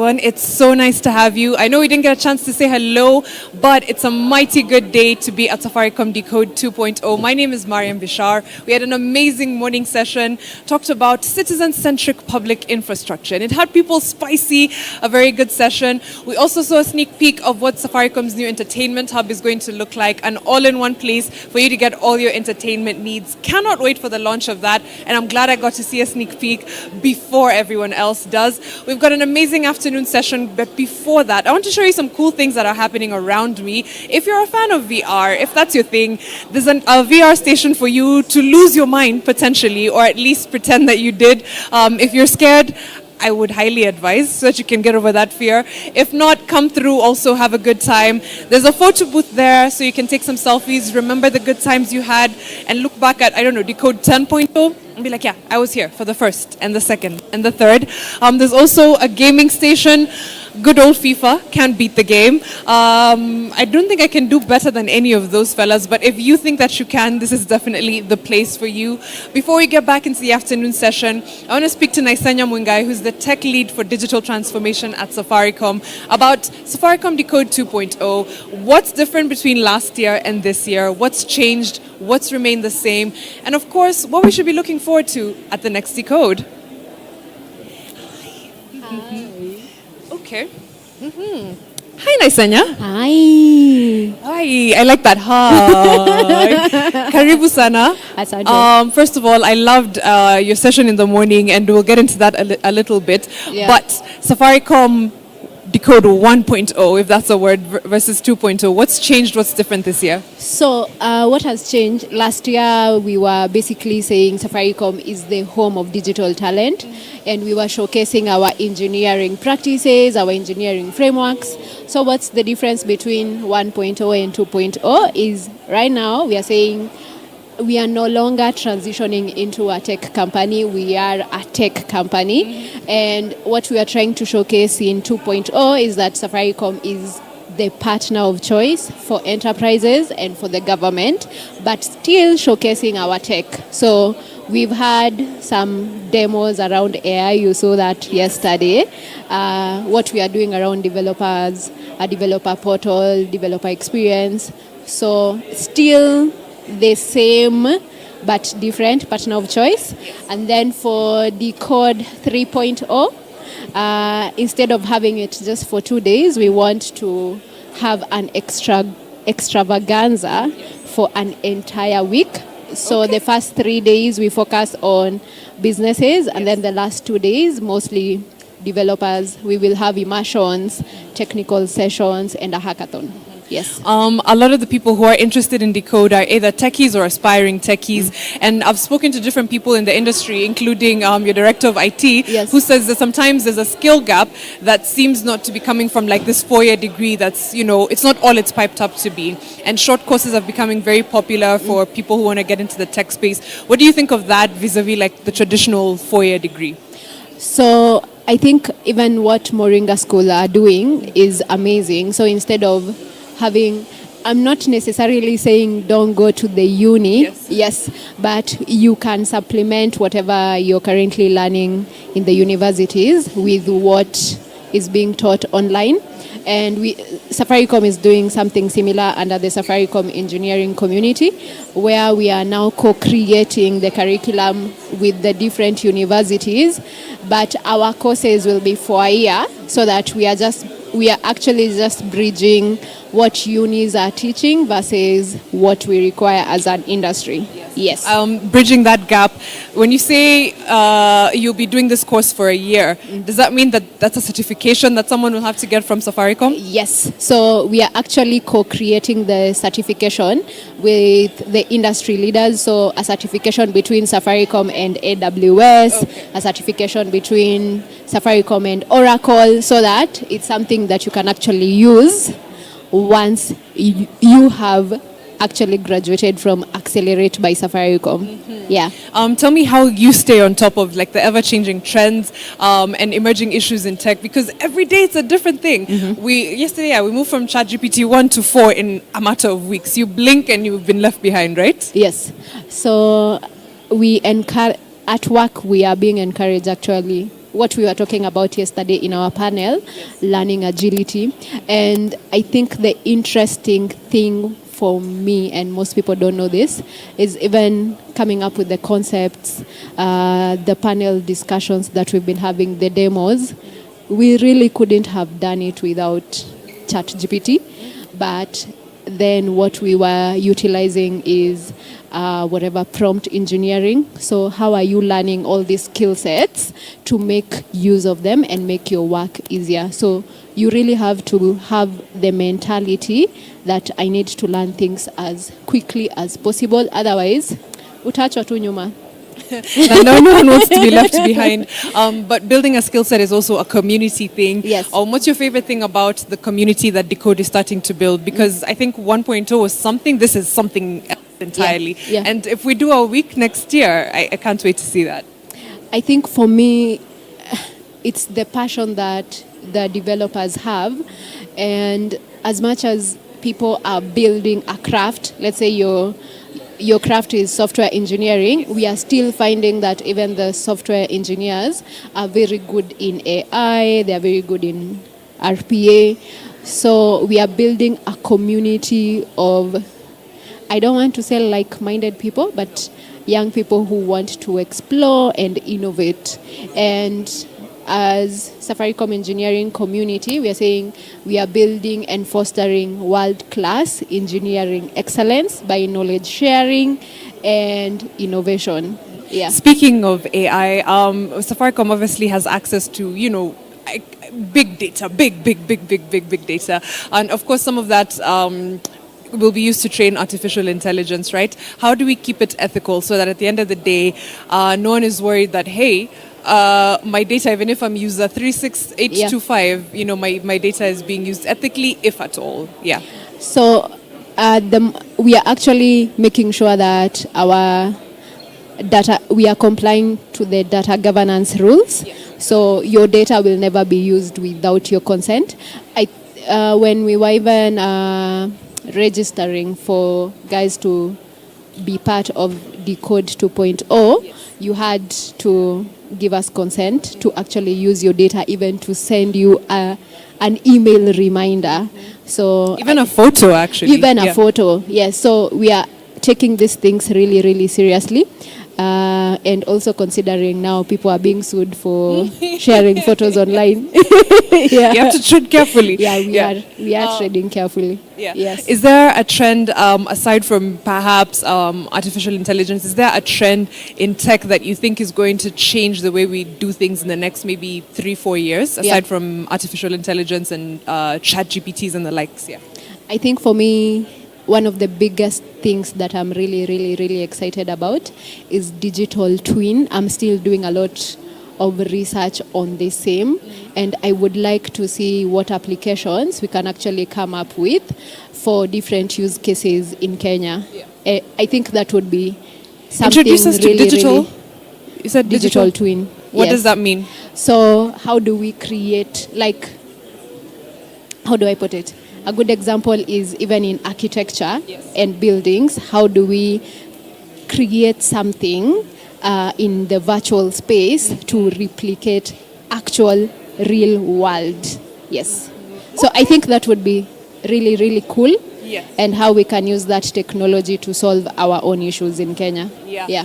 I would love to see Decode in the meta, not the other verse. I don't know what to call it, but virtual. Actually, ours, we are calling it Safariverse. Safariverse. Okay, yes. Like it. I have a name now. I have a name, Safariverse. Safariverse. I'm very interested to see how that works out. Of course, there's also the fun element that Safaricom has been talking about. We have an entertainment hub now coming through. Is Safaricom looking to be a content creator, not just an aggregator platform as well? Yes.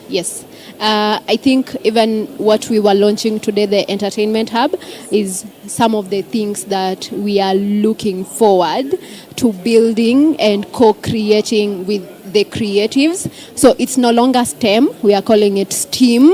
The R. The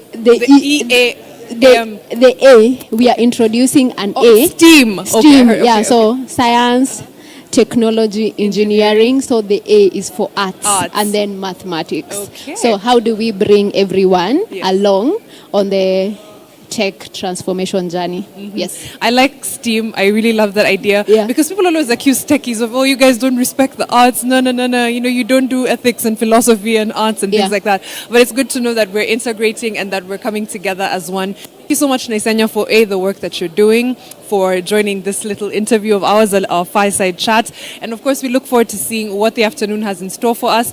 And we will call it STEAM. STEAM. Yes. And now I also know about digital twinning. Learn every day. Learn every day. Thank you so much, Naisanya. Thank you. All right, guys, you heard it there. If you are interested in this and more, just stay on the live, stay engaged, use the hashtag Safaricom Decode. I will still try and make sure that we have some airtime to give out so we can say a little thank you to you for being so engaging. And of course, for the many of you who are on live with us, who were on live with us yesterday and then came in person today, big shout out. You're actually my favorite people and I love saying hi to you. If you've missed this one, miss care next year. We're doing it bigger. We're doing better. Maybe a week-long extravaganza. Sounds amazing. Also, if you have any comments to share with us, continue to do so. And questions, especially for the people who are on stage, they'll be more than happy to answer. Mbogwa will be more than happy to make sure that those questions get to the right people. Thank you so much for staying with me. We're getting back inside now with Mbogwa and G here. Any questions, comments, etc.? Hashtag Safaricom Decode. Mbogwa, over to you.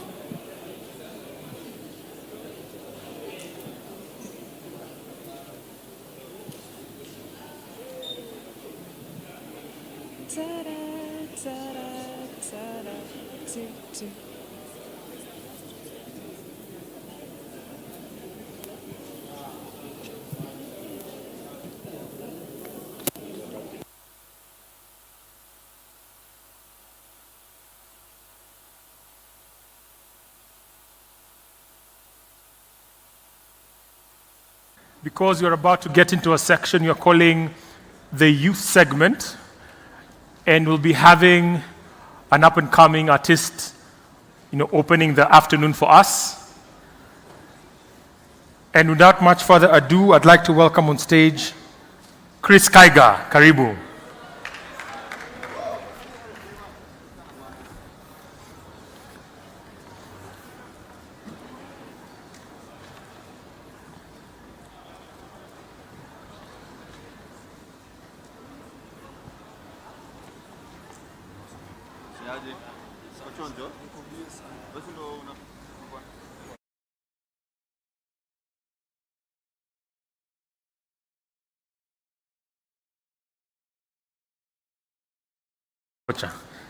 They keep saying something, yeah. Huh? So probably Chris is there chochaing himself. So Chris, we're waiting for you on stage. As soon as you're ready,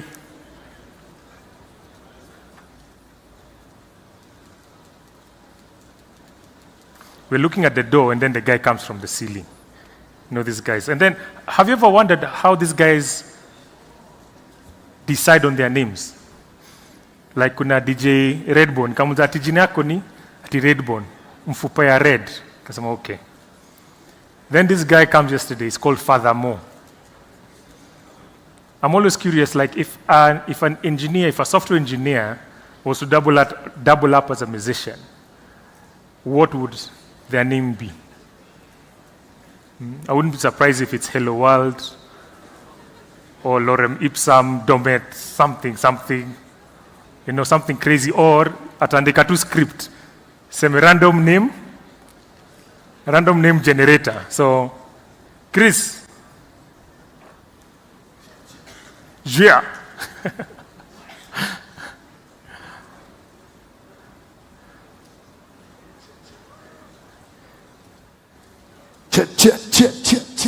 There we go. Stage is yours. What do you do, my people? What's good, my people? Mnasemaje? Hapa leo nimekuja kanisa ama tumekuja basho na Thursday? Hapa leo niko wapi? Nichangamsheni watu wa ICT. Nasikia AI imeshika deadly. You guys are about to bring the future a bit closer to us. Hiyo ni ukweli? Hiyo ni ukweli? Sasa mimi nataka leo niwapigishe densi mchoke deadly. Si ndio? Si leo mmeambiwa story mob sana za technology na advancement. Si ndio? Nani hapa ni mali safi? Nani ni mali safi? Ama nani yako na mali safi? Next time we'll get Ama nani ni kitu safi? Nani ni kitu safi? Basho Vans. Basho Vans. Bayasho Vans. Nani ni mali safi hapa? Tuiwashe nini? Nimekuja na kitu, tuiwashe nini? Tuiwashe nini? So before tuiwashe my people, nataka tu mnieke mkono moja tu juu hivi, polite tu.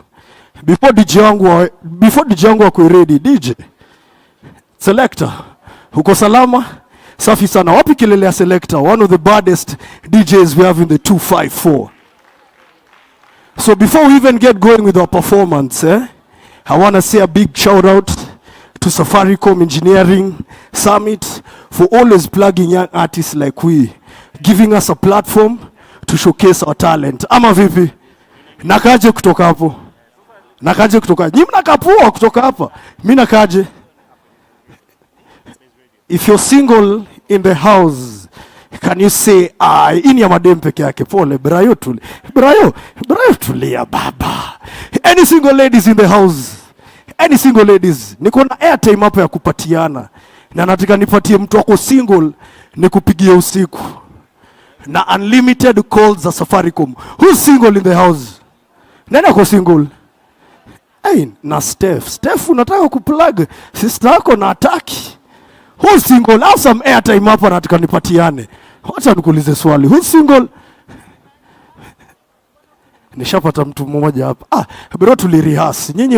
Nyinyi mko nje. Ako wapi? Sasa baby girl. Hey, unaitwa nani babe? Madara. Atima. Hey Madara, baby girl, are you Kenyan? You are. Me am Ethiopian. Huko Ethiopia wananiita Sultan. Sasa baby boo, how are you feeling? So DJ, so my people, I want you guys to help me introduce one of the baddest African artists we have in the 254. Sir, halafu nataka tu nipige chorus moja polite, halafu mnimalizie. Sir, ati I want. Fire, baby. I want. Sema nini? I want this girl to come and dance. Fire, baby. Like so like? Fire, baby. Like so like?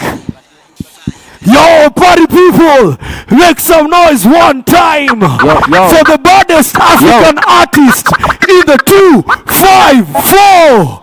Give it up for Mr. Chris Kaigwa. What's up?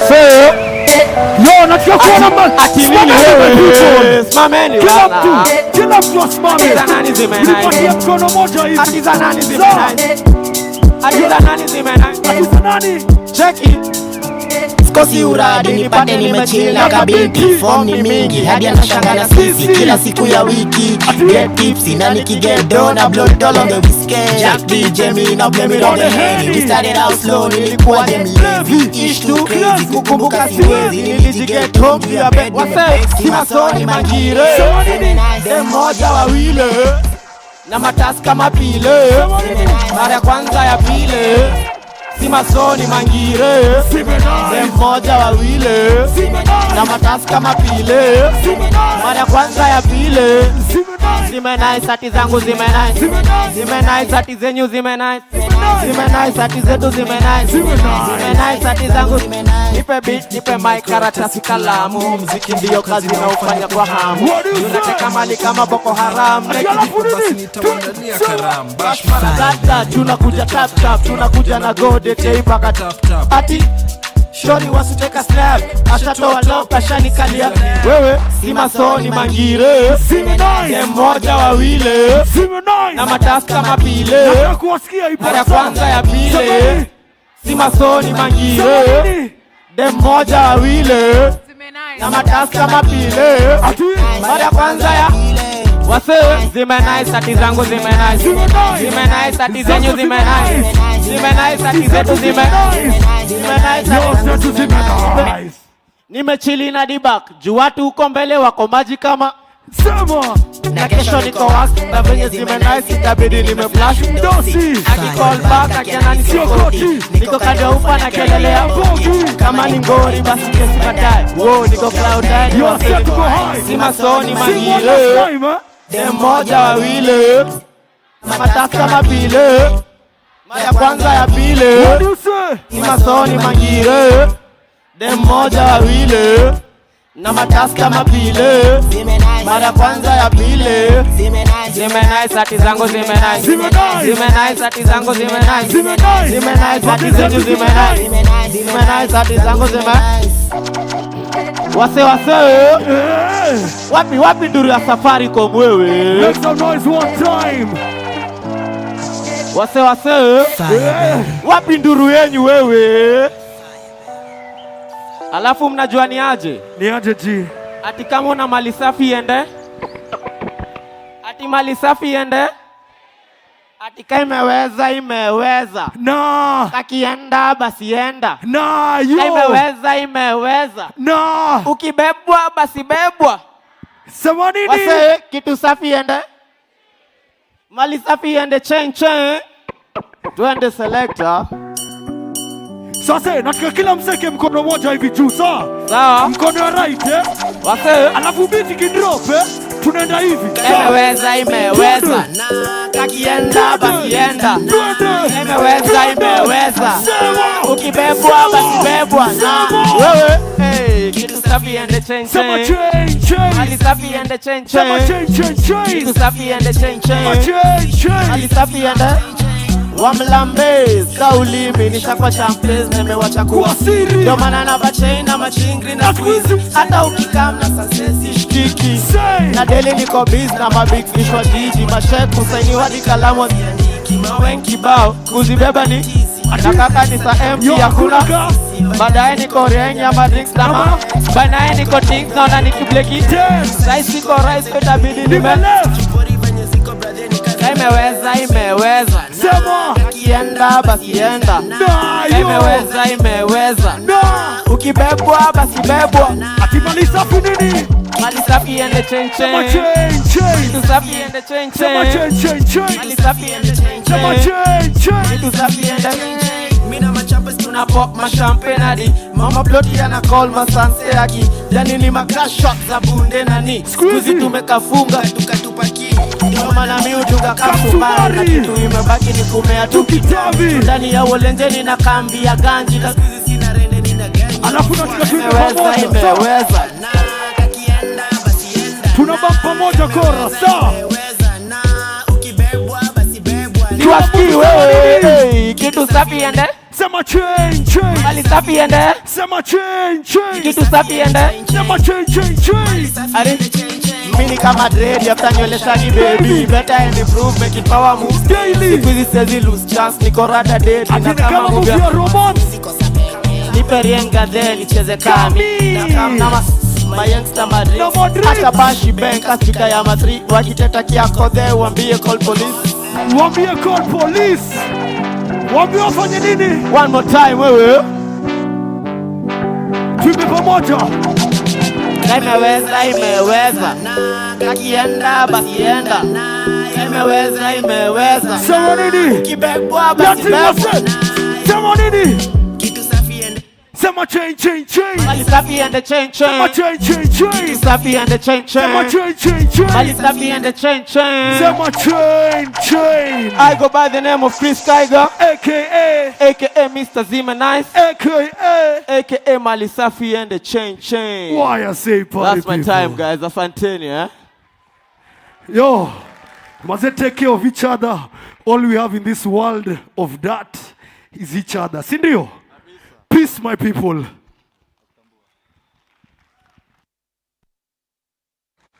We. Leo ndio utajua when you're the baddest inamaanisha you're the goodest. Au sio? Like unasema he's the baddest but he's the best. Na pia mimi nataka hype man. If that is the way life is, before you enter ukiingia nyumbani hype man anaingia. Before anachocha watu nyumbani anasema nani anakam. For a moment I was like, "Ay, Chris." But he's brought the house down and it's fantastic to see that he's made these software engineers wasimame. And some of you actually singing these lyrics. I'm truly old, but sasa kuna bass. Me, I'll catch up with it on pale bass. So moving swiftly now to back into context, I'd like to invite Anthony Gashanja, who's the Director of Network at Safaricom PLC, to give us a presentation on the Open RAN revolution, liberating networks for seamless global connectivity. Karibu Gashanja.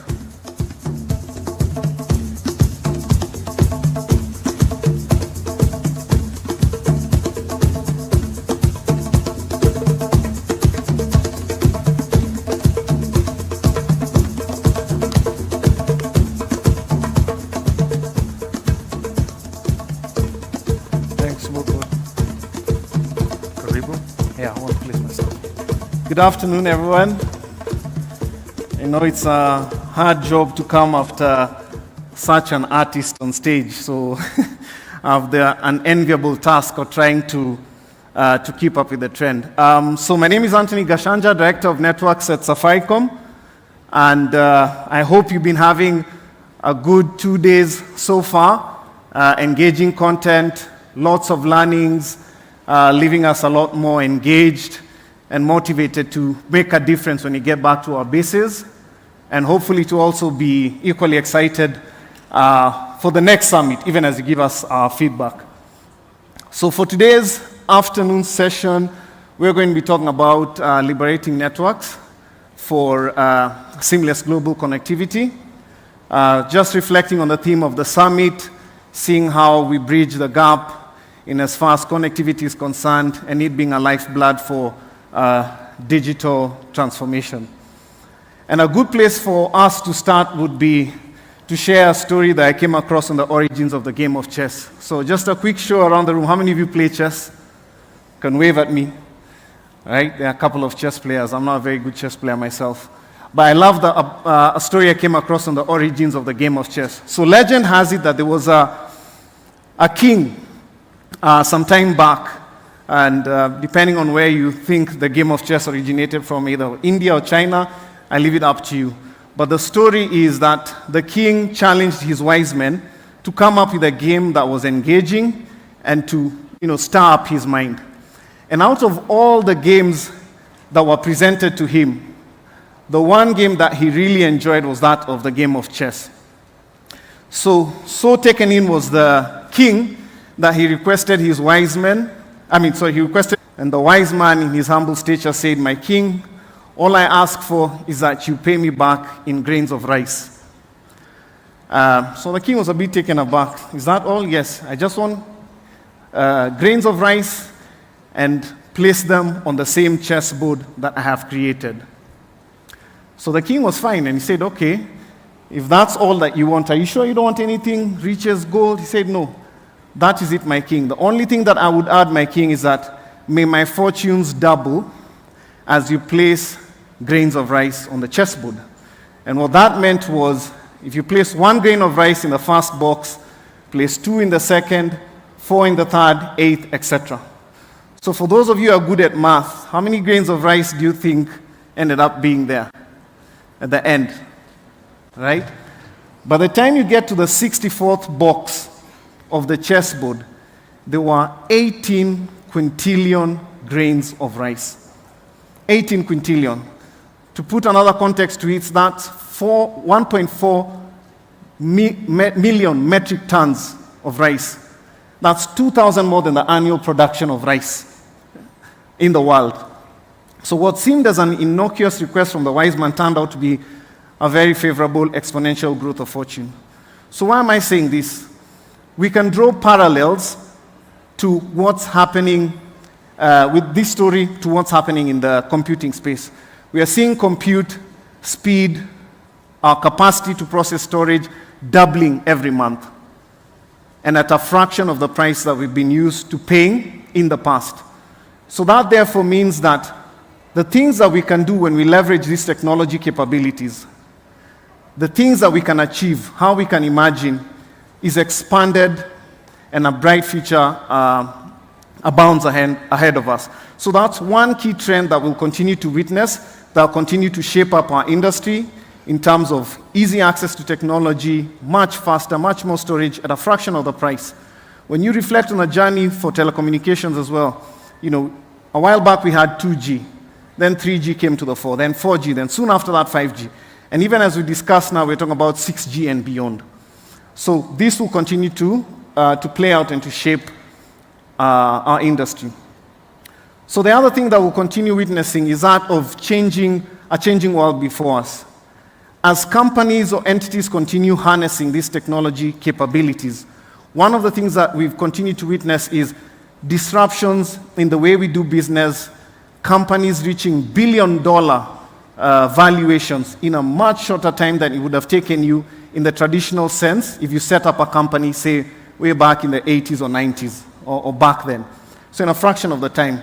And this includes, entities that we mentioned there in the fintech space, taxi hailing, apps, social media, etc.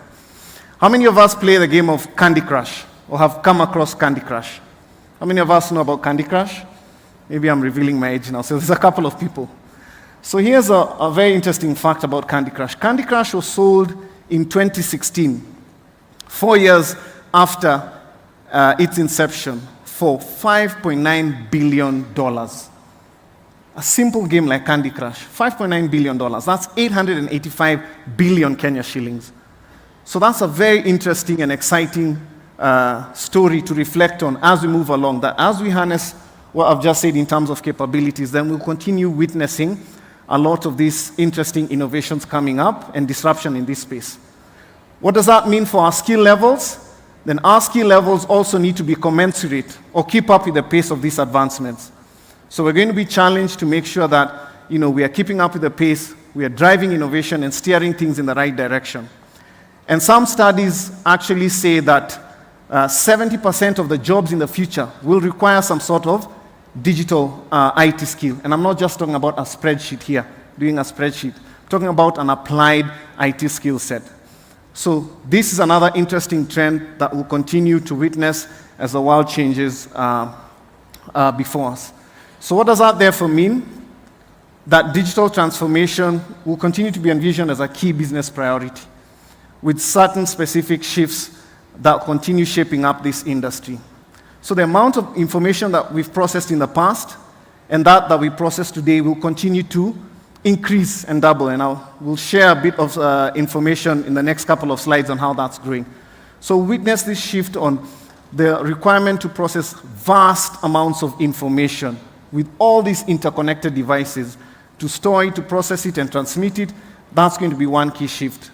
And to move away from either static hierarchies or siloed productivity to much more value co-creation, working closer with our customers to tailor products that meet their demands, not just because we force them down their throats, but because we've worked with them in terms of co-creating this value, personalized packages, personalized offerings, and a lot more coherent and integrated solutions as we seek to do so.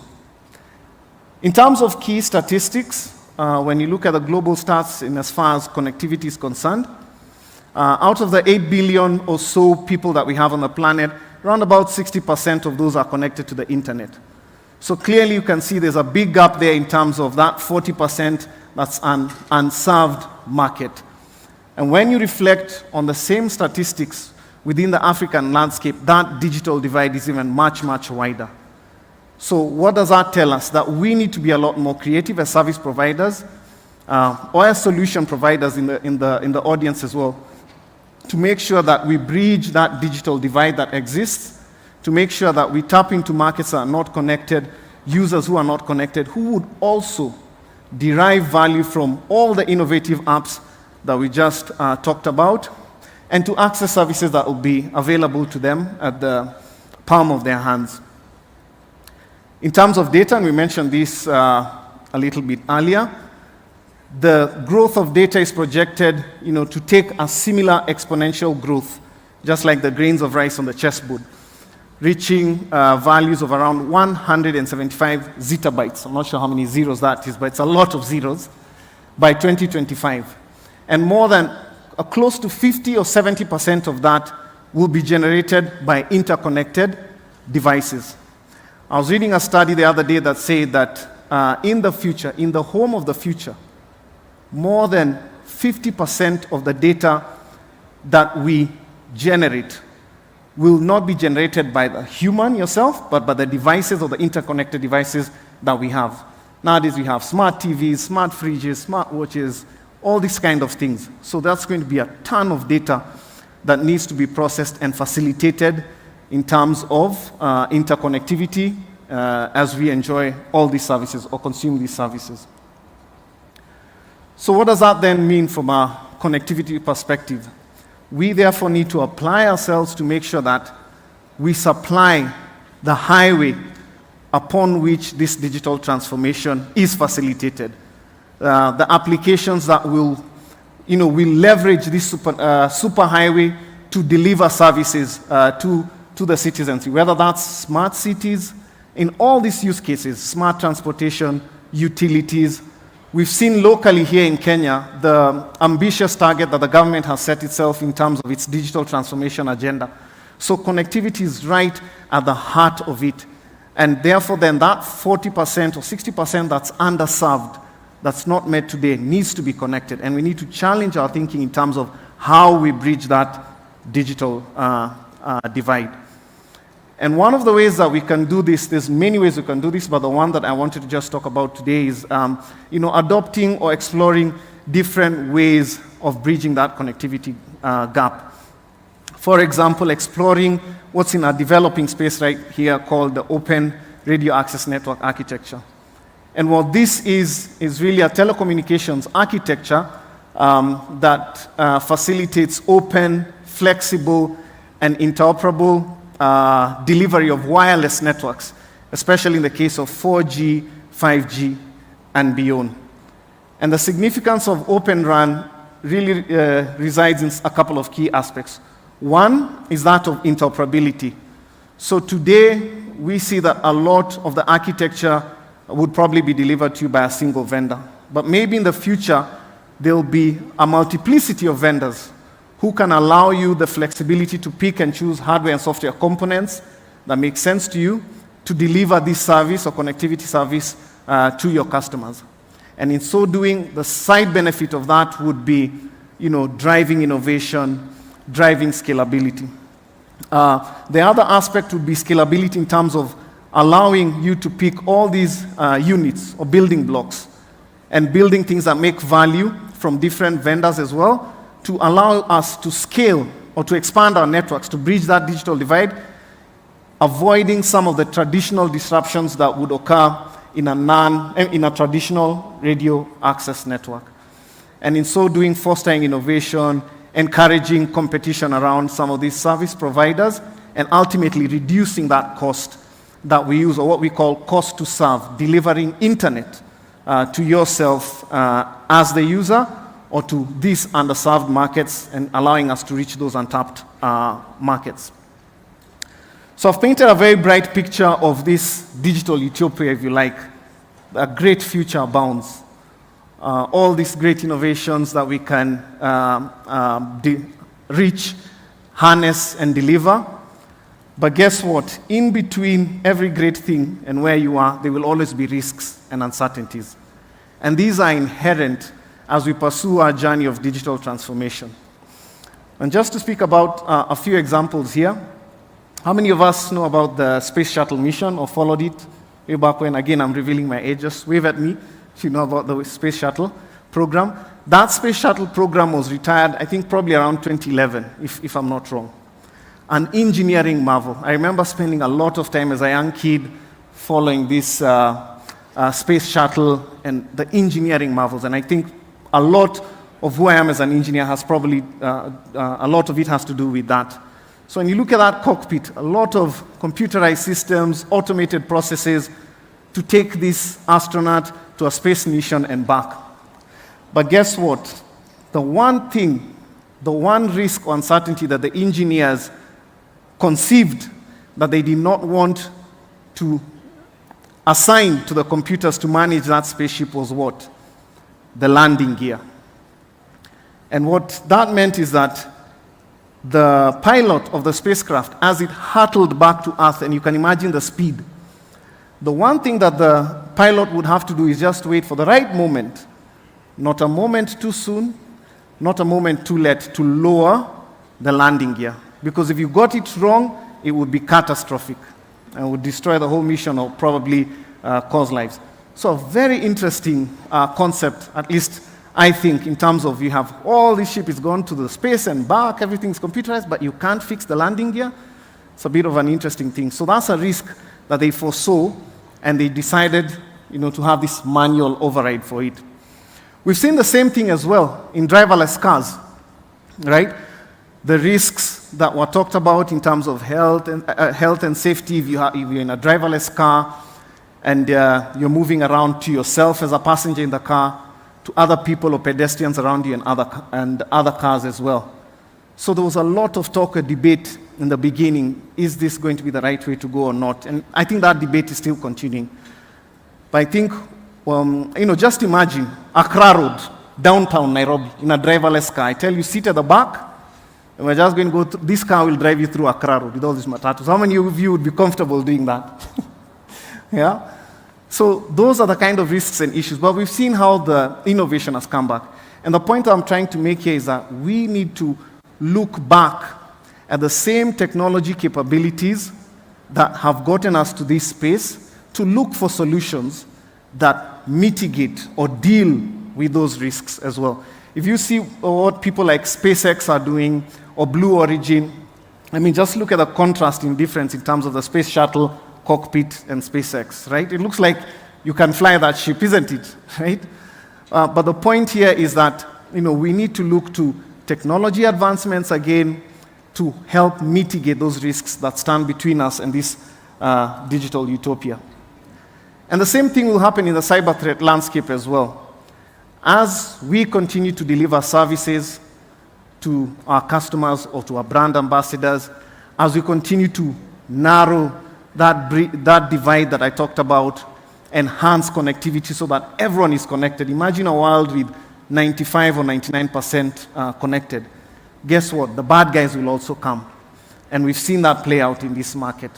So we are going to have to contend with a much more persistent and motivated attacker who also is, guess what, trying to innovate and get value from the same assets that we are using to deliver service. And that's going to be quite challenging in terms of managing our ability to protect our assets.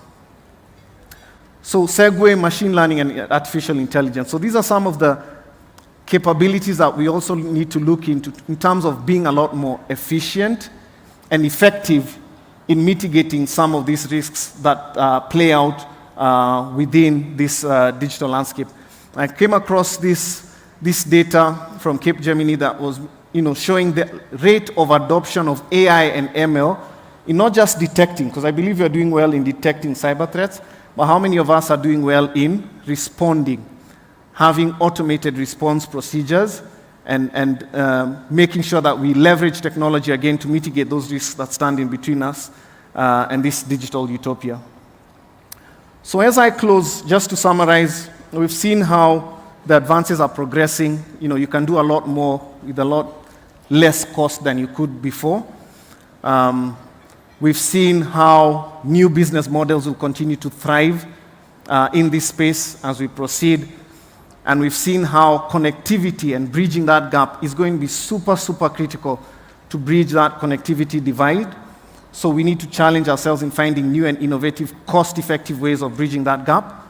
And at the same time, leveraging the same technology capabilities to apply ourselves to mitigate those risks as they foresee. So why I like this quote is that it resonates with me in the sense that digital transformation is less about the technology and probably more about changing the way we think. Thank you so much. That is it, and I wish you a great afternoon. Asante sana.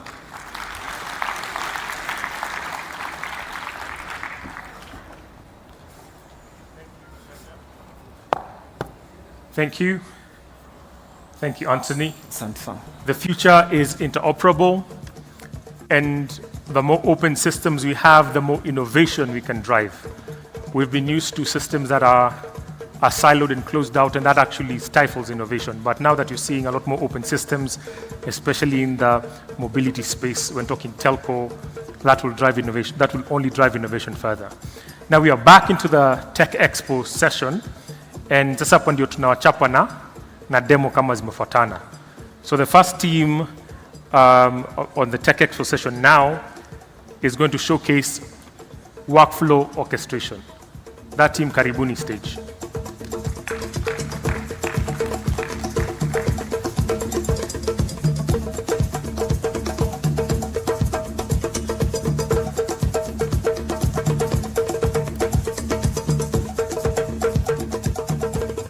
Good afternoon. Good afternoon, engineers. Thank you. It's a great day to be here. I'm happy to see everyone. For those who don't know me, my name is David Kamau. And for those who know me, my name is still David. Okay. I'm passionate about digital transformation as well as process automation to give back to business efficiency and to drive productivity. I'm Emmanuel, software engineer at Safaricom. My passion revolves around automation, and that's me, in a nutshell. Afternoon, everyone. My name is Alex. I'm Alex Kago. I'm also a software engineer. And like my colleagues, my passion is around digitization and automation. And for the demo today, we're going to show you how we are decoding workflows at Safaricom. So for the first part of this demo, I'll let David take charge. Then we'll go to the technical bit of the demo. Welcome. Thank you, Alex. So workflows, what are workflows? So we interact with workflows almost on a daily basis. And even today, I believe that some of us who are coming to this awesome event, we interacted with our workflow. If you requested an online taxi getting here, you probably interacted with our workflow. So as you're requesting for the taxi, there's a number of steps you were able to perform. So you put your destination, and you got a calculation for your fare, right? Then from there, the driver arrived, and you also started the journey, and as soon as you ended the journey, you paid the driver, and you're also able to rate the driver. That's a good example of our workflow. Another scenario is, I think we all love pizza. As you're ordering pizza through your favorite app, once you finish adding the toppings and maybe adding your soda, hitting the submit button, something interesting happens. So the order is received, then you'll probably see the order moving to the kitchen. After the kitchen, you see the order, you probably notified the order is ready for delivery. And then you can as well track as the order is getting to you, maybe through a rider until it gets to your home, and then you're able to complete the payment. So that's another example of a workflow. So within our organizations, we have similar workflows, or even the projects you're working on, we have such workflows. And at Safaricom, we indeed have workflows, and for us, they are mission-critical workflows, and they also come in volumes, right? So to be able to orchestrate these workflows, we build an internal workflow engine called BPM. So we are in the process of retiring a legacy BPM into our new BPM that we are calling Mocha BPM. Why Mocha? We love coffee. So something else that we also love is open source. So under the hood of our workflow engine, we are leveraging a new technology that we'll see called Temporal IO. So this is a technology that is helping us to build resilient workflows and also workflows that are able to scale. So we are also able to look at workflows right from code. We have traditional BPM solutions that use DSL models to probably do your workflows, but for us, what works best is looking at the workflow right from the code. You can use this technology using your favorite languages such as Java, Go, PHP, yeah. So I'll give a good example where we've seen this working for us. We are powering the enterprise business team or supporting that team to deliver enterprise solutions for our customer. So to be specific, fiber for the business. So once we receive an order for installation for an enterprise customer, we have our internal staff from the test team that receive that order. They review that order and dispatch a field engineer to do the installation. So once the field engineer is on site, a couple of things happen. We need to talk to network devices that are the customer premise to probably provision an IP. So during that stage, anything can happen when you are communicating to network devices. So this framework is allowing us to build as if failure does not exist. And we'll see how through the demo. So that's an example of how we are using this technology to power internal solutions. So we are not the only technology company using this. We have Stripe also using it, Uber using it as Cadence. We have Snap also using it, and other various companies using it. So the benefits we are realizing from this is we are able to build scalable workflows and solutions as well. And we are also able to build with agility. So our developers are able to move at a faster rate while they are building because we are looking at the workflows as code. So just a journey of how we started or how you need to do this, just choose your favorite language. For us, it was Java. And then you'll also need to set up probably the server. We deployed the temporal server on our, we deployed the temporal server on our internal clusters so that it scales. Then we are also able to provision the database layer for persistence. You also need to persist data that is coming from or the state of your workflows on storage. And then finally, we also implemented monitoring and observability. So we are going to see a demo of how you can also get started with building resilient workflows. And I believe it's something that you can also use on your next project or when you go back to your organization. Thank you. Alex? Thank you. So do we have developers in the house? Lucky for you, we have a project. It's open source. It's about a pain point we've been having in our hospitals where we get to the hospital, but it takes long for you to be attended to. It's a sample workflow that you can use. It's open source. You can go straight to GitHub after this, download it, and just practice what you've been told. So it's about a patient onboarding workflow where the patient enters their key information. Then based on the location, we assign a hospital to the patient. Then we assign a doctor based on that condition. Then after that, notify the patient. The application comprises of 3 main components. One, we have a UI. It's a simple demo UI. This is where the patient keys in their personal information. Then we have a backend service that does the assignment of hospitals, does the assignment of doctors, and notifies the patient on the appointment and the exact time they should see a doctor.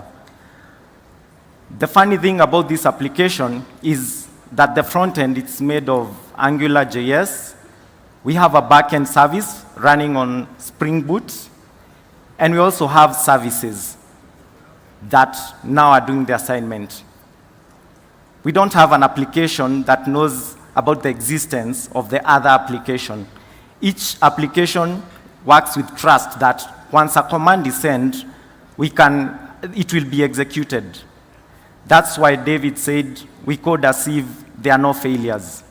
What orchestrates all that is what we call temporal. So this is the UI that comes with temporal. You don't have to create it. Once you install temporal, out of the box you get a UI. It has different modules. One is the namespace. Like I have default workforce, you can have many namespaces. Basically, you want to split concerns.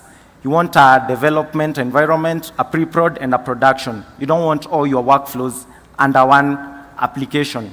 We have schedules. You can schedule different workers. By workers, I'll get to that. So, and have them run at different times during the day. Then we have now what we call workflows. You'll be able to see the workflow. So basically in temporal, you don't do the diagrams like you do in activity BPM, Kamunda, or JBPM. You just do the diagrams in code. So for this particular example, I'll do a happy path of what is expected. My patient here, I'll work with Ogoma, who is in Westlands, with a condition of asthma, their email address, their phone number,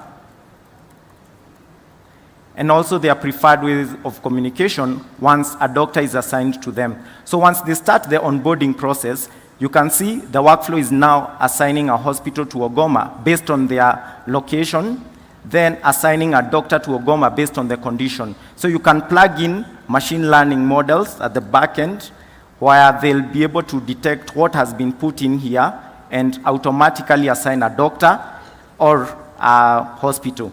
In our case here, we've onboarded Ogoma at KNH simply because we put Nairobi and also Dr. Lisa, who specializes with asthma. If you go to our workflow here, if I refresh my workflow, let me go to that specific namespace, you'll see that I have one complete task. So this is the beauty of it. You are able to see all the steps that were taken by the application. Example, when we were assigning a patient, this is when the task execution started, and this is the parameter that we provided. We provided Westlands, and based on that, we had an output of Upper Hill Medical Center, because that was the closest hospital that had been mapped by our endpoint. Then we see when the activity was started and when it ended. So with this, it eliminates the issues we normally have with QAs. I believe developers have issues with QAs and also clients, users. A developer says that it's working on my machine, but on the QA side, it's actually not working. And true to that, if the developer tests on their machine, it will work, but on the QA machine, it will not work. But with this particular application, you can easily pick the parameters that were keyed in and try to replicate the scenario. So this is also the second part where we assigned a doctor, again based on what was scheduled. This was asthma and this is it. So you get the hang of it. Then we have what we call workers. In my case, because I'm using my local development environment, I only have one worker. You can have multiple workers. That's why David said we have scalable workers. So you can have multiple workers based on your workload. The flows here, after starting this particular onboarding, they're assigning a patient. It's not the same worker that will take up this other task. So temporal orchestrates and gives distributes the work to the workers based on the availability. Then we have what we call queries. You can query at any point in time where the workflow is. If you really need to do, let's say, a debug, you can download that particular workflow as a JSON. Because of data privacy, see things like hospitals, the data is really private. So you can see it's encoded. You can download it and upload it on your machine and start to debug. So you don't need to tell the QE or the tester to replicate that scenario. You can just get this particular JSON from your end and upload it on your machine. So we talked about failures and coding as if they don't exist. So in this case, what I'll do, this is my app, and this is my service. I'll turn off the service. What do you think will happen if an application tries to call a service that doesn't exist? Anyone? I hear 404. 500, no. Anyway, yeah, you expect errors. So in this particular point in time, let me just start onboarding and save. Then you'll see what we mean by self-healing workflows. As I do that, Ogoma will explain to you what self-healing workflows are. So during a workflow execution, anything could go wrong. We could have our DB down. A service that our workflow activity is calling could be down. Or there could be a problem with the data that we are saving in our DB. Maybe a mismatch in data types, that is between the DB and what we have in our application. So in such scenarios, if you are doing a typical CRUD operation, most probably you'll get some error. But here, we'll continue retrying a number of times. This is configurable in the workflow engine, or even indefinitely, or even within a period of some time. So all those are possibilities. And when we are doing this, when the service comes back, the workflow will peak and the execution will continue seamlessly without any failure. So that's it. Yeah, so as you've seen, the patient has no idea that the service is actually down. You don't want to show, the patient is already sick. You don't have to give them information that your systems are also sick. So the patient has been told that the onboarding is in progress, but if you look at the back end of the application, you'll see that it keeps on retrying. So this is one of the mechanisms you can use for your self-healing workflows. To prevent that, there'll be an alert, because the support team will see that on this particular workflow, it's still running, but we are not able to assign to a hospital because of this reason. The connection has refused. So they can go back here and start this particular application before compensation kicks in.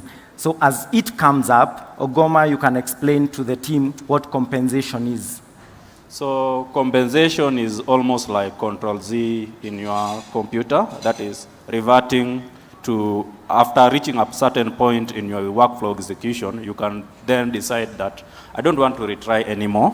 I want to get back to where I was before. So that is compensation. So in the patient application that we have here, imagine you had reached at the point of assigning a doctor, and at that particular point, there is no doctor to assign a patient. What the application will do is to, let's say, throw an exemption, and when it throws that exemption, if maybe the patient had paid, we need to refund the patient, and most probably if maybe there is an hospital we know that can handle that condition, we can refer the patient to that hospital. So that's compensation. It's just reverting back whatever you had done previously. So that's basically it. So if time allows, I think Alex can do the compensation bit. I think our time's up, but as you've seen, the workflow has self-healed and the patient has been onboarded, and we've notified Alex that Estanjeri will be your doctor at KNH Hospital. And that is how, guys, we are developing workflows as if failures don't exist. We don't have to worry about edge cases, and I think that's one superpower that this particular type of workflows brings to developers. So back to you, David. Thanks, Alex. I hope we've learned something. You've seen how we are orchestrating our long-running processes, and I hope it's technology you can also pick and start using. So that's all we had. Thank you.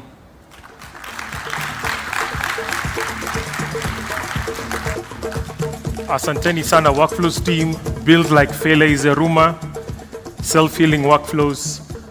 I hope you're picking up those pointers. Moving swiftly on, I'd like to invite the team from Oracle to showcase their demo. Oracle team.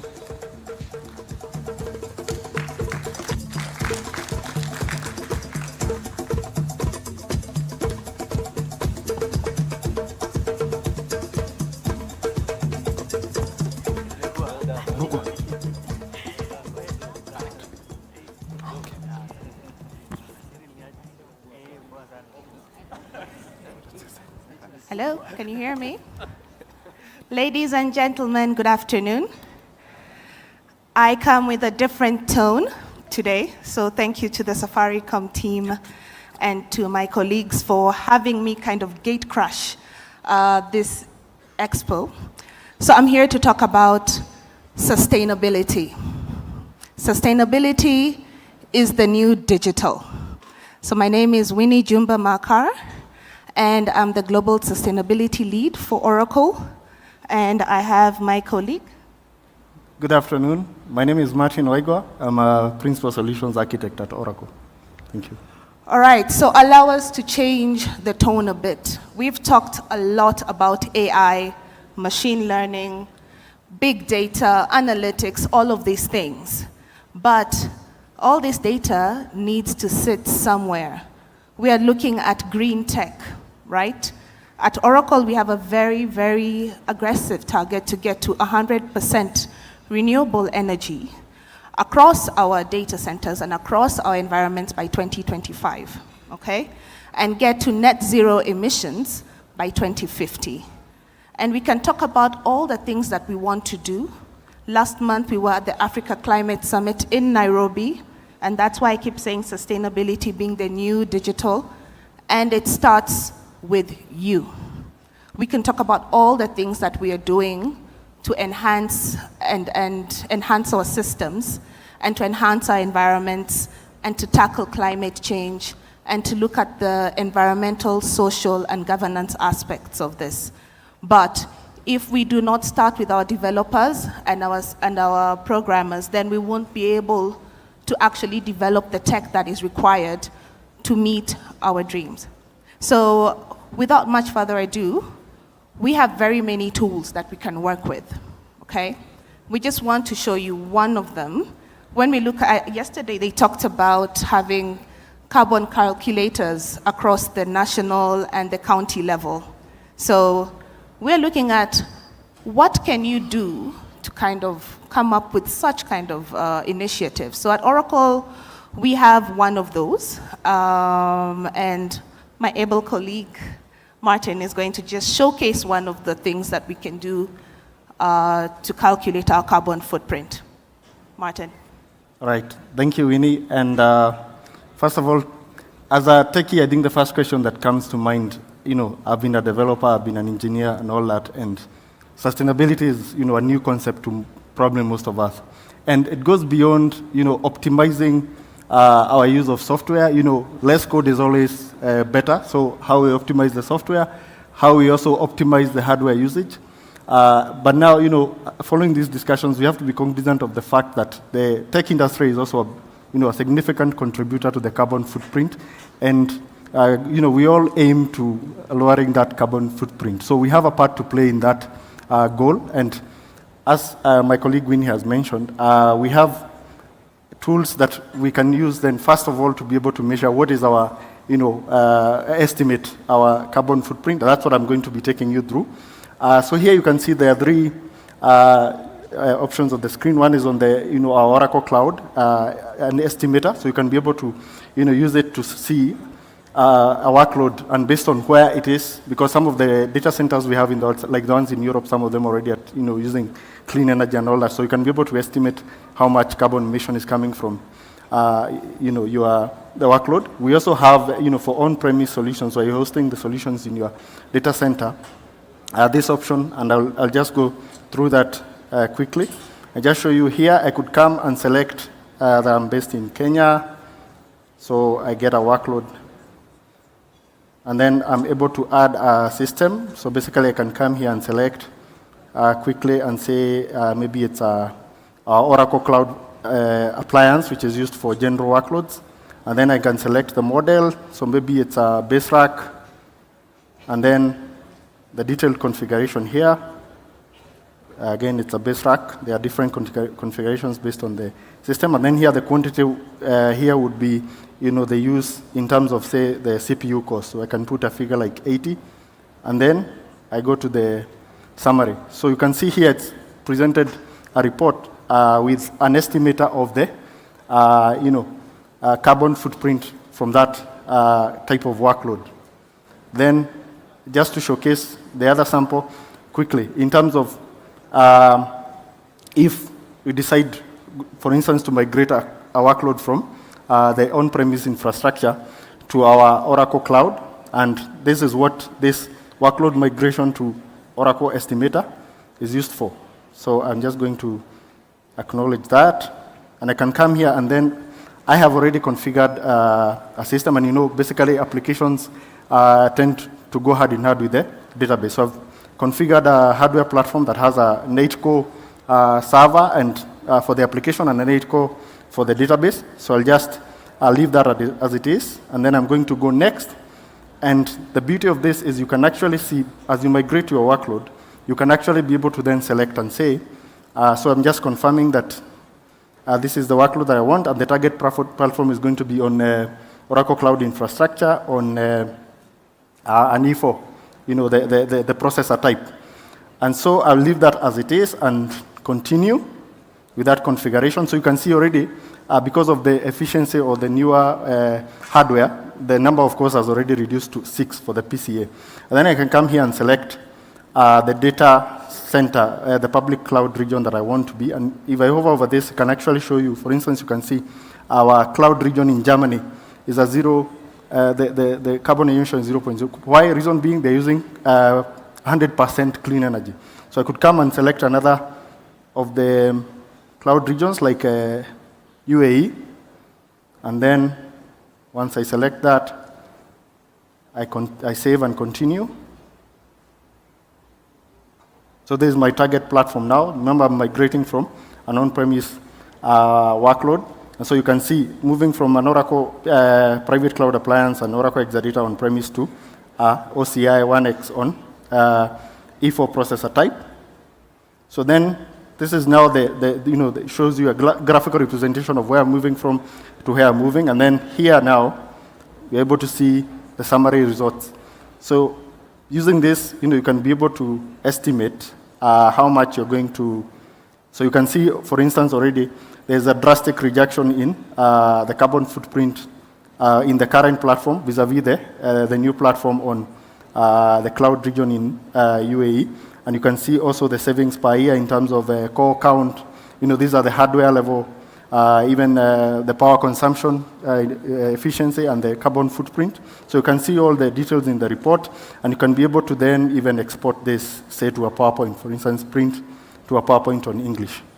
Yeah, so I think we probably have something else to add to this, but from my end, I think the message is, as the tech community, as developers, as engineers, we do have a role to play, and we have such tools that can be able to help us to know what is our, estimate our carbon footprint, and how we can become more efficient so that we all work together collectively to the goal of eliminating, these carbon emissions. Thank you. All right, thank you, Martin.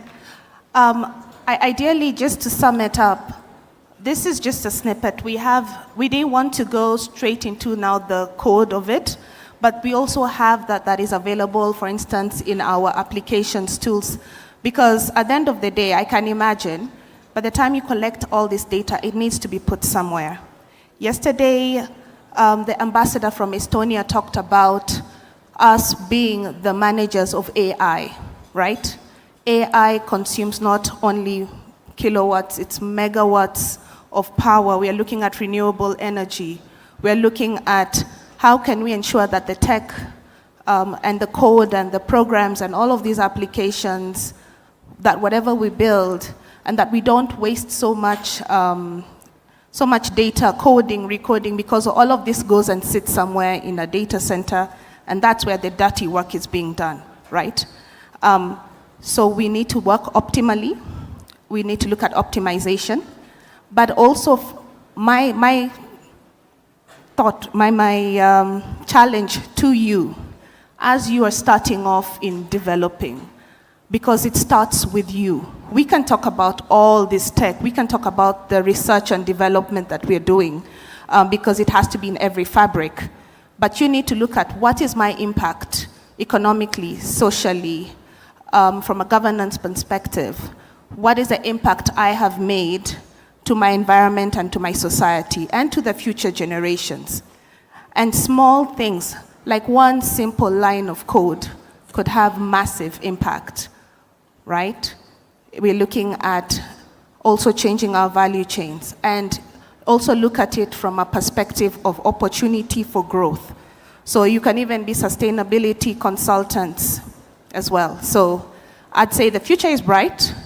Think about this. We are right there. There are more demos that we can do. And if you are willing to talk about sustainability, especially tech sustainability, something that is near and dear to my heart, please come and find us. But I hope this is kind of a thought process that we can start with. Let's keep talking. Let's keep pushing the narrative. Let's think sustainably as we work with tech and use tech for good. Thank you.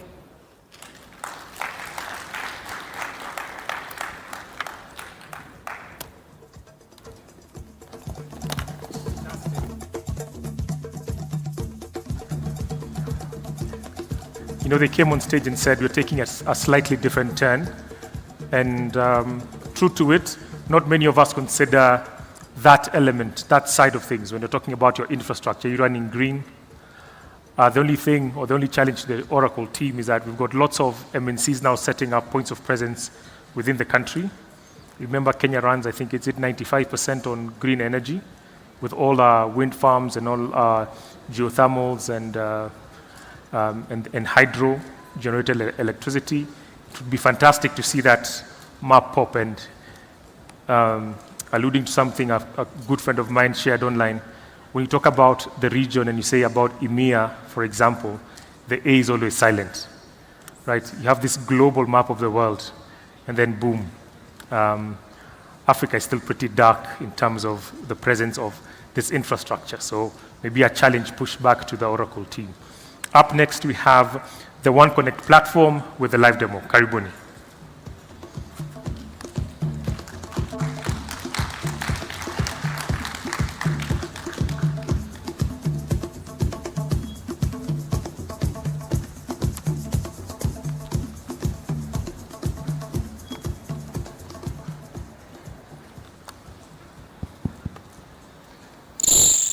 Good afternoon, everyone.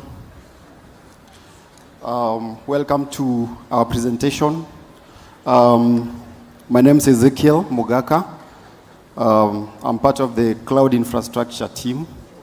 I'll let my colleagues to introduce themselves. Hi, everyone. My name is Victor Shamala. I'm a cloud platform engineer at Safaricom. Hello.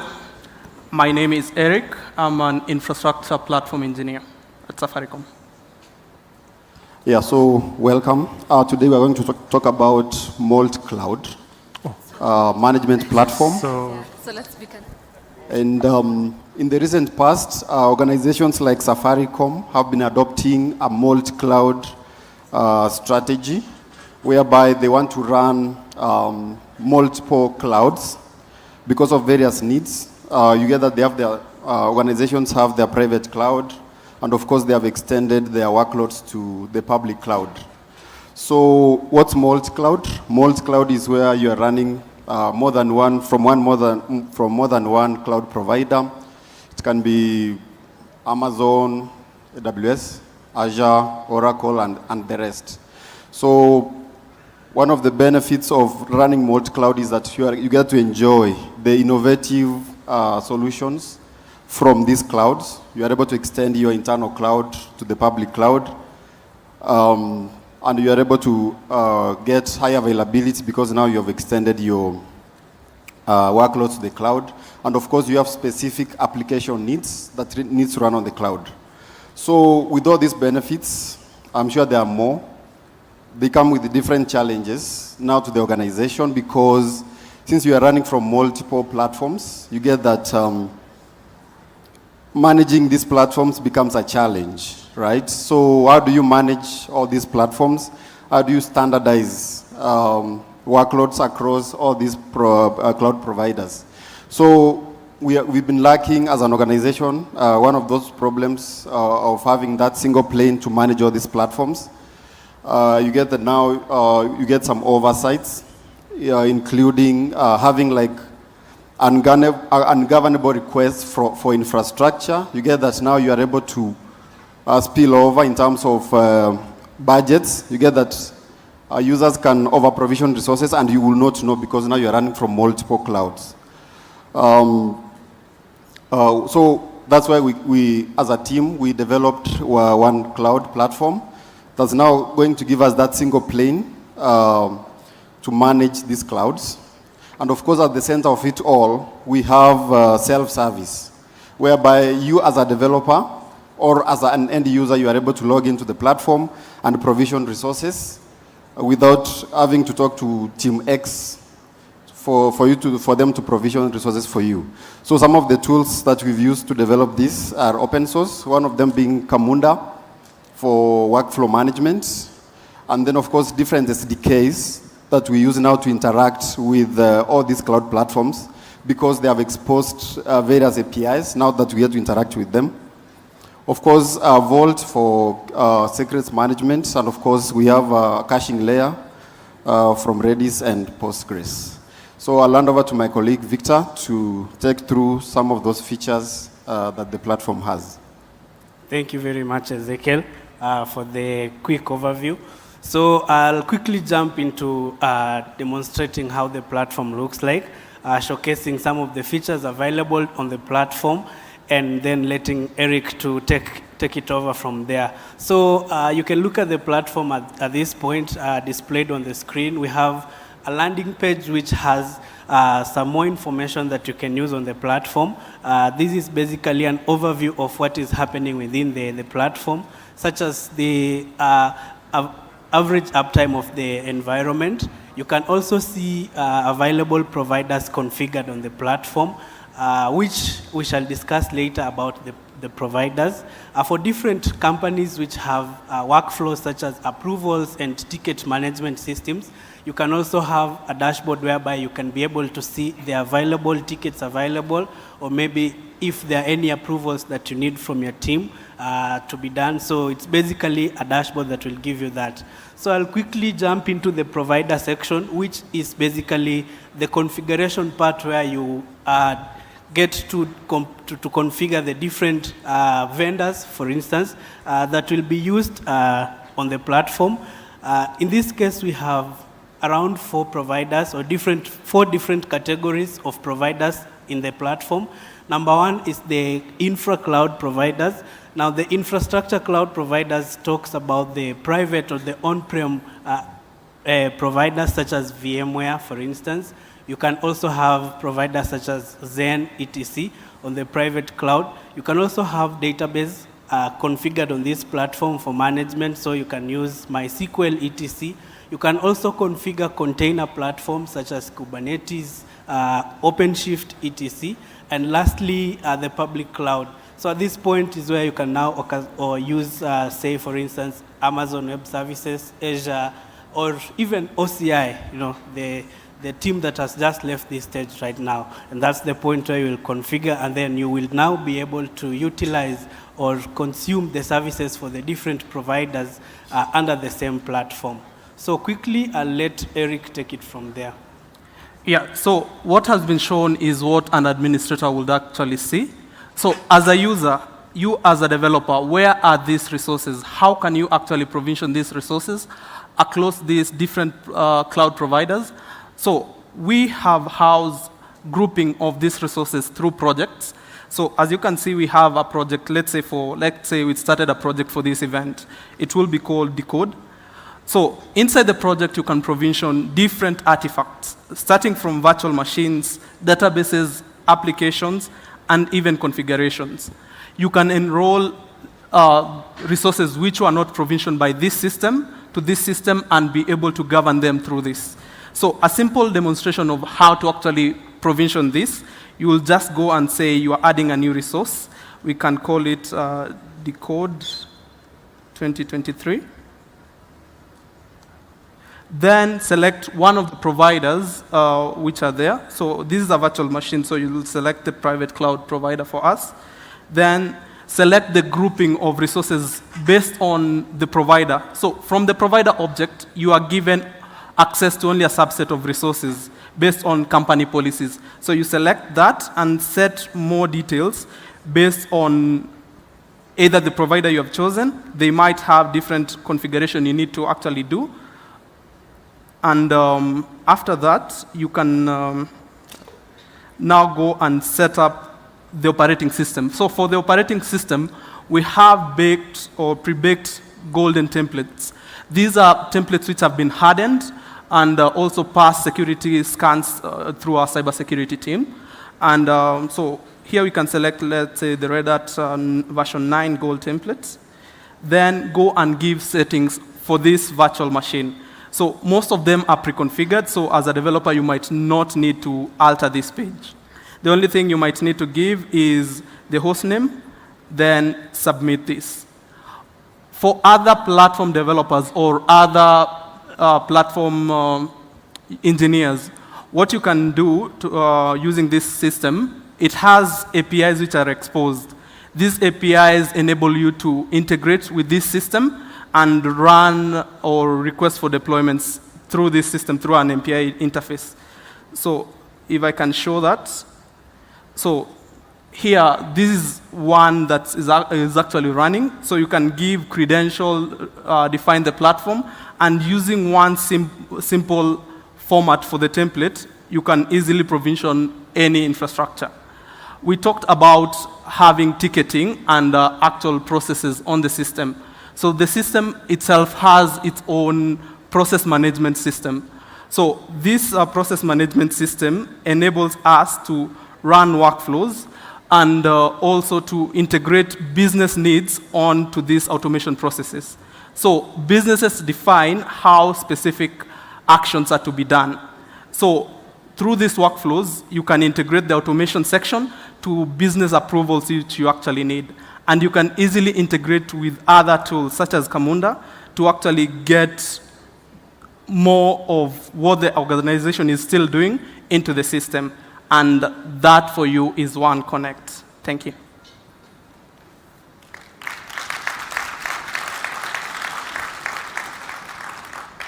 Yeah, thank you, Eric. Yeah, so that's what we've been working on. And of course, we'll integrate more providers as we move forward. Thank you.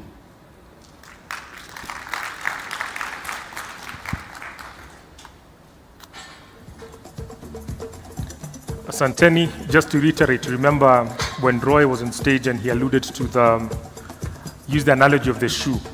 Now we're talking about multi-cloud.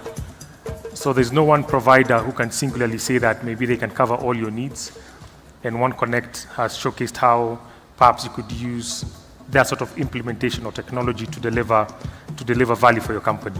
Now, wrapping up for us, our Tech Expo session is Automated Sales Installation App from the Digital Services team. Karibuni.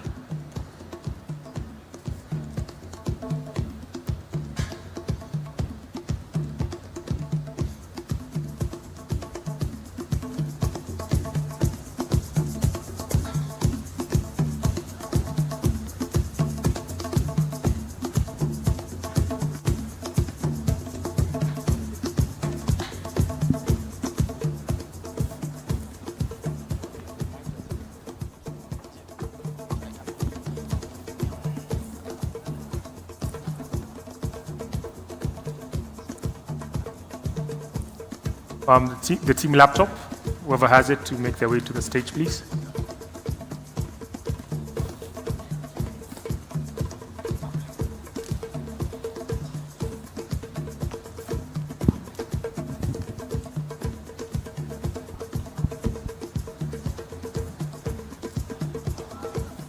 The holder of the team laptop.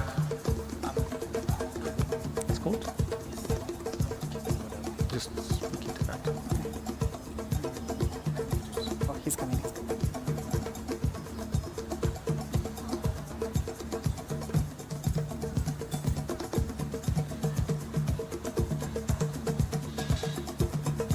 Patikana, karibu.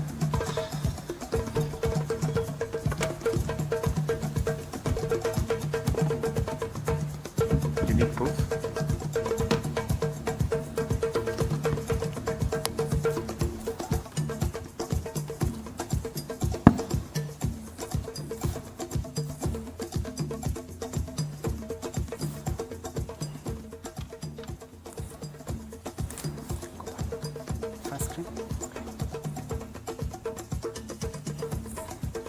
Good afternoon. Good afternoon.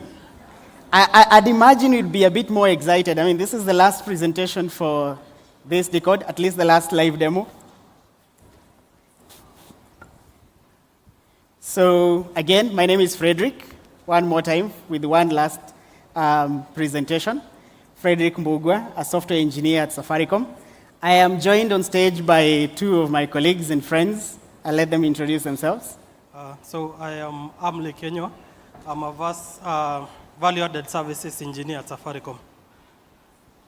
Okay. Hello. My name is Kennedy Wainina. My passion, my drive is to deliver software system. Not only deliver, but deliver quality services. So, pleasure to have you this afternoon. So back to Freddie. Thank you, thank you. So today I want us to talk about a solution I am particularly passionate about, and this is home solutions. Home solutions is basically home fiber. Now I know a couple of us either already use home fiber, or if we don't, we will be using home fiber soon, especially after you see how it works and how the process works behind the scenes. So why we are presenting this, what we hope to achieve, is let you in on the inner workings of home fiber. From the moment you ask for home fiber connectivity to your house, or maybe business fiber connectivity to your business, or maybe any of our wireless solutions, 4G for home, or 4G for business, or even 5G, which is the newest guy in the market right now, right? So we let you know how it works as a complete solution, since it is one robust system, which we will take you through very quickly. I know we all remember a time when we used to go to a cyber cafe, to browse. Remember the days? The days you'd go to a cyber cafe. I'm not talking about recent cyber cafes. Nowadays they're a bit modern. I'm talking about back in the days when you go to a cyber cafe and you are trying to load Facebook. Back then Facebook was a PHP page, so it loads HTML first, and then you have to wait for the JavaScript to come, and then the styling to come. Remember those days? That back then, when you would need to go to a cyber cafe for you to get connected. But times have evolved. Times have changed. We are now in a different time where if you want to get connected to internet, or you want to have internet at the comfort of your house, what would you do? Typically, for me, and I know for most users, you would go to Google and type in a Google search, Safaricom Home Fiber, or Home Fiber, or Internet for my business. Or maybe you have a cyber cafe today and you want it to get connected, you would probably type in something like, how can I get my cyber cafe connected? And what happens when you type that? Most likely you're going to get Safaricom at the top there as one of the resorts, maybe it is not the top resort. And when you click on that, the first thing that comes to your screen is, of course, the Google results. When you click, it brings you to our website, and that leads to the system that you're seeing right now on the screen. So how do we make this request get fulfilled? How do we deliver it to your house? First thing, we'll ask for your information, location information. Tell us a bit about where you live. So of course, start with where is your area, where is your town? Is it Nairobi? Is it somewhere specific in Nairobi? So for now, we are going to do a demo with a sample customer, and a customer that we're going to use Kennedy and Kennedy's details. Say we want to get him connected. So the first thing is, tell us where you live. Second thing, give us a bit more information about yourself, starting with what is your name, how can we contact you, and when would you prefer for us to get to contact you. So that's how it starts. And then these requests usually go back to a team that sits and is always active waiting for requests like this and calls you at the time that you prefer to get called. So this is the application. It's public. It's what you will get right now if you go to the Safaricom website and go to it. So what really happens behind the scenes? What happens after that? So as a team, as Safaricom home team, internally, we have developed a solution that we call the converged sales portal. That's why, no wonder the title for this presentation. The platform takes away all the abstraction behind the very complex technologies that lie behind getting connected to internet, that the person that is calling you on that phone is able to fulfill that request within the shortest time possible and in the simplest process possible. And that is the process that we have here. So of course, we get your location information, we get your KYC information, and we get your, KYC is know your customer, and we get your product information. Now, talking technology, this is sensitive information. I know we all agree. It means we know where you live, we know your information, we know everything about you, basically. So, of course, as a technology solution, it's also a solution that is meant to encrypt this information, both on transit and at rest. Then we collect that, and we go on to the next platform. Now, of course, we use partners, and some of them are represented here. I mean, I've interacted with a couple today. I'm looking at Huawei, Com21, and the likes. So we use our partners. Then our partners get this request. How do they get the request? They get to the next system. So we had our customer who was Kennedy, who gave us the information. So Kennedy, that request goes to a specific partner. The partner assigns an individual technician. This is the guy that is going to come to your house. For those that have gotten connected, will come with every equipment that is necessary to get you connected. And at the end of that process, you will need them to leave you with your fiber connection working. You will need them to leave you with a password, a username or an SSID and a password that you can use to log into your Wi-Fi and then get connected. So we have also built a different application for them, an Android application. Of course, since it is the dominant operating system in this case. The technician application is going to play a short video right now.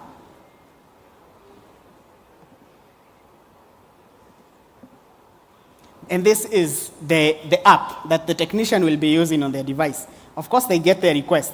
Just like you would have any other experience, say Uber experience or Uber. The driver gets the request on their device, and then they come to you to your location. We have a similar implementation where they get your information, your location, they come to you and get you connected. Of course, we have to leave you on, so it means we have to do the activation. The activation happens by scanning. I'm sure for those that know and have the router, you've seen a barcode at the end. So you scan that and you submit that request, and that goes and it is successful. How do we make this achieve? How have we achieved this? How does this work? So obviously it is a robust system, and this is how it works up to the point where you get connected and the technician leaves you. So one thing that we've implemented for this and for the people especially interested in web technologies is a federated GraphQL implementation or GraphQL federation, where we have all these systems that we've shown right now connected to one database, and they all consume this through GraphQL. So we have a federated GraphQL implementation that can serve all of them. Why that? Because then we can ensure that the data passing across the systems is passed in real time. Again, you might think, of course, when you get connected, in the future, you might run into issues, maybe a fiber cut, an incident of any kind. So we are also able to predict. I'm sure some of us may have received an SMS at some point telling you, we noticed your home fiber is down, we will send someone to come get you fixed. Or sometimes you've received an SMS that is giving you an offer. Then behind the scenes, for all this data, of course, we process it, and we even have a couple AI models that we have running on this. For anyone that is interested in AIs, things like XGBoost, things like CatBoost, which are basically regression and analysis algorithms that will be looking at this data and trying to think, what might happen next? Might we want to send you that offer, for example? Or again, looking at systems and alarms, do you have an issue? Might we want to send someone to come and get you sorted? But this is just how we get you onboarded. It goes on. And let's invite my friend Kennedy here, an expert at how does it continue working for when it is in life, for the rest of the time that you'll be using our fiber. Hello. How many of you have home fiber, Safaricom home fiber, back at home? How many of you have tried to reset password or change Wi-Fi name? How many of you? How was the experience? I know it's not a good experience, especially for us short people. As if the technician came to your house and mounted the router high up the wall, it's not something that, I don't know how to put it. So anyway, so the team decided, I'll shorten my presentation because of time. So, yeah, it's okay. As you can see from my screen, yeah, so maybe Amli can pause a moment. So you can see as a team, we sat down and came up with an automated way of managing your router connection. So what happened is we created a device management tool. It's an internal tool. This tool interacts with the firmware and the low-level programming languages of our router hardware. So from this, we are able to abstract all those activities from our customers and expose APIs that are able to be consumed by our digital channel. One of the digital channel we are showing here is the mobile app, my Safaricom app. I know most of you are familiar with the app. So from here, you can be able to manage your change password, you can be able to change your Wi-Fi name. For slow speeds, you can be able to refresh your link now and from the comfort of your seat. You don't have to go the hectic way of doing it. Yeah, so that's one of the automations that we did. So we're going to move on to the other interesting feature. So some time back, our country faced some cybersecurity threats. I know most of you are familiar with this. I know most of you are techies. So, and how can we protect our customers from this? So one of the products that we came up with, this is not a new product actually, it's a product that has been existing for quite some time, but we found it good to go through it in this Decode 2. So this is it's called SecureNet. So a moment.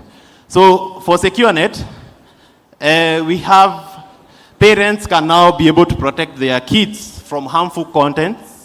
Yeah, internet, you know, all of you know internet has bad side, good side. So parents can be able to control what their kids are able to view, what the kids are able to consume. So that's what we are presenting here. So under my Safaricom app, if you are a silver, gold, and diamond customer, that means that is the 20 Mbps, 40 Mbps, 100 Mbps, you can get SecureNet for free. For bronze customer, that is 10.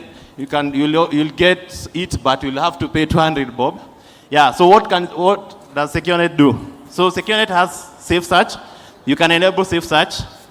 For that, you can block inappropriate or harmful keywords in any search engine.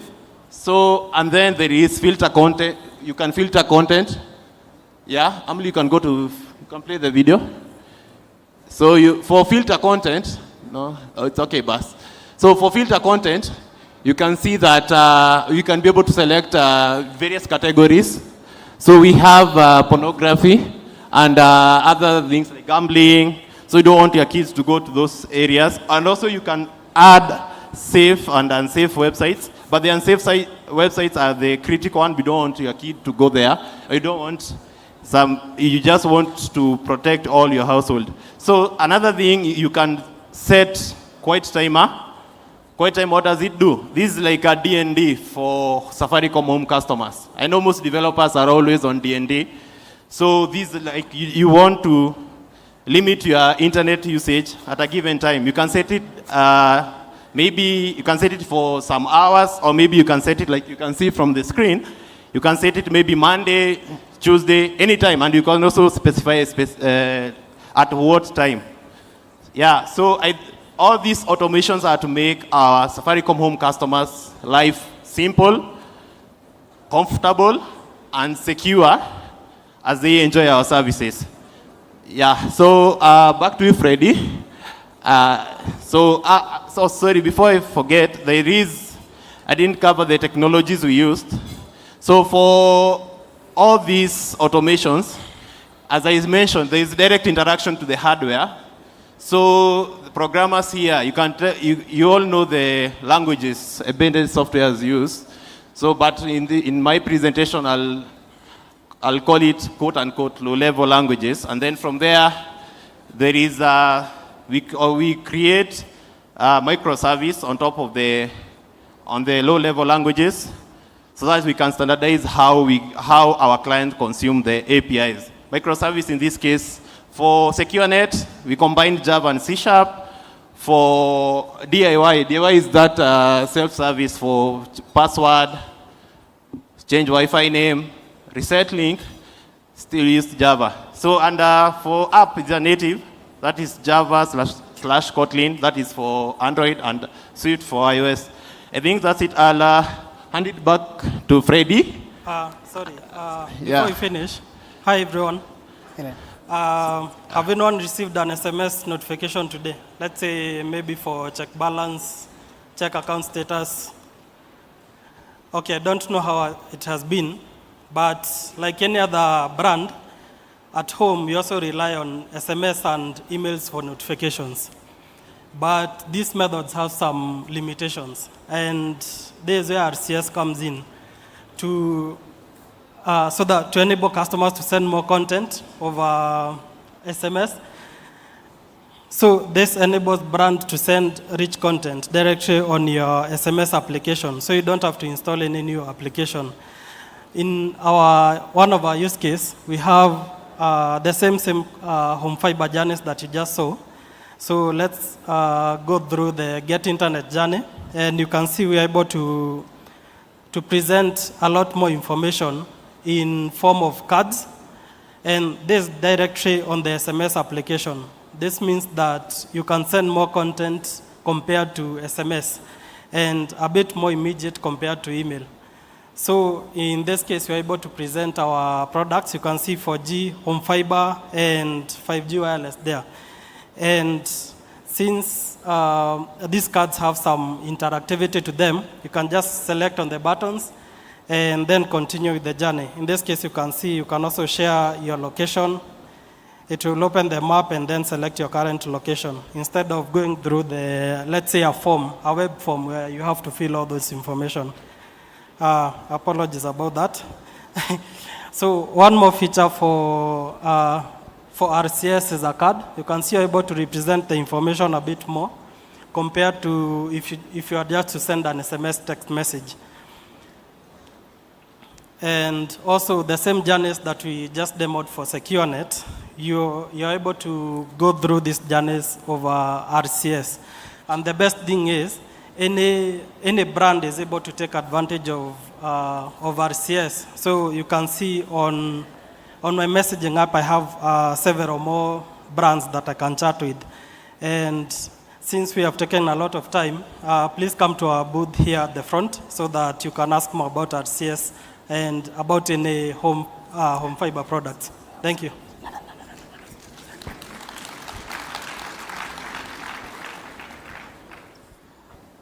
All right, thank you guys. That's been your time. As Amli has just shown, we are hoping that you can soon be able to chat with us, of course on SMS. But in the meantime, you can chat with us on Zuri. And next time, you can ask Zuri to help you change your Wi-Fi password or name. And you might want to do that before you ask Zuri if she's single, you know? So nobody else can sniff on your conversation. Thank you guys, that's been our time.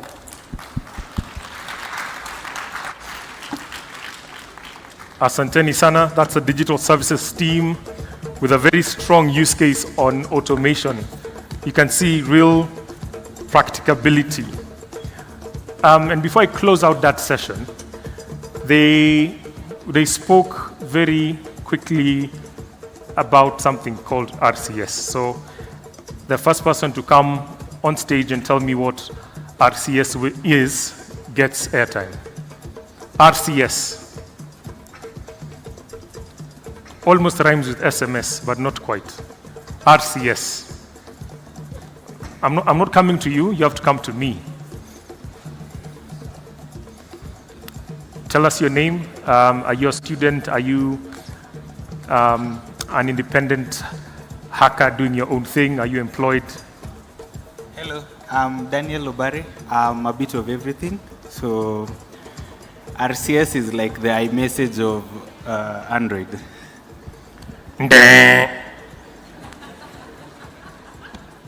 RCS, someone? I've got 500 bob of airtime. Oh, hey, look. I tell you, money. Tell us a bit about yourself. Hi, guys. I am Egesa, a student from Daystar University, passionate about machine learning, building machine learning applications. Well, they haven't explicitly said what RCS is, so I'm going off instinct. RCS is a messaging tool that helps other brands to deliver. RCS, it's 3 letters. 3 letters. They mean something. The same way SMS means send me something. Right? RCS, my name is John Dindo. I'm a VAS engineer. So He's a VAS engineer. RCS is Rich Communication Service. Here you go. VAS engineer has to know Rich Communication Service. It would be fantastic if you actually checked out the demo. You know, here's the thing. If you're into building any sort of custom experience, you probably want to build on bots. So you're either doing Telegram. In a market like Kenya, you'll say, oh, Telegram doesn't have critical mass. Our good friends at Meta decided to change the pricing for WhatsApp, breaking very many business models.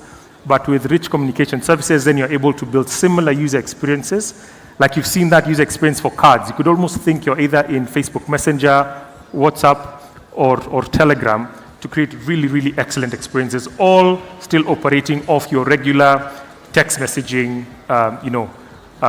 You don't have to install anything new. It just comes like that out of the box. So help me appreciate all the teams that have demoed today.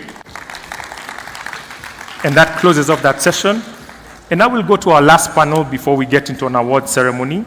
And for this one, I'd like to invite on stage Ezra Chibole, who's going to invite his panel, and we're going to explore democratizing the cloud, enabling accessibility and flexibility for all business skills.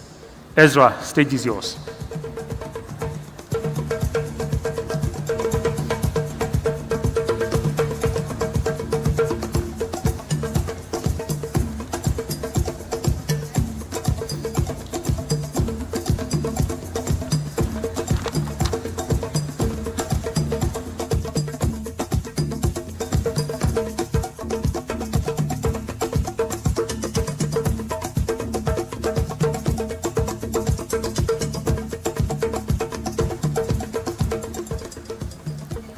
Hello. Afternoon, everyone. Are we energetic? I was supposed to start with a stunt at the back, but they switched off on my mic a bit late. Thank you. You are almost done with the day. And I just have a question for the guys in the crowd. So we've been speaking about this technology the entire day. The guys have been speaking about some awesome things they've done, but where does all this workload run from? Where does the workload run from? From where? You know, there's this joke about engineers when they're developing code. They say, it was working on my machine. Is that true?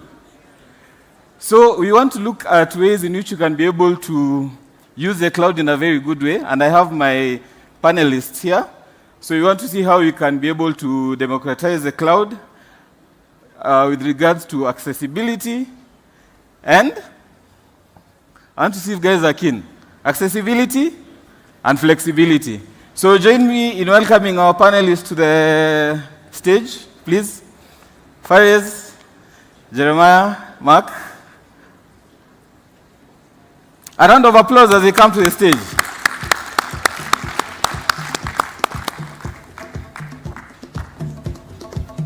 Karibu, gentlemen. No. Anyway, feel free. Yeah, sure.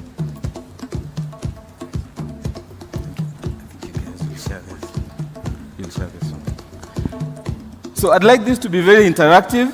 I have goodies to give away. So please be attentive. We have roaming mics going around. And as I interact with my panel, I'm going to ask you questions. So thank you, gentlemen. So probably I'll just start with a round of introduction. Let me start from my farthest left. They can tell us who they are and what they do. Thanks, Ezra. Good afternoon. My name is Jeremiah Chunge. I work at Etika Capital Limited, which is a fund manager licensed by the Capital Markets Authority. I'm in the technology, leading the technology team there.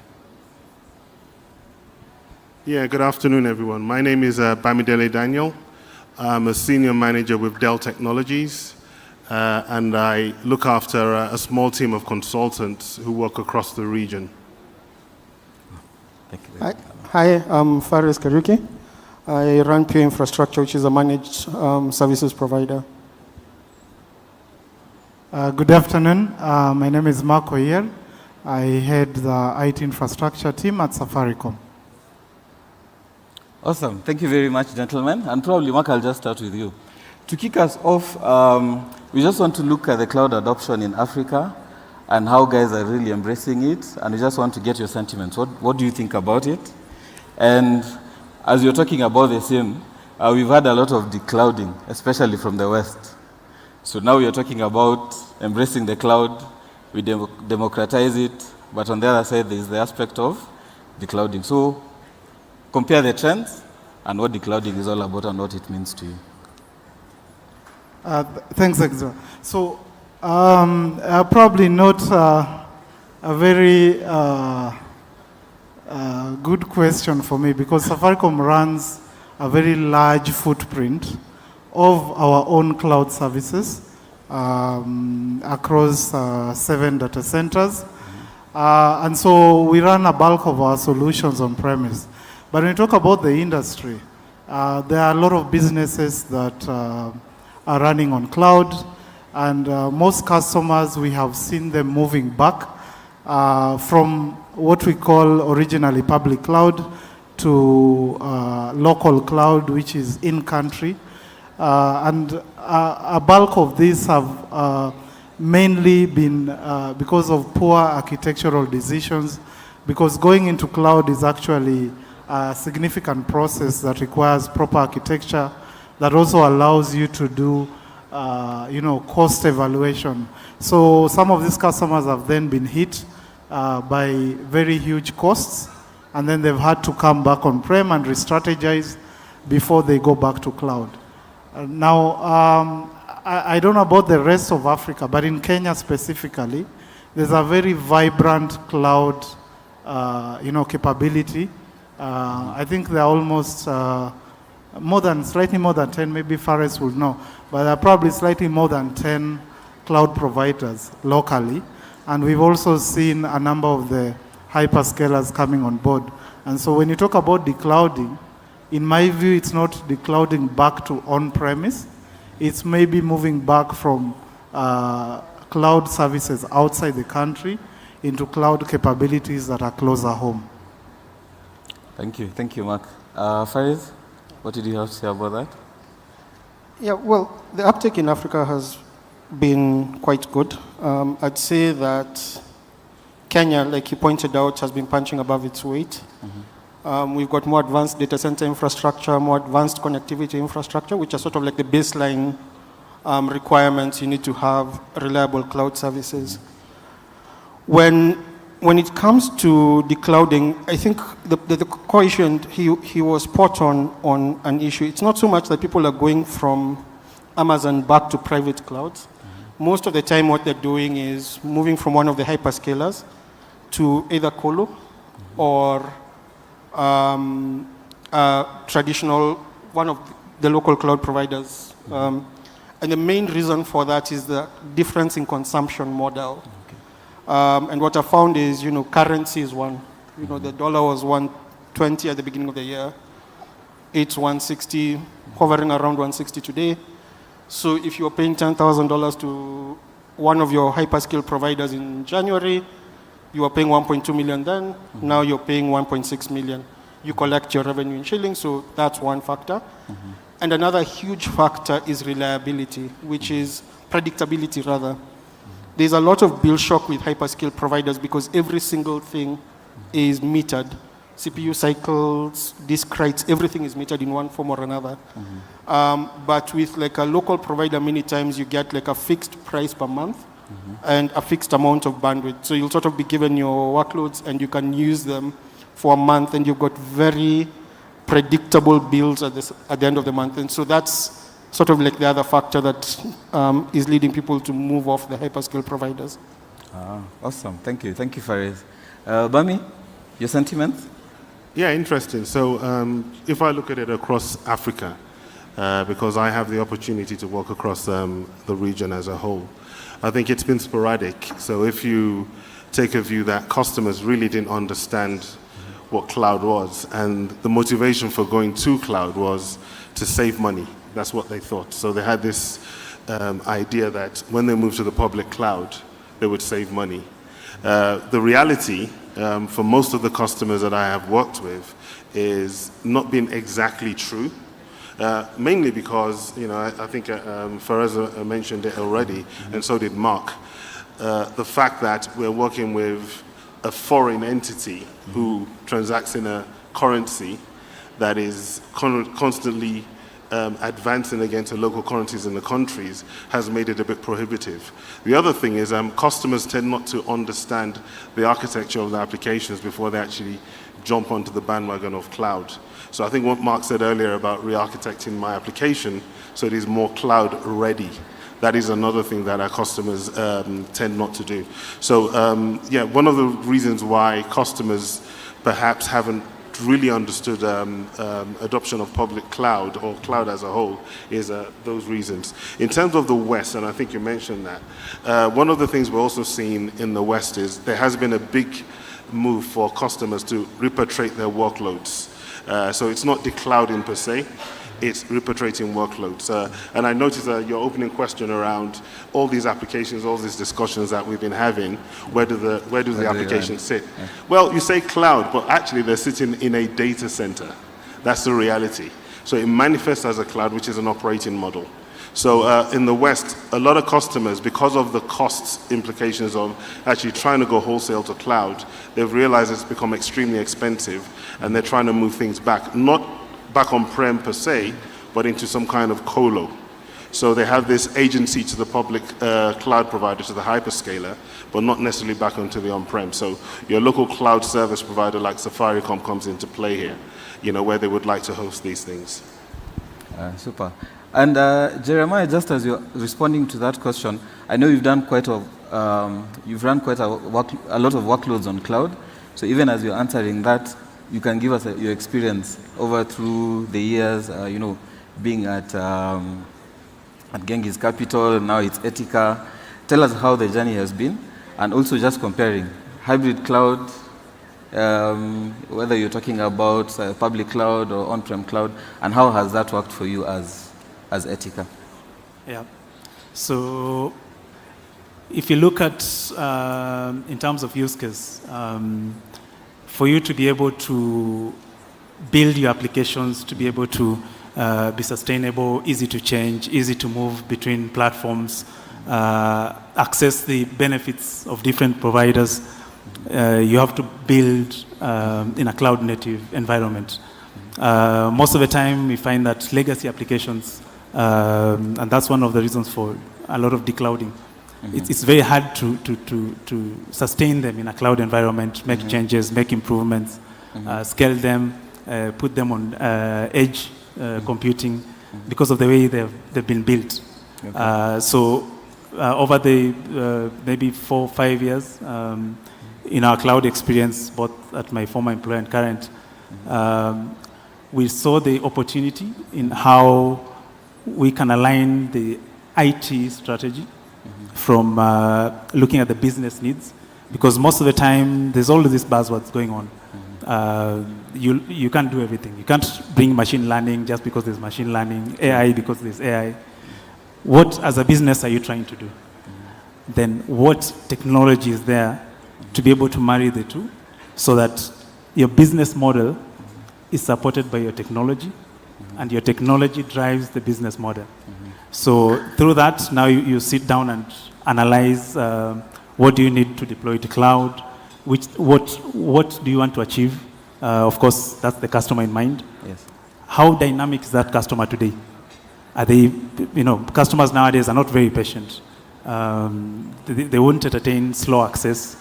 They won't entertain funny-looking user interface or experience. So how easily do you deploy such? A legacy system is very hard to do fancy UI deployments. Front-end engineers here will agree.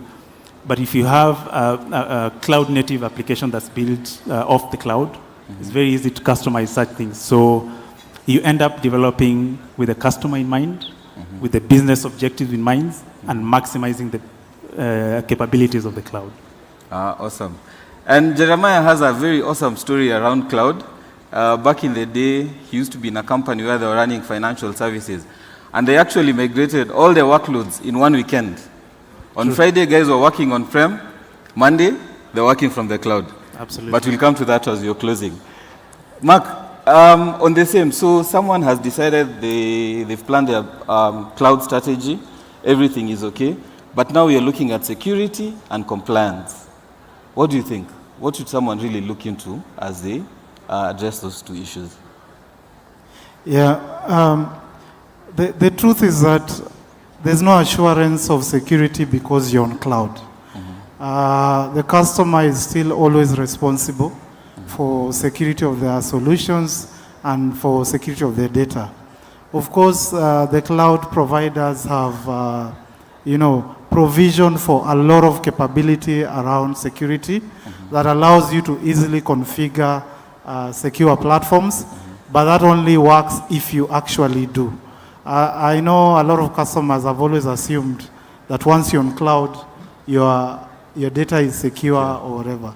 But moving your data to cloud does not take away the fact that you need to secure it. And then there's also a lot of compliance that has come with cloud. Locally here we have the Data Privacy Act, that created a lot of interference with customers who are trying to migrate some workloads into cloud, and they had to do a pause, and kind of reconsider what type of data you can move into cloud. And so it doesn't cut across all industries. There are some industries that are more highly regulated than others, like banking or insurance or even telcos. And so you'll find that the DPO office is a lot more concerned with those areas. But there are a lot of startups or fintechs that are actually running fully on cloud. Short of me saying in breach of that act, but it's because they have the leeway of doing that without a lot of scrutiny that most customers do have. Thank you, Mark. So security compliance, very key as you're doing your cloud strategy. So I'll move on to Faris. And if you don't know Faris and you're within this room, we call Faris the father of cloud. He can take you many years back from when he started working with cloud. So Faris, this question would be around, so many people have migrated their workloads to the hyperscalers, but there are still so many data centers being built in country. So why have workloads on the hyperscalers and also have data centers? Well, the thing is, in general, there's sort of like a repeated aphorism. There's sort of like three principles on where your data is located. Three principles that guide where your data is located. Laws of physics, laws of economics, laws of the land. So laws of physics, light moves through a cable, latency matters. So if you're doing something like M-Pesa, as an example, was moved back to Kenya, because for those of us who used M-Pesa till numbers way back, there was a moment of horror when you were not sure if the transaction had gone through because of the increased latency. So at some point, that transaction had to come back, because you'd always have this moment when you're paying at a till in a supermarket where you've paid, and then you just have to wait for the transaction to show up on your phone. So that's one of the things. Secondly, laws of economics. Like DigitalOcean has a VM at a certain price. Locally, it's at another. You choose the one that makes the most sense. Laws of the land, banks have to have certain data in Kenya. So those are the things that will guide. Now, the thing is, we are still too small a market for the hyperscalers to come in here in a meaningful way. So even the projects that have been announced, like the local zone, is not a fully fledged zone. And so initially, you sort of need to have the data center infrastructure as a catalyst. The global providers will look at the quality of the data centers and make a choice on whether they'll invest in their own or just co-locate. So in South Africa, they've largely co-located. In Kenya, they'll co-locate because the demand is not there for them to build them out. But once the data centers are there, now other people can come in and say, hey, I want to roll out my own cloud platform. So it's sort of like an ecosystem that allows for everyone to sort of have a bit. And the local players play a role: compliance, service, local billing, credit, which are very different from the hyperscale providers and the other people who still want to run their own infrastructure. So you'll go to the colo providers. So it's really just choices that match what every individual company's requirements are. Super. Thank you. Thank you very much, Faris. So Bami, I'll come to you. And especially since you deal with lots of markets within Africa, when you talk about cost, based on what Faris has said, all these elements put together, is cost really important when you're doing the cloud journey and democratizing the cloud? Absolutely. I happen to work for a vendor, right? So we sell technology. Yeah. And it's always a conversation around costs. You know, how much more do I have to spend on buying more capacity?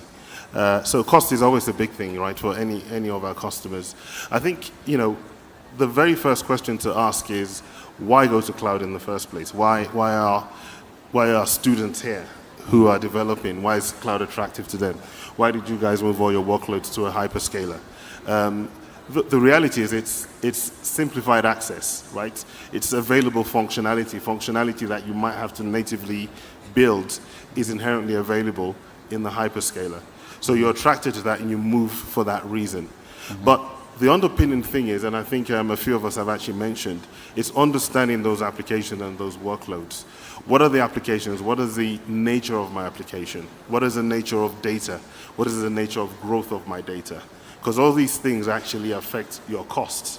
If you have an application that is going to grow significantly over a period of time, or in a short space of time, i.e. the velocity of growth, then it's going to cost you more over a shorter period of time. So you need to weigh that into your understanding of, hey, I'm going to move this to a public cloud provider. So that goes in also my cost analysis that needs to take place. We talk about operations in terms of DevOps. We talk about operations, and I think the guys, the one connect with the multi-cloud management is interesting. The one thing that a lot of customers miss out on is actually the financial operations, which is the FinOps element of it is something that, you know, most people don't consider. Now, as a student, it's easy when you have a student account with Azure or with AWS and you go and they give you $100 a month. I think that's what they give you.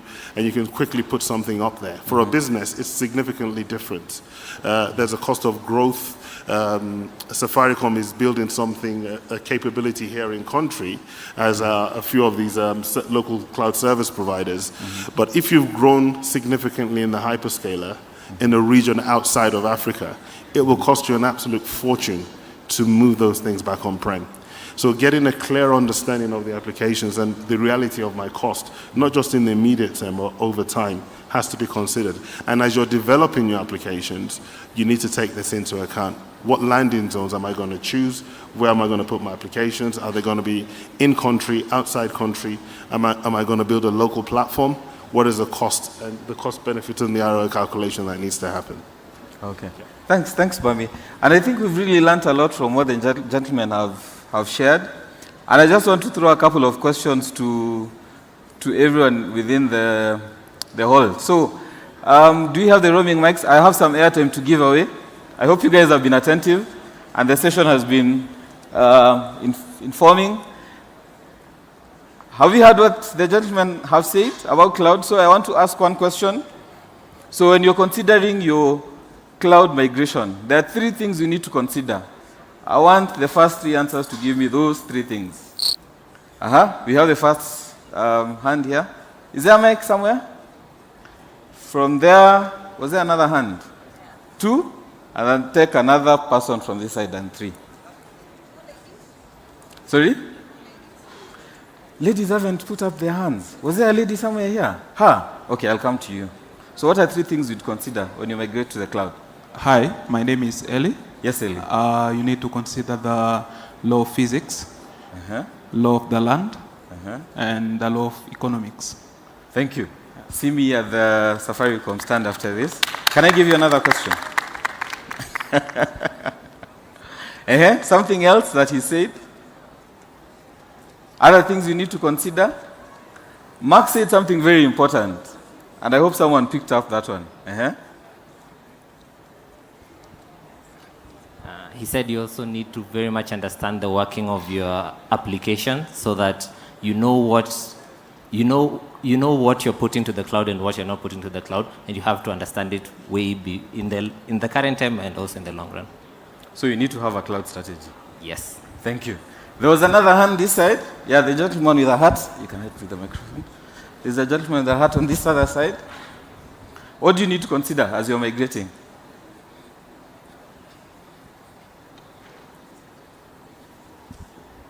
For cloud, you have to consider cost. For some time, the on-prem and the cloud cost are sometimes a bit different. So you have to look at how the strategy to move and what you can get from the cloud and from the on-prem, so that it can benefit your businesses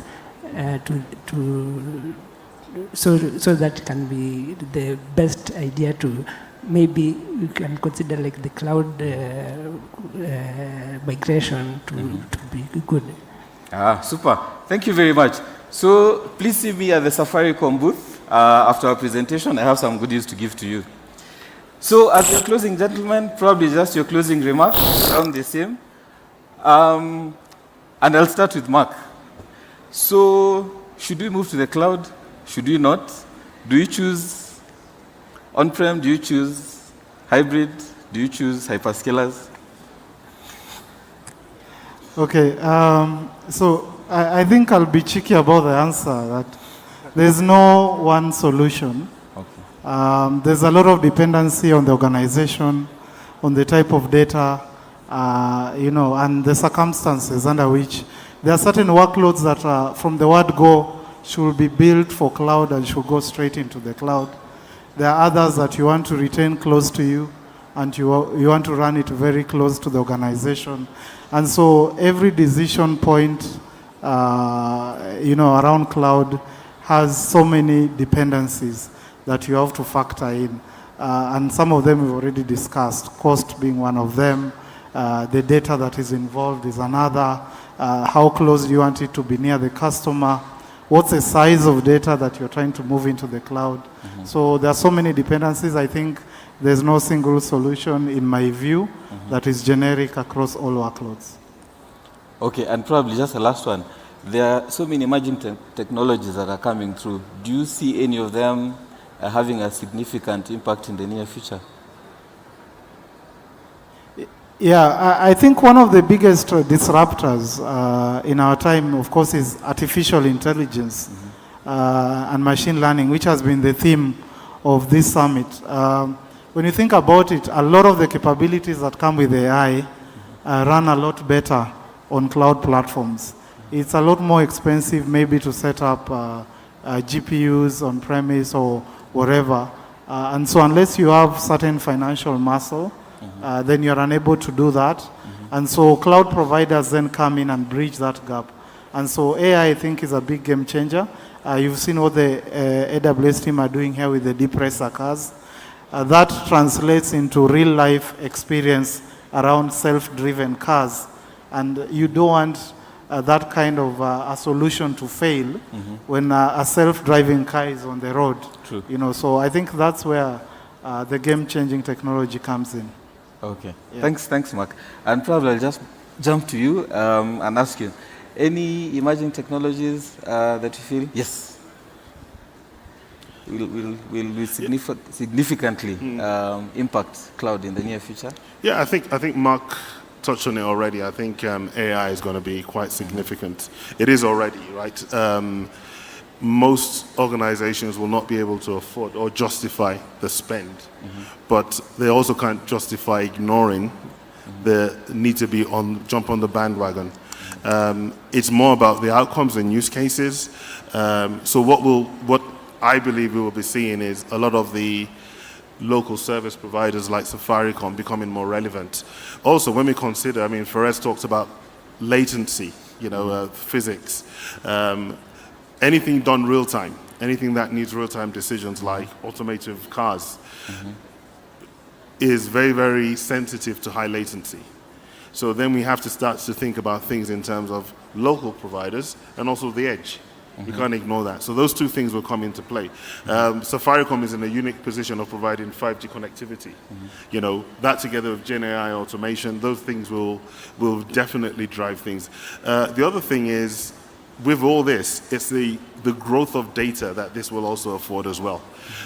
You're going to grow, I would say, exponentially, we're seeing exponential growth of data beyond what we can even imagine right now.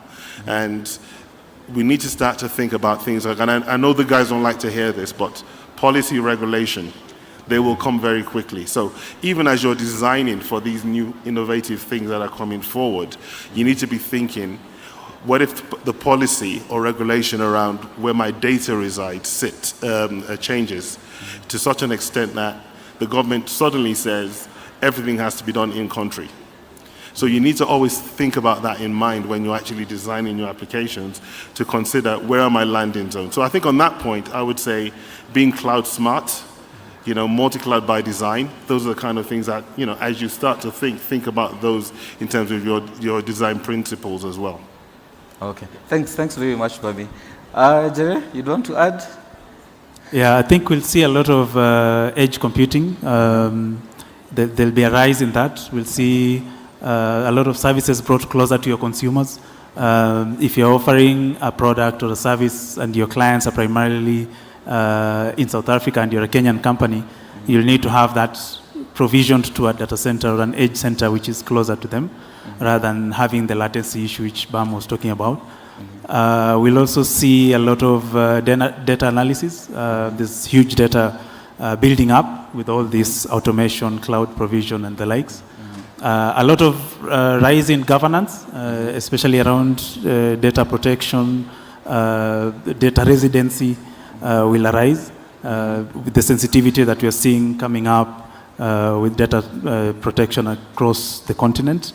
When you come to things like augmented reality, virtual reality, I'm seeing people driving behind there on the Oracle Experience Center for the Formula 1 cars.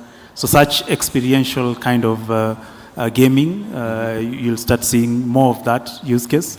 I think yesterday when Fozia was here on stage with the panel, she was talking about how the son likes gaming, and because of the requirement of the bandwidth, she had to keep increasing to a higher limit to be able to accommodate the sun.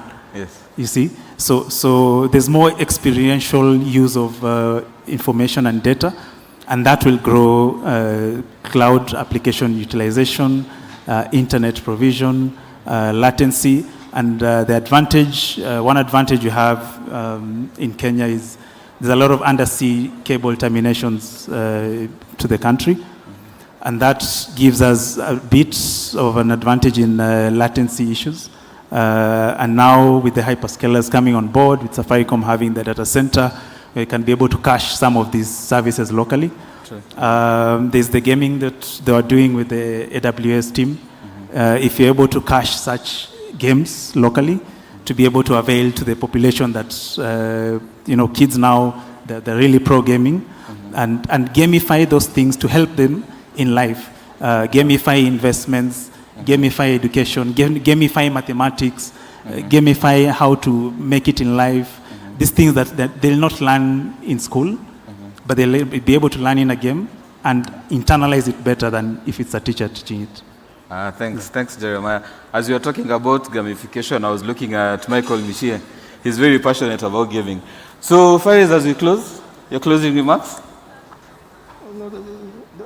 Basically, the world is exploding right before us, like in terms of technology. I know it's also literally exploding in other ways.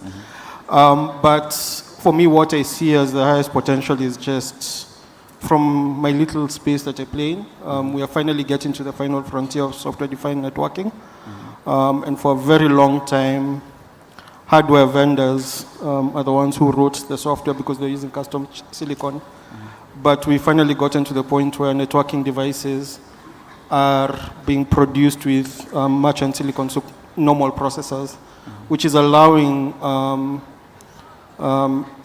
people the companies like Sonic, Arcus, that are now writing software that can work in any switch, any router, and can work in a container in the cloud. And so the possibilities from like a networking perspective are becoming quite promising, and the amount of things you can do with that, from 5G to connectivity, there are just quite a number of possibilities that it's opening up.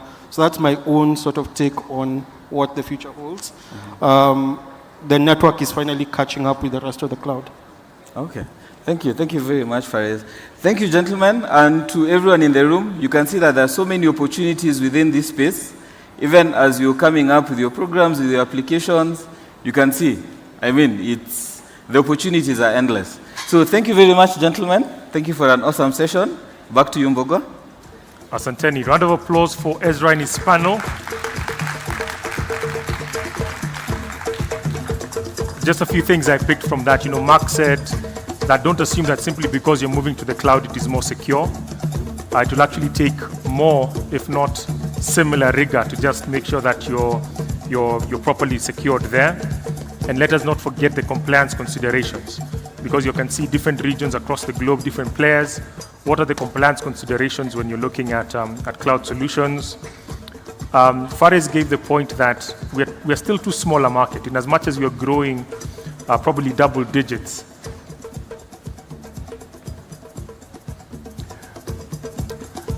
We actually we do not need to, in as much as we are growing by double digits, we actually still are pretty small in the larger context of things. And the last tidbit there was the laws that govern data management. We spoke about the economics of it. Cloud is someone else's computer. Someone umeweka kwa cloud, need to cloud your George. It's no longer your bare metal machine, someone else's machine.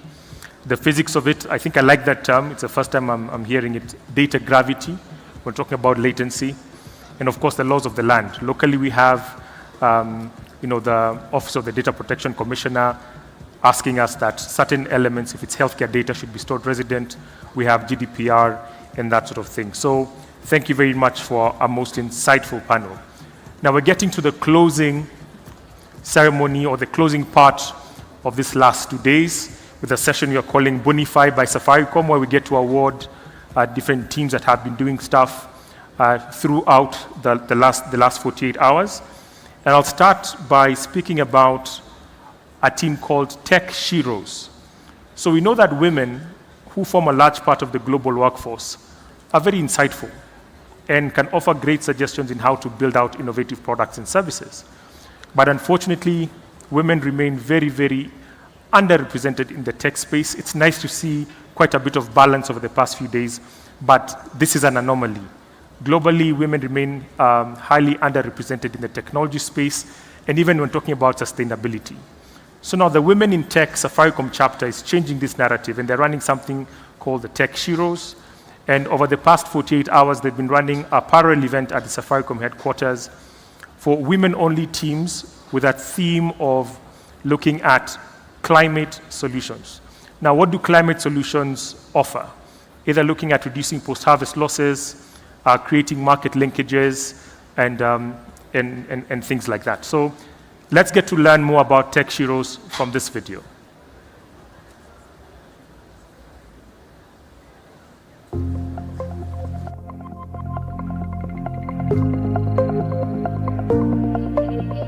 The whole idea of us having the hackathon only focusing on women is to encourage the women within technology to collaborate and share their innovative idea. Currently worldwide, we are about 27% of women are only in technology, but we want to bring that number up to 50%. And with that is by giving our ladies platforms to be able to share, collaborate, and also innovate in different perspectives. Tabienchi is one of the teams participating in the Tech Sheroes Climate Hackathon. This brings together women in technology to participate in sustainability initiatives to save our planet. We came up with a solution for educating people on climate change, and it is a chat app that is based on the Climate BERT model. And we are so excited because this is my first hackathon to ever do in Safaricom, and the outpouring support that we've had in women in technology, and I've got the amazing chance to meet such amazing women and we're hoping to take this idea to the next level and present it at the Vodafone Hackathon. Climate change idea came about considering what is happening currently worldwide in terms of the change in weather, and we wanted to leverage the technology trends to see how we can be able to ensure with this change of weather, it's affecting our foods, it's affecting even some of the roads, and how can we be able to mitigate around these issues and with using technology. Team Tabia Nchi, it focuses on gamifying sustainability finance, which is a complex topic, and part of the challenges in getting more partners on board when you want to make impact in sustainability is driving engagement, awareness, and just that passion that the different people need to come together to make a change. The business outcome from our solution, our game is played in 3 levels. Level 1 is that awareness of the Sustainable Development Goals. Level 2 is where you team up to take on a real sustainable change initiative. When you get to level 3, it gets a bit more complex. This is where we now introduce the sustainable financing concepts. The Women in Technology organization in Safaricom is spearheading the involvement of women in hackathons, in campus outreach, and it's a very great way to involve more women in STEM because we have a very strong network of women who have a lot of experience, and it's a great way to network and grow your skills, learn more, and become an overall women in technology. The benefit of this hackathon, one, is innovation. So we are giving a platform for the women within technology in Safaricom, and also women enthusiasts, because we also had other teams from call center joining us. We're giving them a platform to innovate, and their ideas, if they're well articulated, the top will be able to work with our innovation team within DIT to be able to implement the ideas to actual products. We're just from the Den pitches with really awesome judges who have been drawn from Safaricom technology community. We have 7 women teams battling it out, and sustainability is very complex but really has a lot of interconnecting parts. We've seen from the 7 teams others focusing on clothing, textile, reusability concept. The message is sustainability is wide enough and there's room for everyone. The expectation in the Den has really been amazing. Part of the judging rubric was how easy is your solution to follow through, what's the business outcome, what's the return on investment, and what support even do you need to take your solution further. I think this is great when hackathon ideas are brought to life, and having a judging community that really wants to walk with you the journey to bring these ideas to life is really true testament of us walking the talk and transforming lives as part of Safaricom. I'm really happy that Safaricom is a pioneer in women in technology and giving us the space to develop, to grow, and this is a great step in the right direction. Without further ado, Donna Reggae, stage is yours to do the presentations. Karibu. Help me welcome on stage, looking resplendent.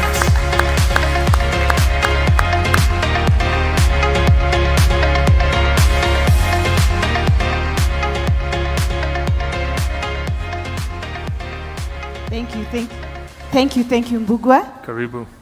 So as I'm on stage, my team that helped me undertake this, please join me on stage, even as the judges settle in. Beryl, Sabrina, please come on stage. So for the Tech Heroes Hackathon, this was a hackathon that was run by women in tech, and particularly the campus outreach pillar. And the campus outreach pillar is run by Sabrina, Beryl, and Charity, who are just getting on stage. And for this particular one, Women in Tech is actually grounded on some of our SDG goals. And for this specific hackathon, during this season of Decode, we particularly chose to focus on sustainability, and we chose climate change as the theme for the hackathon. And as we all know, climate change is one of the most pressing issues of our time currently, and women possess unique ability, and they form a major part of our global workforce. And with their unique insights, we know that they are able to then present opportunities that can help us create solutions that can help us combat and mitigate climate change. So when we came up with Tech Sheroes, we decided that what better way to give back by asking ladies across the business, and the business means the entire Safaricom, being a tech company in waiting, to be able to submit ideas that they then could share on how they can basically mitigate or combat climate change. And these solutions were basically to address a myriad of issues, for example, agricultural productivity, post-harvest loss, strengthen market linkages, and even utilize technology for food security.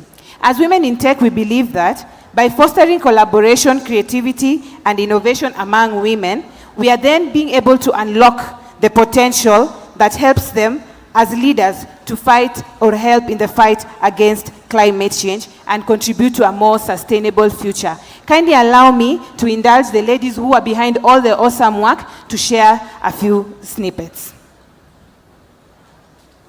Hi everyone, my name is Sabrina.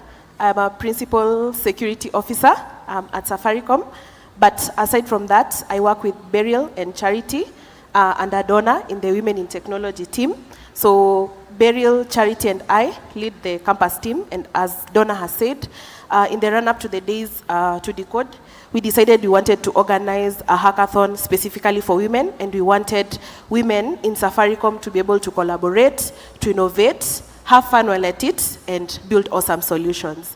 We basically had 2 weeks to come up with the whole plan, make sure that the ladies have submitted their ideas, shortlist, align with the judges. It was a lot of work, but we were able to do it, and we were able to make sure that the ladies submitted their ideas and they presented them, and we're going to see some of those awesome ideas that were presented by the ladies. Thank you.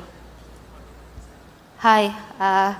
Good afternoon. Good evening. I hope you're all doing fine. My name is Charity Nyanchera. I'm a full stack developer at Safaricom. And apart from that, I'm also a campus outreach lead and a donor here. So I think Sabrina has already summarized what it was. An amazing 2 weeks. Apart from that, I also served as a coach for one of our great teams. I'm hoping that you'll get to see them.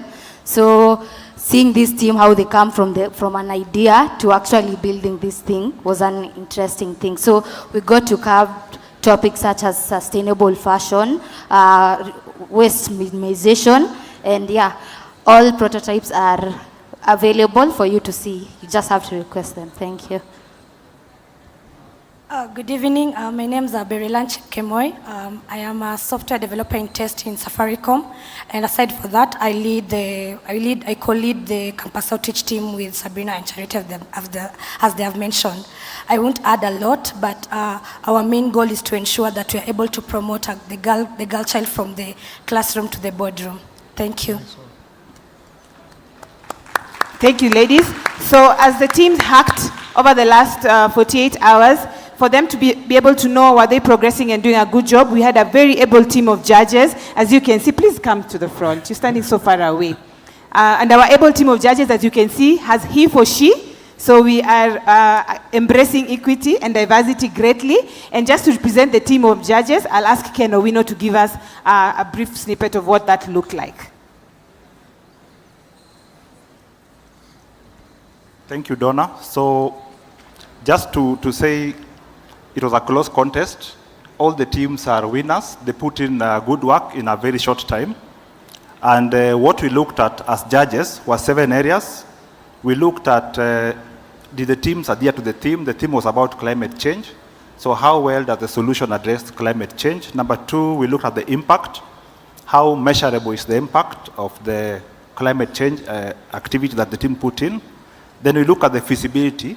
How easy would it be to implement that solution? We then looked at sustainability. Once you implement the solution, can it be used into the future? Can it be turned into a business model? We look at the technology and the design that would be used to achieve the solution. And finally, we look at the presentation, all the way from the PowerPoint presentations that were done, the Figma that was put in, and even the way the teams coordinated in the presentations. So based on that, then I think the teams were ranked, and there will be 3 winners that will be announced. Thank you. Thank you. Thank you very much, Ken. So please don't leave the stage. So with that, I think I would go and straight to announce our winners of the day. But before that, I guess we'll start with the second runners-up. So there's a company, Fireside Communications, that also supported this specific hackathon. If Rebecca Wanjiku is in the house, please come to the stage as that happens. So the second runners-up is a team that created a platform that connects consumers with locally available in-season ingredients to address key challenges. By doing so, they believe they empower consumers to reduce household waste, which in the larger context significantly mitigates carbon emissions, contributing to a more sustainable and environmentally responsible way of living. Please put a round of applause for Team Echo's chef.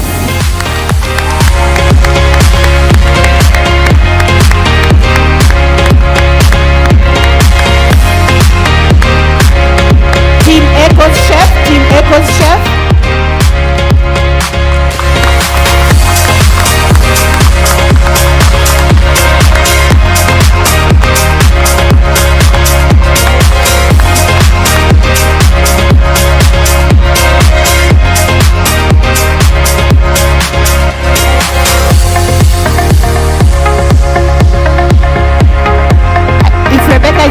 Please join us on stage if Rebecca is around.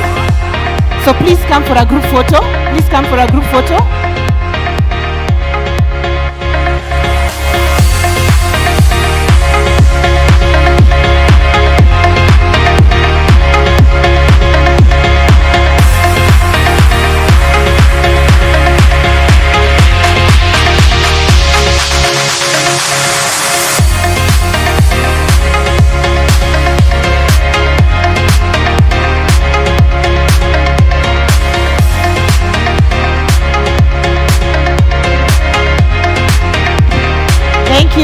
Thank you, ladies. Congratulations once again.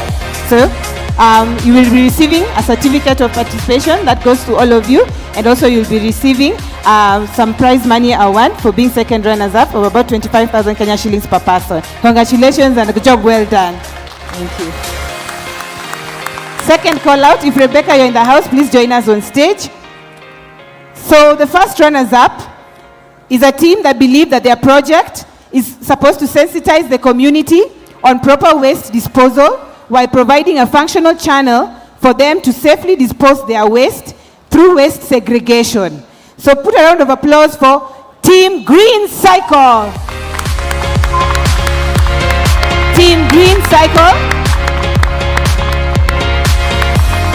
Anyone around? Team Green Cycle.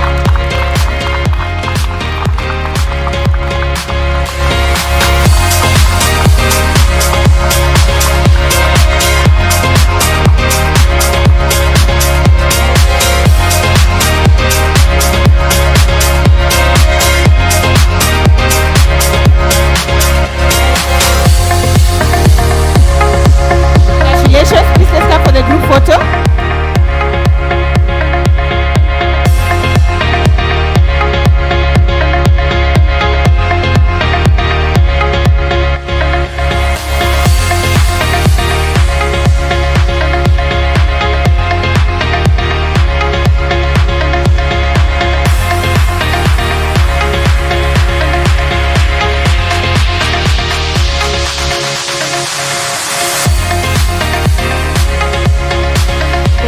So other than the certificate of participation, you each get to carry away Kenya shillings 75,000 per person. Thank you. And lastly, to that what we've all been waiting for, this team particularly had a digital solution that is for garbage collection management. The app allows users to report issues by uploading real-time photos and pin locations for the current issue. It is a mini app to be integrated in the My County app. It also enables convenient payment for garbage collection services, streamlining waste management, and enhancing user experience. Please, let's all appreciate Team Ray! Team Ray!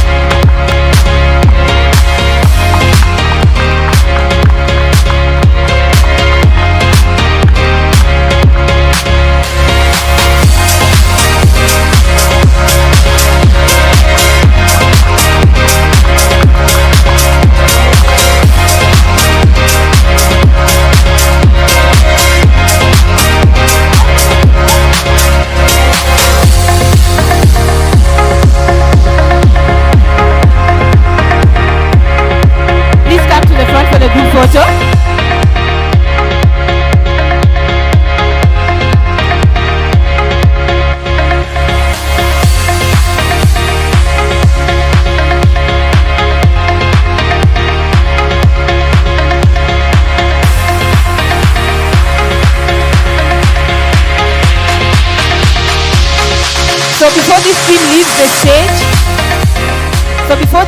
the stage, allow me to just say a big mention to them and recognition, because one, for us, it was a special team. They are actually not our ordinary engineers. They come from our call center, but they submitted an idea, they did the work, and they're here today, a representation that you can be a tech enthusiast and you can still make it.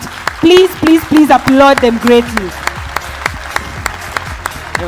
So congratulations, and other than the certificate of participation, you get to carry home Kenya shillings 125,000, each of you, and we give you thanks for that. I'll ask for one photo. Rebecca, please come as a partner, and the ladies.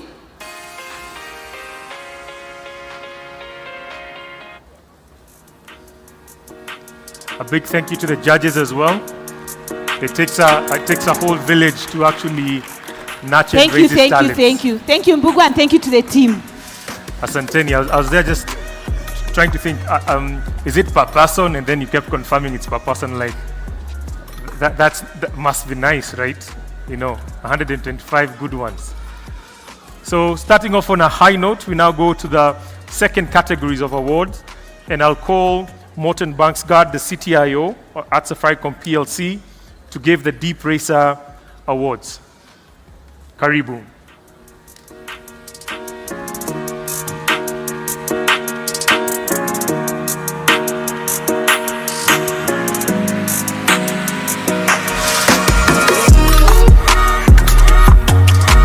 Accompanied by Cello.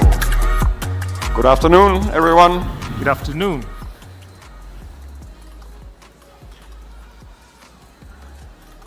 Will you just continue? Yes, please proceed. So, good afternoon again. My name is Morten. I'm head of technology in Safaricom, and with me we have one person who had one of the toughest jobs over the last 24 hours, and that's Cello. He's been the judge of the Deep Racer here. But as you know, we started this around 10 days ago. We had 6 teams that then had a bit more than a week trying to use machine learning to get the fastest time on the track outside.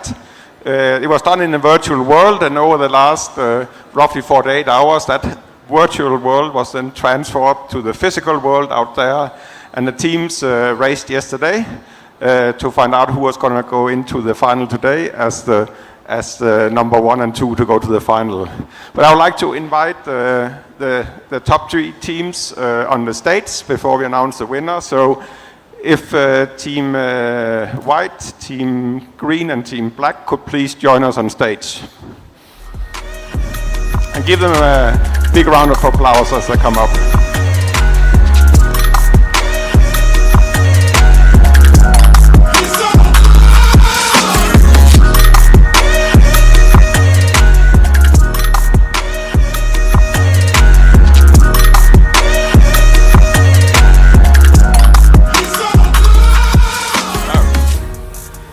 And maybe you let the team just quickly introduce yourself and talk a little bit about how the last 10 days has been for you. Yeah, just introduce it. My name is Catherine from Team White. I am in Safaricom BI team. We came number 3 and we are happy. So just so that the team understands, what was your time yesterday on the board? Yeah, our time was 8.0. Okay. Yeah. 8.0 seconds. Yeah. All right, thank you. Yeah. Let's hear from Team Green. Yeah, thank you. Green for Go. Yeah, so it's been an amazing experience working with AI and machine learning. And we really invite the whole community and partners to see how far we can be able to go with this. So this is the team. And Kevin, or let me ask you, what was your biggest learning moment in this whole, your biggest learning moment or nugget in this whole experience? Yeah, I think the biggest learning moment was one, teamwork. There's the machine learning bit that we had Kevin as our leader. We have the mechanics of the car with Titus and the whole team. So key in learning and retraining of the model. I think we did several runs and retrainings that probably gave us the win. Yes. Amazing. The incredible, the amazing Team Black. Hey. Yeah, introduce yourselves. My name is Hilary. I'm part of Team Black. Between fuel prices for us and the competition, I think we did our best.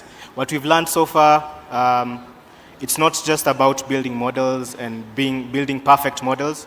There are also other aspects that you have to work collaboratively to fix and get insight about from each and every individual in the team. Yeah. So let's give a round of applause to all three teams. So in third place, and we can say best of the rest, because the finalist was Team Black and Team Green. Number 3 in this competition was Team White, so congratulations and well done.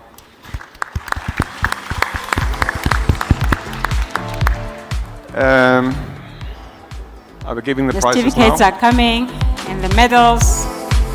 They do get certificates, trophies, and medals.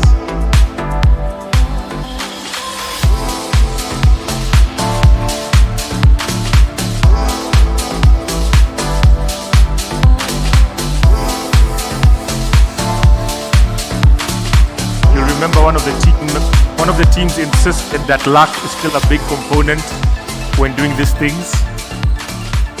Maybe for Cello is to ask, Cello, is the structure of the vehicle consistent across the global competition? Is it the same vehicle type that you're training and putting on the track, or are those different components? No, the vehicle is the same. You basically buy it on Amazon.com. You just search for Deep Racer, and then it's delivered to you, and it is a standard across the world. Also on the simulator, when you select the standard vehicle, so that it performs the same way as it does in simulation as in real life. Fantastic. So it just confirms that you could be competing with thousands of teams across the globe. You've got a standardized vehicle. It's then your model and luck that may decide what your time is. Morten, back to you. Thank you. So these are the two finalists that have been competing all day. 10 minutes ago, there was still optimization and very, very heated arguments going on outside. The winning team, after now spending roughly 10 days on this, the margin was 21 milliseconds between the two teams. Wow. But sometimes life is unfair, and this is one of these moments we all have to live with.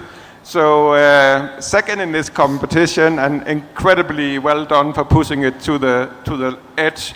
And I know Cello, he got several protests for you over the result, but he had to step in and make a decision. So also well done to you. But second is Team Black. So give them a hand, please. Oh.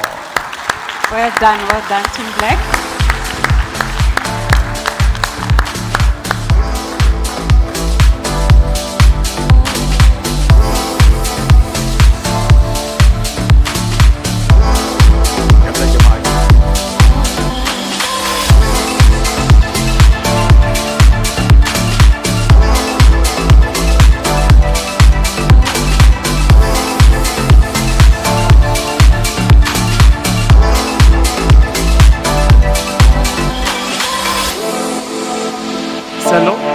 Another one for you.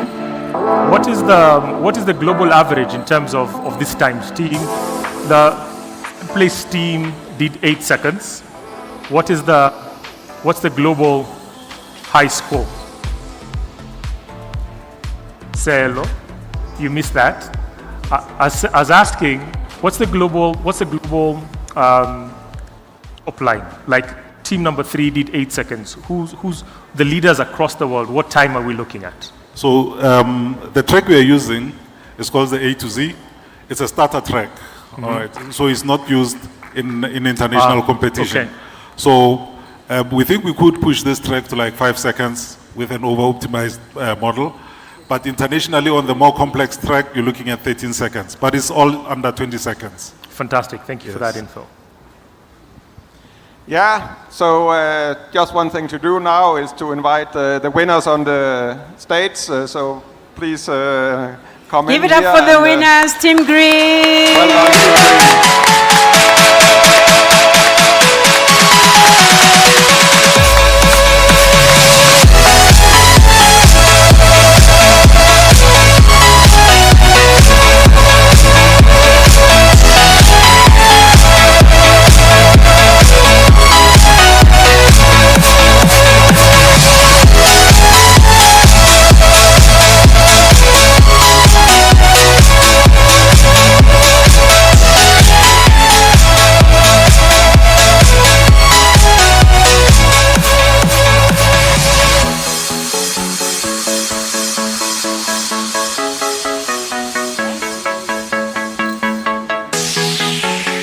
And besides the beautiful trophy and the fantastic medals, there's an extra prize to the winners.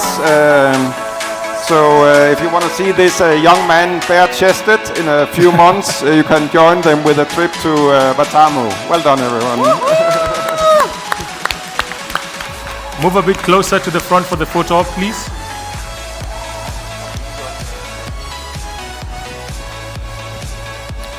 Morton, I think we missed the location. What's the prize? We missed the prize. We didn't quite hear it. So the prize for the team here is a trip to Watamu. Trip to Watamu.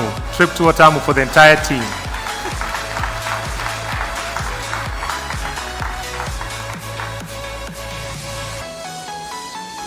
You should try race it in sand next. See how much can you get there. So fantastic round of applause for the winning team. And thank you to Morton Baxgard, CTIO Safaricom for that. And I guess the teams will continue optimizing their models. And last in this category, I'd like to call on George Njogona, Director IT at Safaricom PLC, to do the Beyond Fiction Award. George?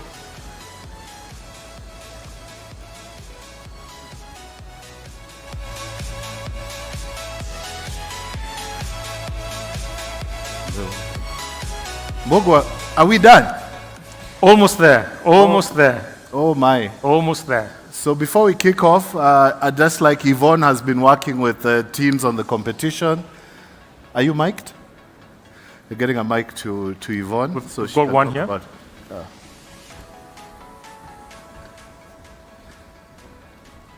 So when we were planning this Decode, we gave out a massive challenge that was going to really stretch teams around big data and AI and ML. And Yvonne has been coaching and working with the teams. So she'll just talk about the team that won, and then we'll be calling them up on stage for the award. But Yvonne will take us just through the journey and what it meant, and I guess over the last 3 or so months. Thank you, George. So about 3 months ago, we put out a call in the organization for a team to participate in a digital twin hackathon. We had several teams that registered to participate in the hackathon, and this was part above and beyond their normal day-to-day job. So this is just learning, self-learning, training your model, building the model in the evenings and over the weekend, as you are also delivering on your day-to-day work. So there are a number of teams that tried out. Others gave up along the way as they were training their models. Others, at the end, you could still feel the voice is still a bit robotic. But there's still one team that held on through the various challenges.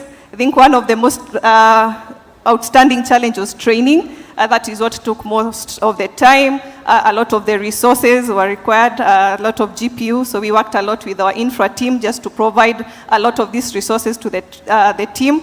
And it was an amazing team because it combined different skill sets. We had software developers, our ML ops team, so everyone bringing in their unique skill to be able to deliver the amazing demo you saw on day one yesterday, of George and his digital twin on screen.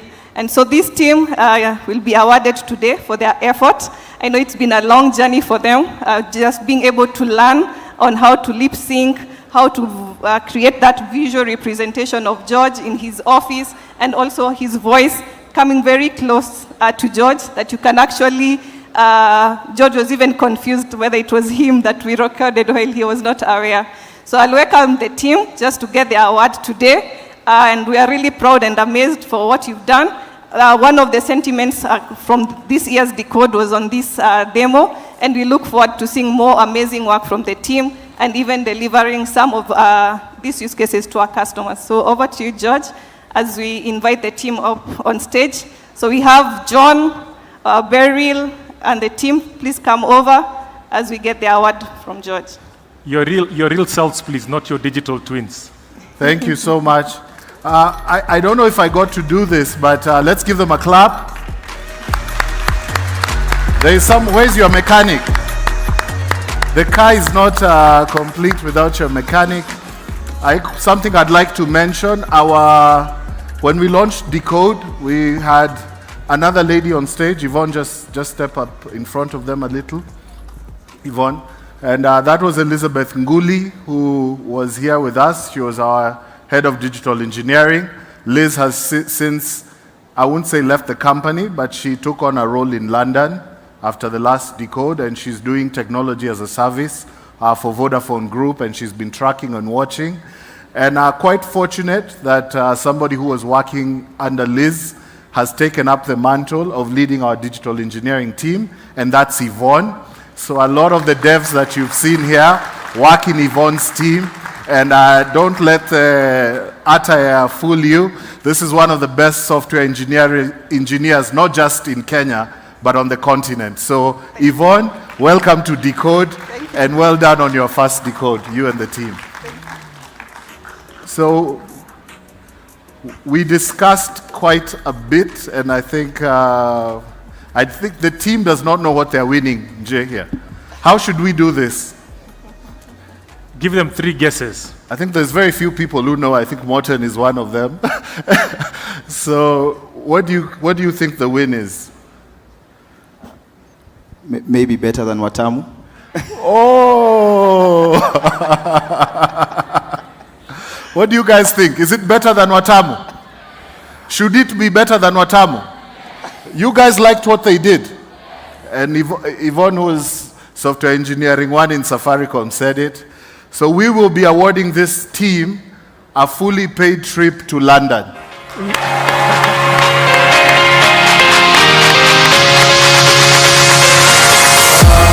I'd like to request Morton back on stage for this award. Morton.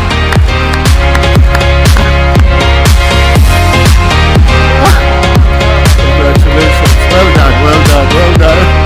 Well done. Please get your passports if you don't have. Well done. Well done, well done, well done. So I think, Morton, you come to, yeah. No, move that side. I don't know. Yvonne can hold the mic. All right. Come. Yeah. Okay. Oh, we move ahead. Here, Morton. Fantastic.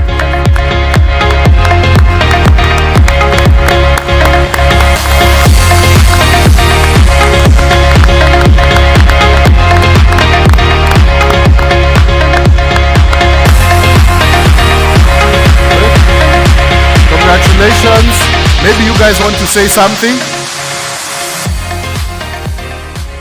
I think I'll just quote Richard Branson, and he says that if someone gives you an opportunity and you don't know how to do it, just take it and learn on the job. I think Yvonne gave us that opportunity through Jude Juma, and I'll be honest, I was giving the team in small bits. I'm like, okay, let's first train our voice, let's now lip sync, let's now integrate it all, and yeah, we delivered it. but I think my team all has something to say, so I'll just give everyone something. Yeah. Could you tell us when you joined Safaricom and what you do, and just each of you tell us a bit about yourself? Yeah, I joined Safaricom 2 years ago as a software developer, engineer in testing. Currently now I'm a technical product owner, and I'm loving the journey. It's really shaping my life, clearly, evidently. Hello. Nikamagera hapa.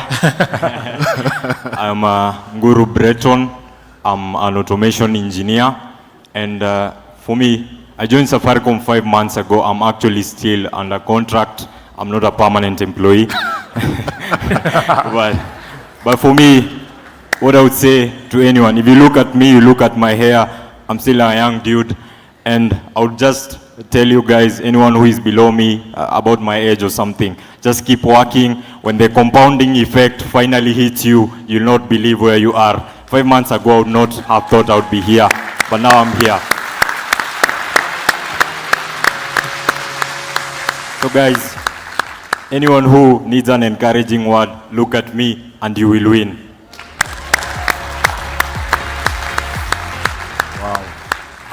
Good evening once again. My name's Beryl. I joined Safaricom. I'm a product of Women in Technology. So I joined Safaricom through WIT. This is my 6th year. And bado nashtuka. So what I can just say, working with this team, the only thing that I've been able to learn is the only limitations we have, it's on our mind. So if we remove that limitation from our head, anything is possible. Thank you so much. Asante sana. As we leave the stage, I would like to invite Juliana to come and give the closing remarks and just appreciate our partners and others. But I don't know where we're going to take the next team now that we've taken these winners to London, but we'll see where we take the next one. But I think one of the biggest things about Decode and about our software engineering community is that we also want to make dreams possible for people. So all you devs out there, whether you're going to Watamu, whether you're going to London, whether you're going back to school, just know that dreams are possible. Sasawa, over to you, madam. Thank you, George. Hello, Decode. Hello, everyone. We're almost done, so we need your patience for just a little bit longer, but don't leave yet. There's more to come. We want to end this in style. So I'd like to invite the following representatives for the partners. A representative from Huawei, if you could come up. A representative from Dell Mitsumi, Hewlett-Packard Enterprise, AWS, Reddington, Oracle, Tech Savannah, Com21, and NTV.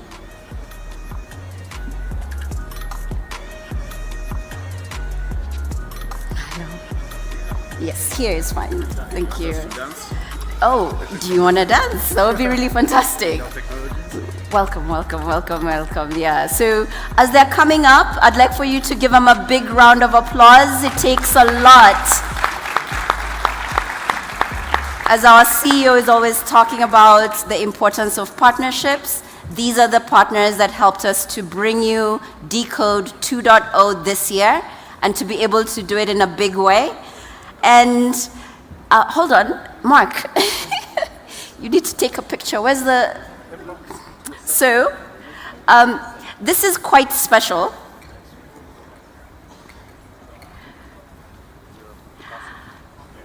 We will start with, we're going to do it a little bit differently. We're going to appreciate the partners with each of George's team members giving them a gift on behalf of Safaricom. So, Mark, do we have a mic? Really quickly? Great. Fantastic, just a few minutes. Huh? Yeah. So Mark is part of the digital engineering senior leadership team, and you'll be giving a gift too. Go ahead. Dell Technologies are one of our greatest partners when it comes to data center technology. Great. And take a picture.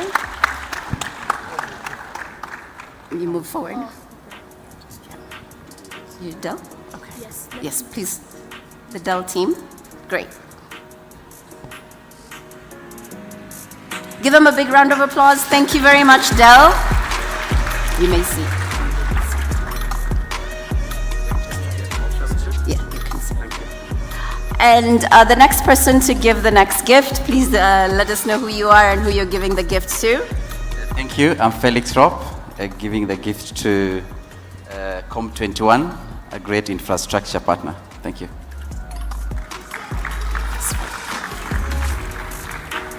Come on up.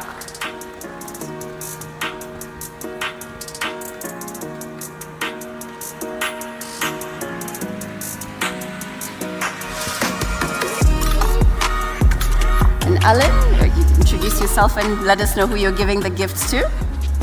My name is Alan Kipsang. I want to appreciate the good work done by MIDIS Group, led by HPE. Fantastic. I'm going up for a picture. HP team, going up for a picture. Just go that way.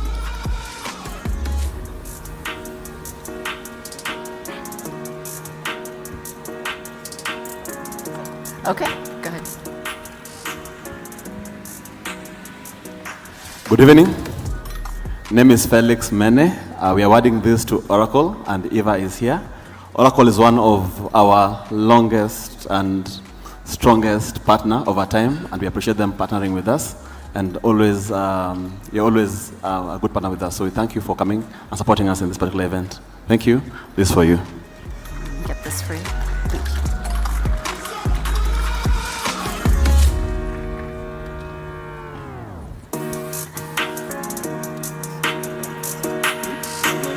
Yes, you do, and the partner.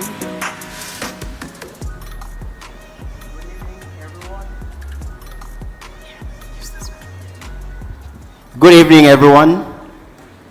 My name is Nyagitari Bosire, and I'm going to award a gift of appreciation on behalf of Safaricom to one of our key and big partners, Huawei. And I'd like to ask Alan to come and receive this appreciation on behalf of Huawei. Thank you so much, Alan.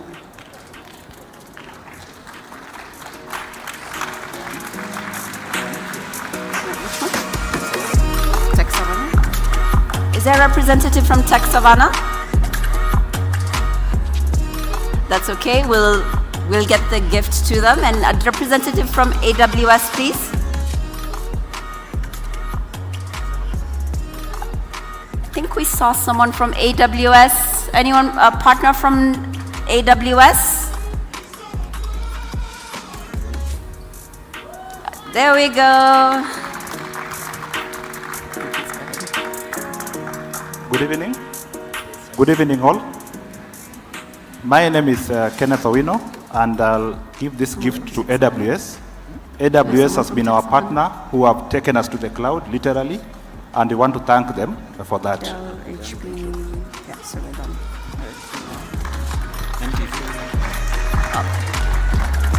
Representative from AWS here. Yeah. Oh, that's okay.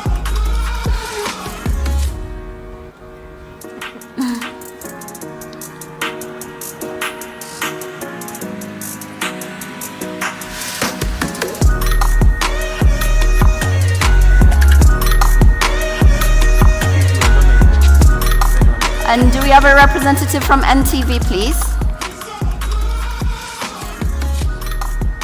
Anyone from NTV? We'll get the gift to them. Thank you very much.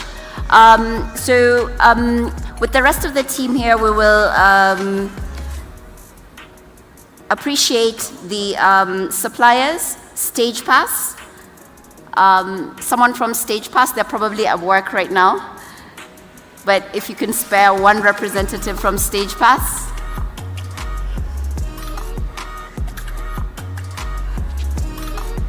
That's okay, we will get it to them. Oh, someone's coming? Please give them a big round of applause. It's an amazing stage.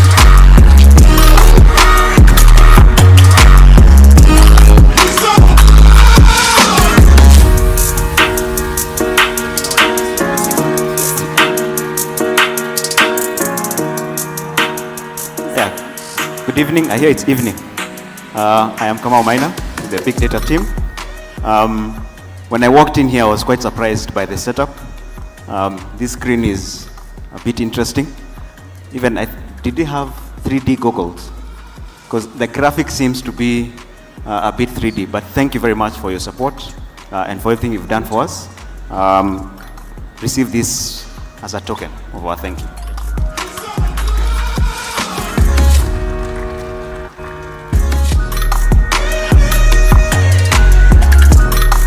And the next company we'd like to appreciate is Igabantu. If we could have a representative from Igabantu.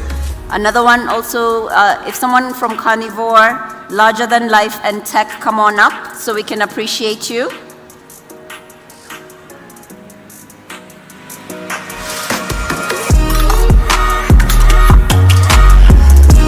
They're probably working. So what we'll do is we will give them the gifts. Oh, someone is coming. Please come on up.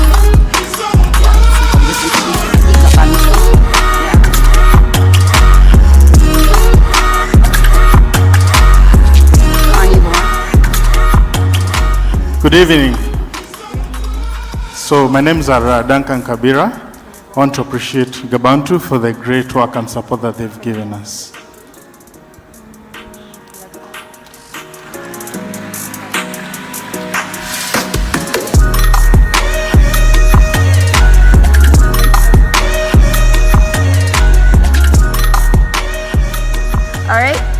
Would like to ask a representative from Carnivore for those who are able to get some food and catering. That's okay, we will get them the gift later.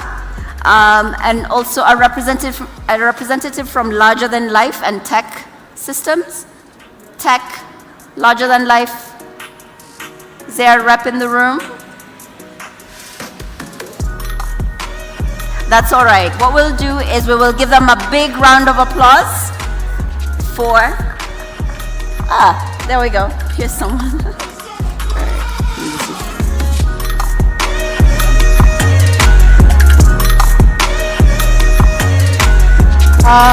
Good evening, everyone. My name is Eneth Kubai, heading Enterprise Architecture. I'd like to thank Larger Than Life on behalf of Safaricom. Thank you so much.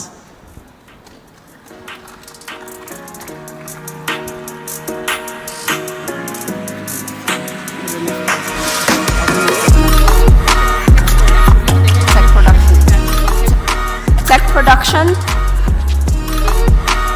Representative from Tech Production.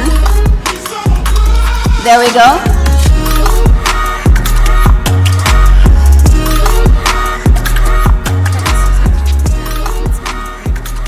On behalf of Safaricom, I'd like to thank you so much for delivering an amazing event for us. Thank you so much.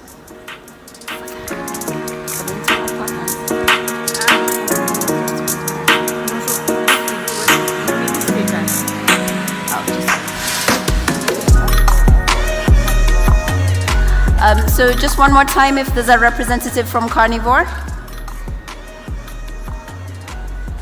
No worries, we will get the gift to them. So,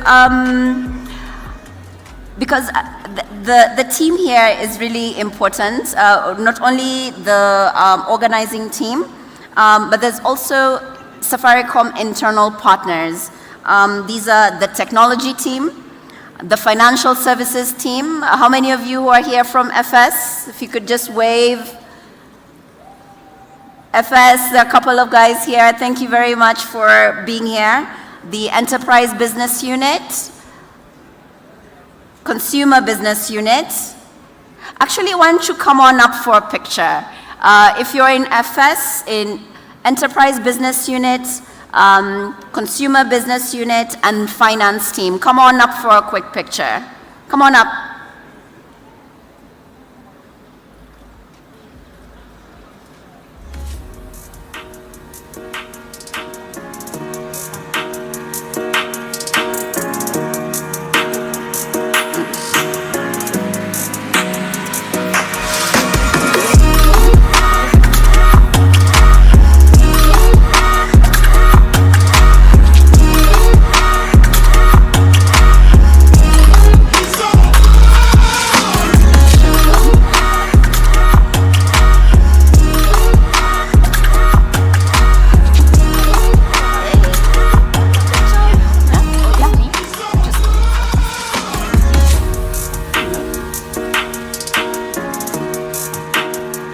move closer.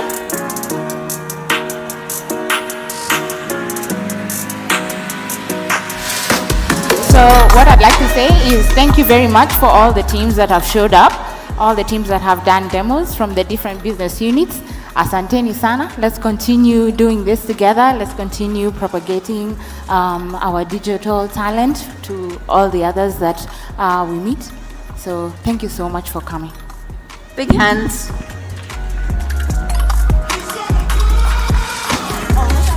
So last but not least, I'd like to welcome the working team. This is the Decode Pop-Up Squad, Branding and PR, and the Digital IT SLT. So you probably need to come back. Digital IT SLT, we'd like to ask you to come on up. And the Decode Pop-Up Squad, Branding and PR, and the organizing committee. Please come on up. Some of you are already here, so we'll just wait for a few more of you to come on up.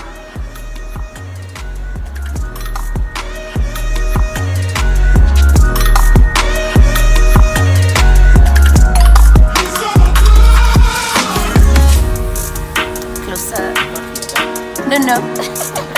Not done yet.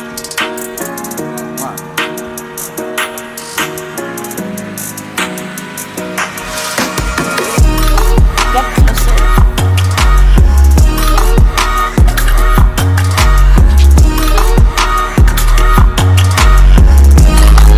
So guys, please join me in appreciating this big team. This would not have happened were it not for late night meetings, organizing, calls, several WhatsApp groups, emails, all the wonderful execution that you've seen could not have happened without the work of this brilliant team. Please join me in giving them a massive hand of applause.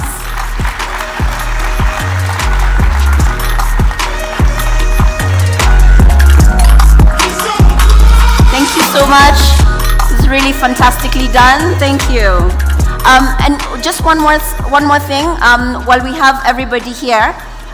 So the Safaricom team, we have lots of students and fintechs and partners who joined us today over the last 2 days, and we would like to focus our appreciation on them. So the gift bags will be for the guests and everybody else who joined us, and we really truly appreciate not only the team that is here, but the whole Safaricom team for being here and for engaging.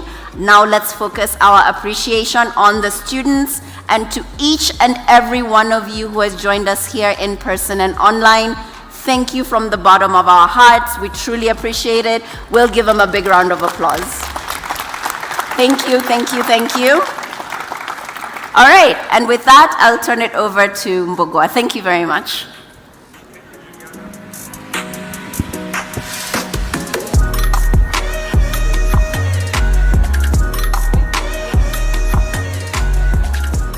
Thank you, Juliana. As the team, Safaricom, ladies and gentlemen, will agree that it's been an amazing 2 days, right? A fantastic 2 days of learning, a fantastic 2 days of networking. And on behalf of myself, my co-host, Mariam Bishar, Zuri, who couldn't be with us today, and the amazing technical team that sometimes runs like headless chicken, you know, right at the back. They're dressed in black, so you can't see them. They're like moving in the shadows. Would like to say it's been a great honor to serve you over the past 2 days for what has been the second edition of the Safaricom Engineering Summit Decode 2.0. Closing out this amazing event for us, help me welcome on stage Dance Afrique from MDA, Asanteni.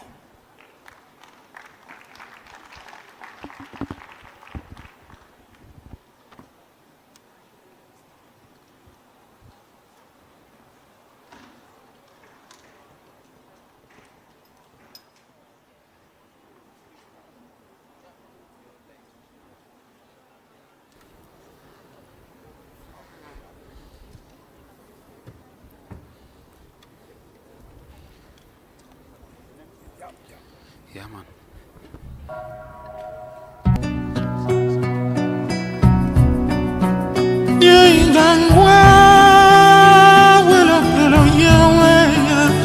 Igangwa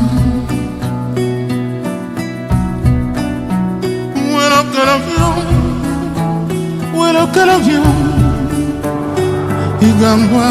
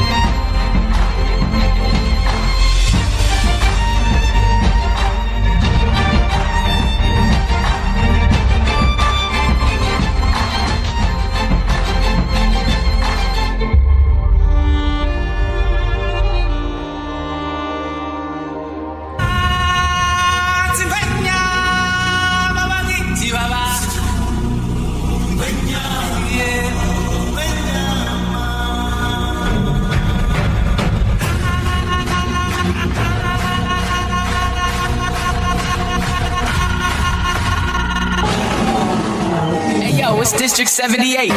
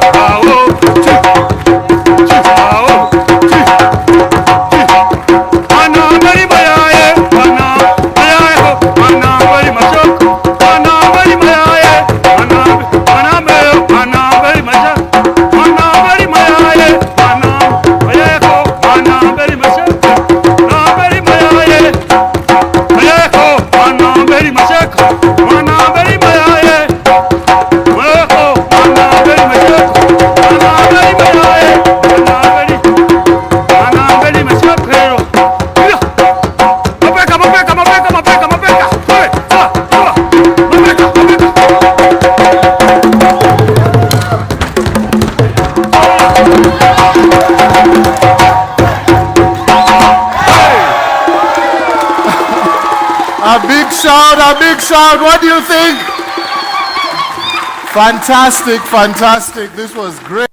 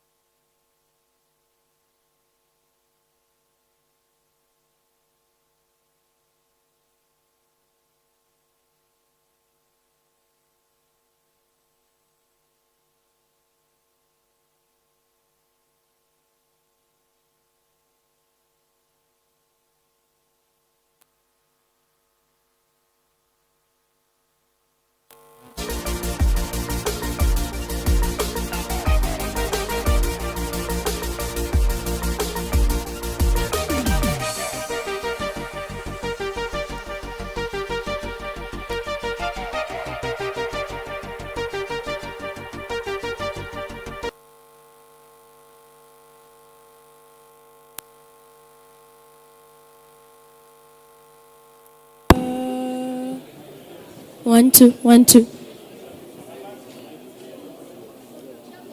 Am I on now?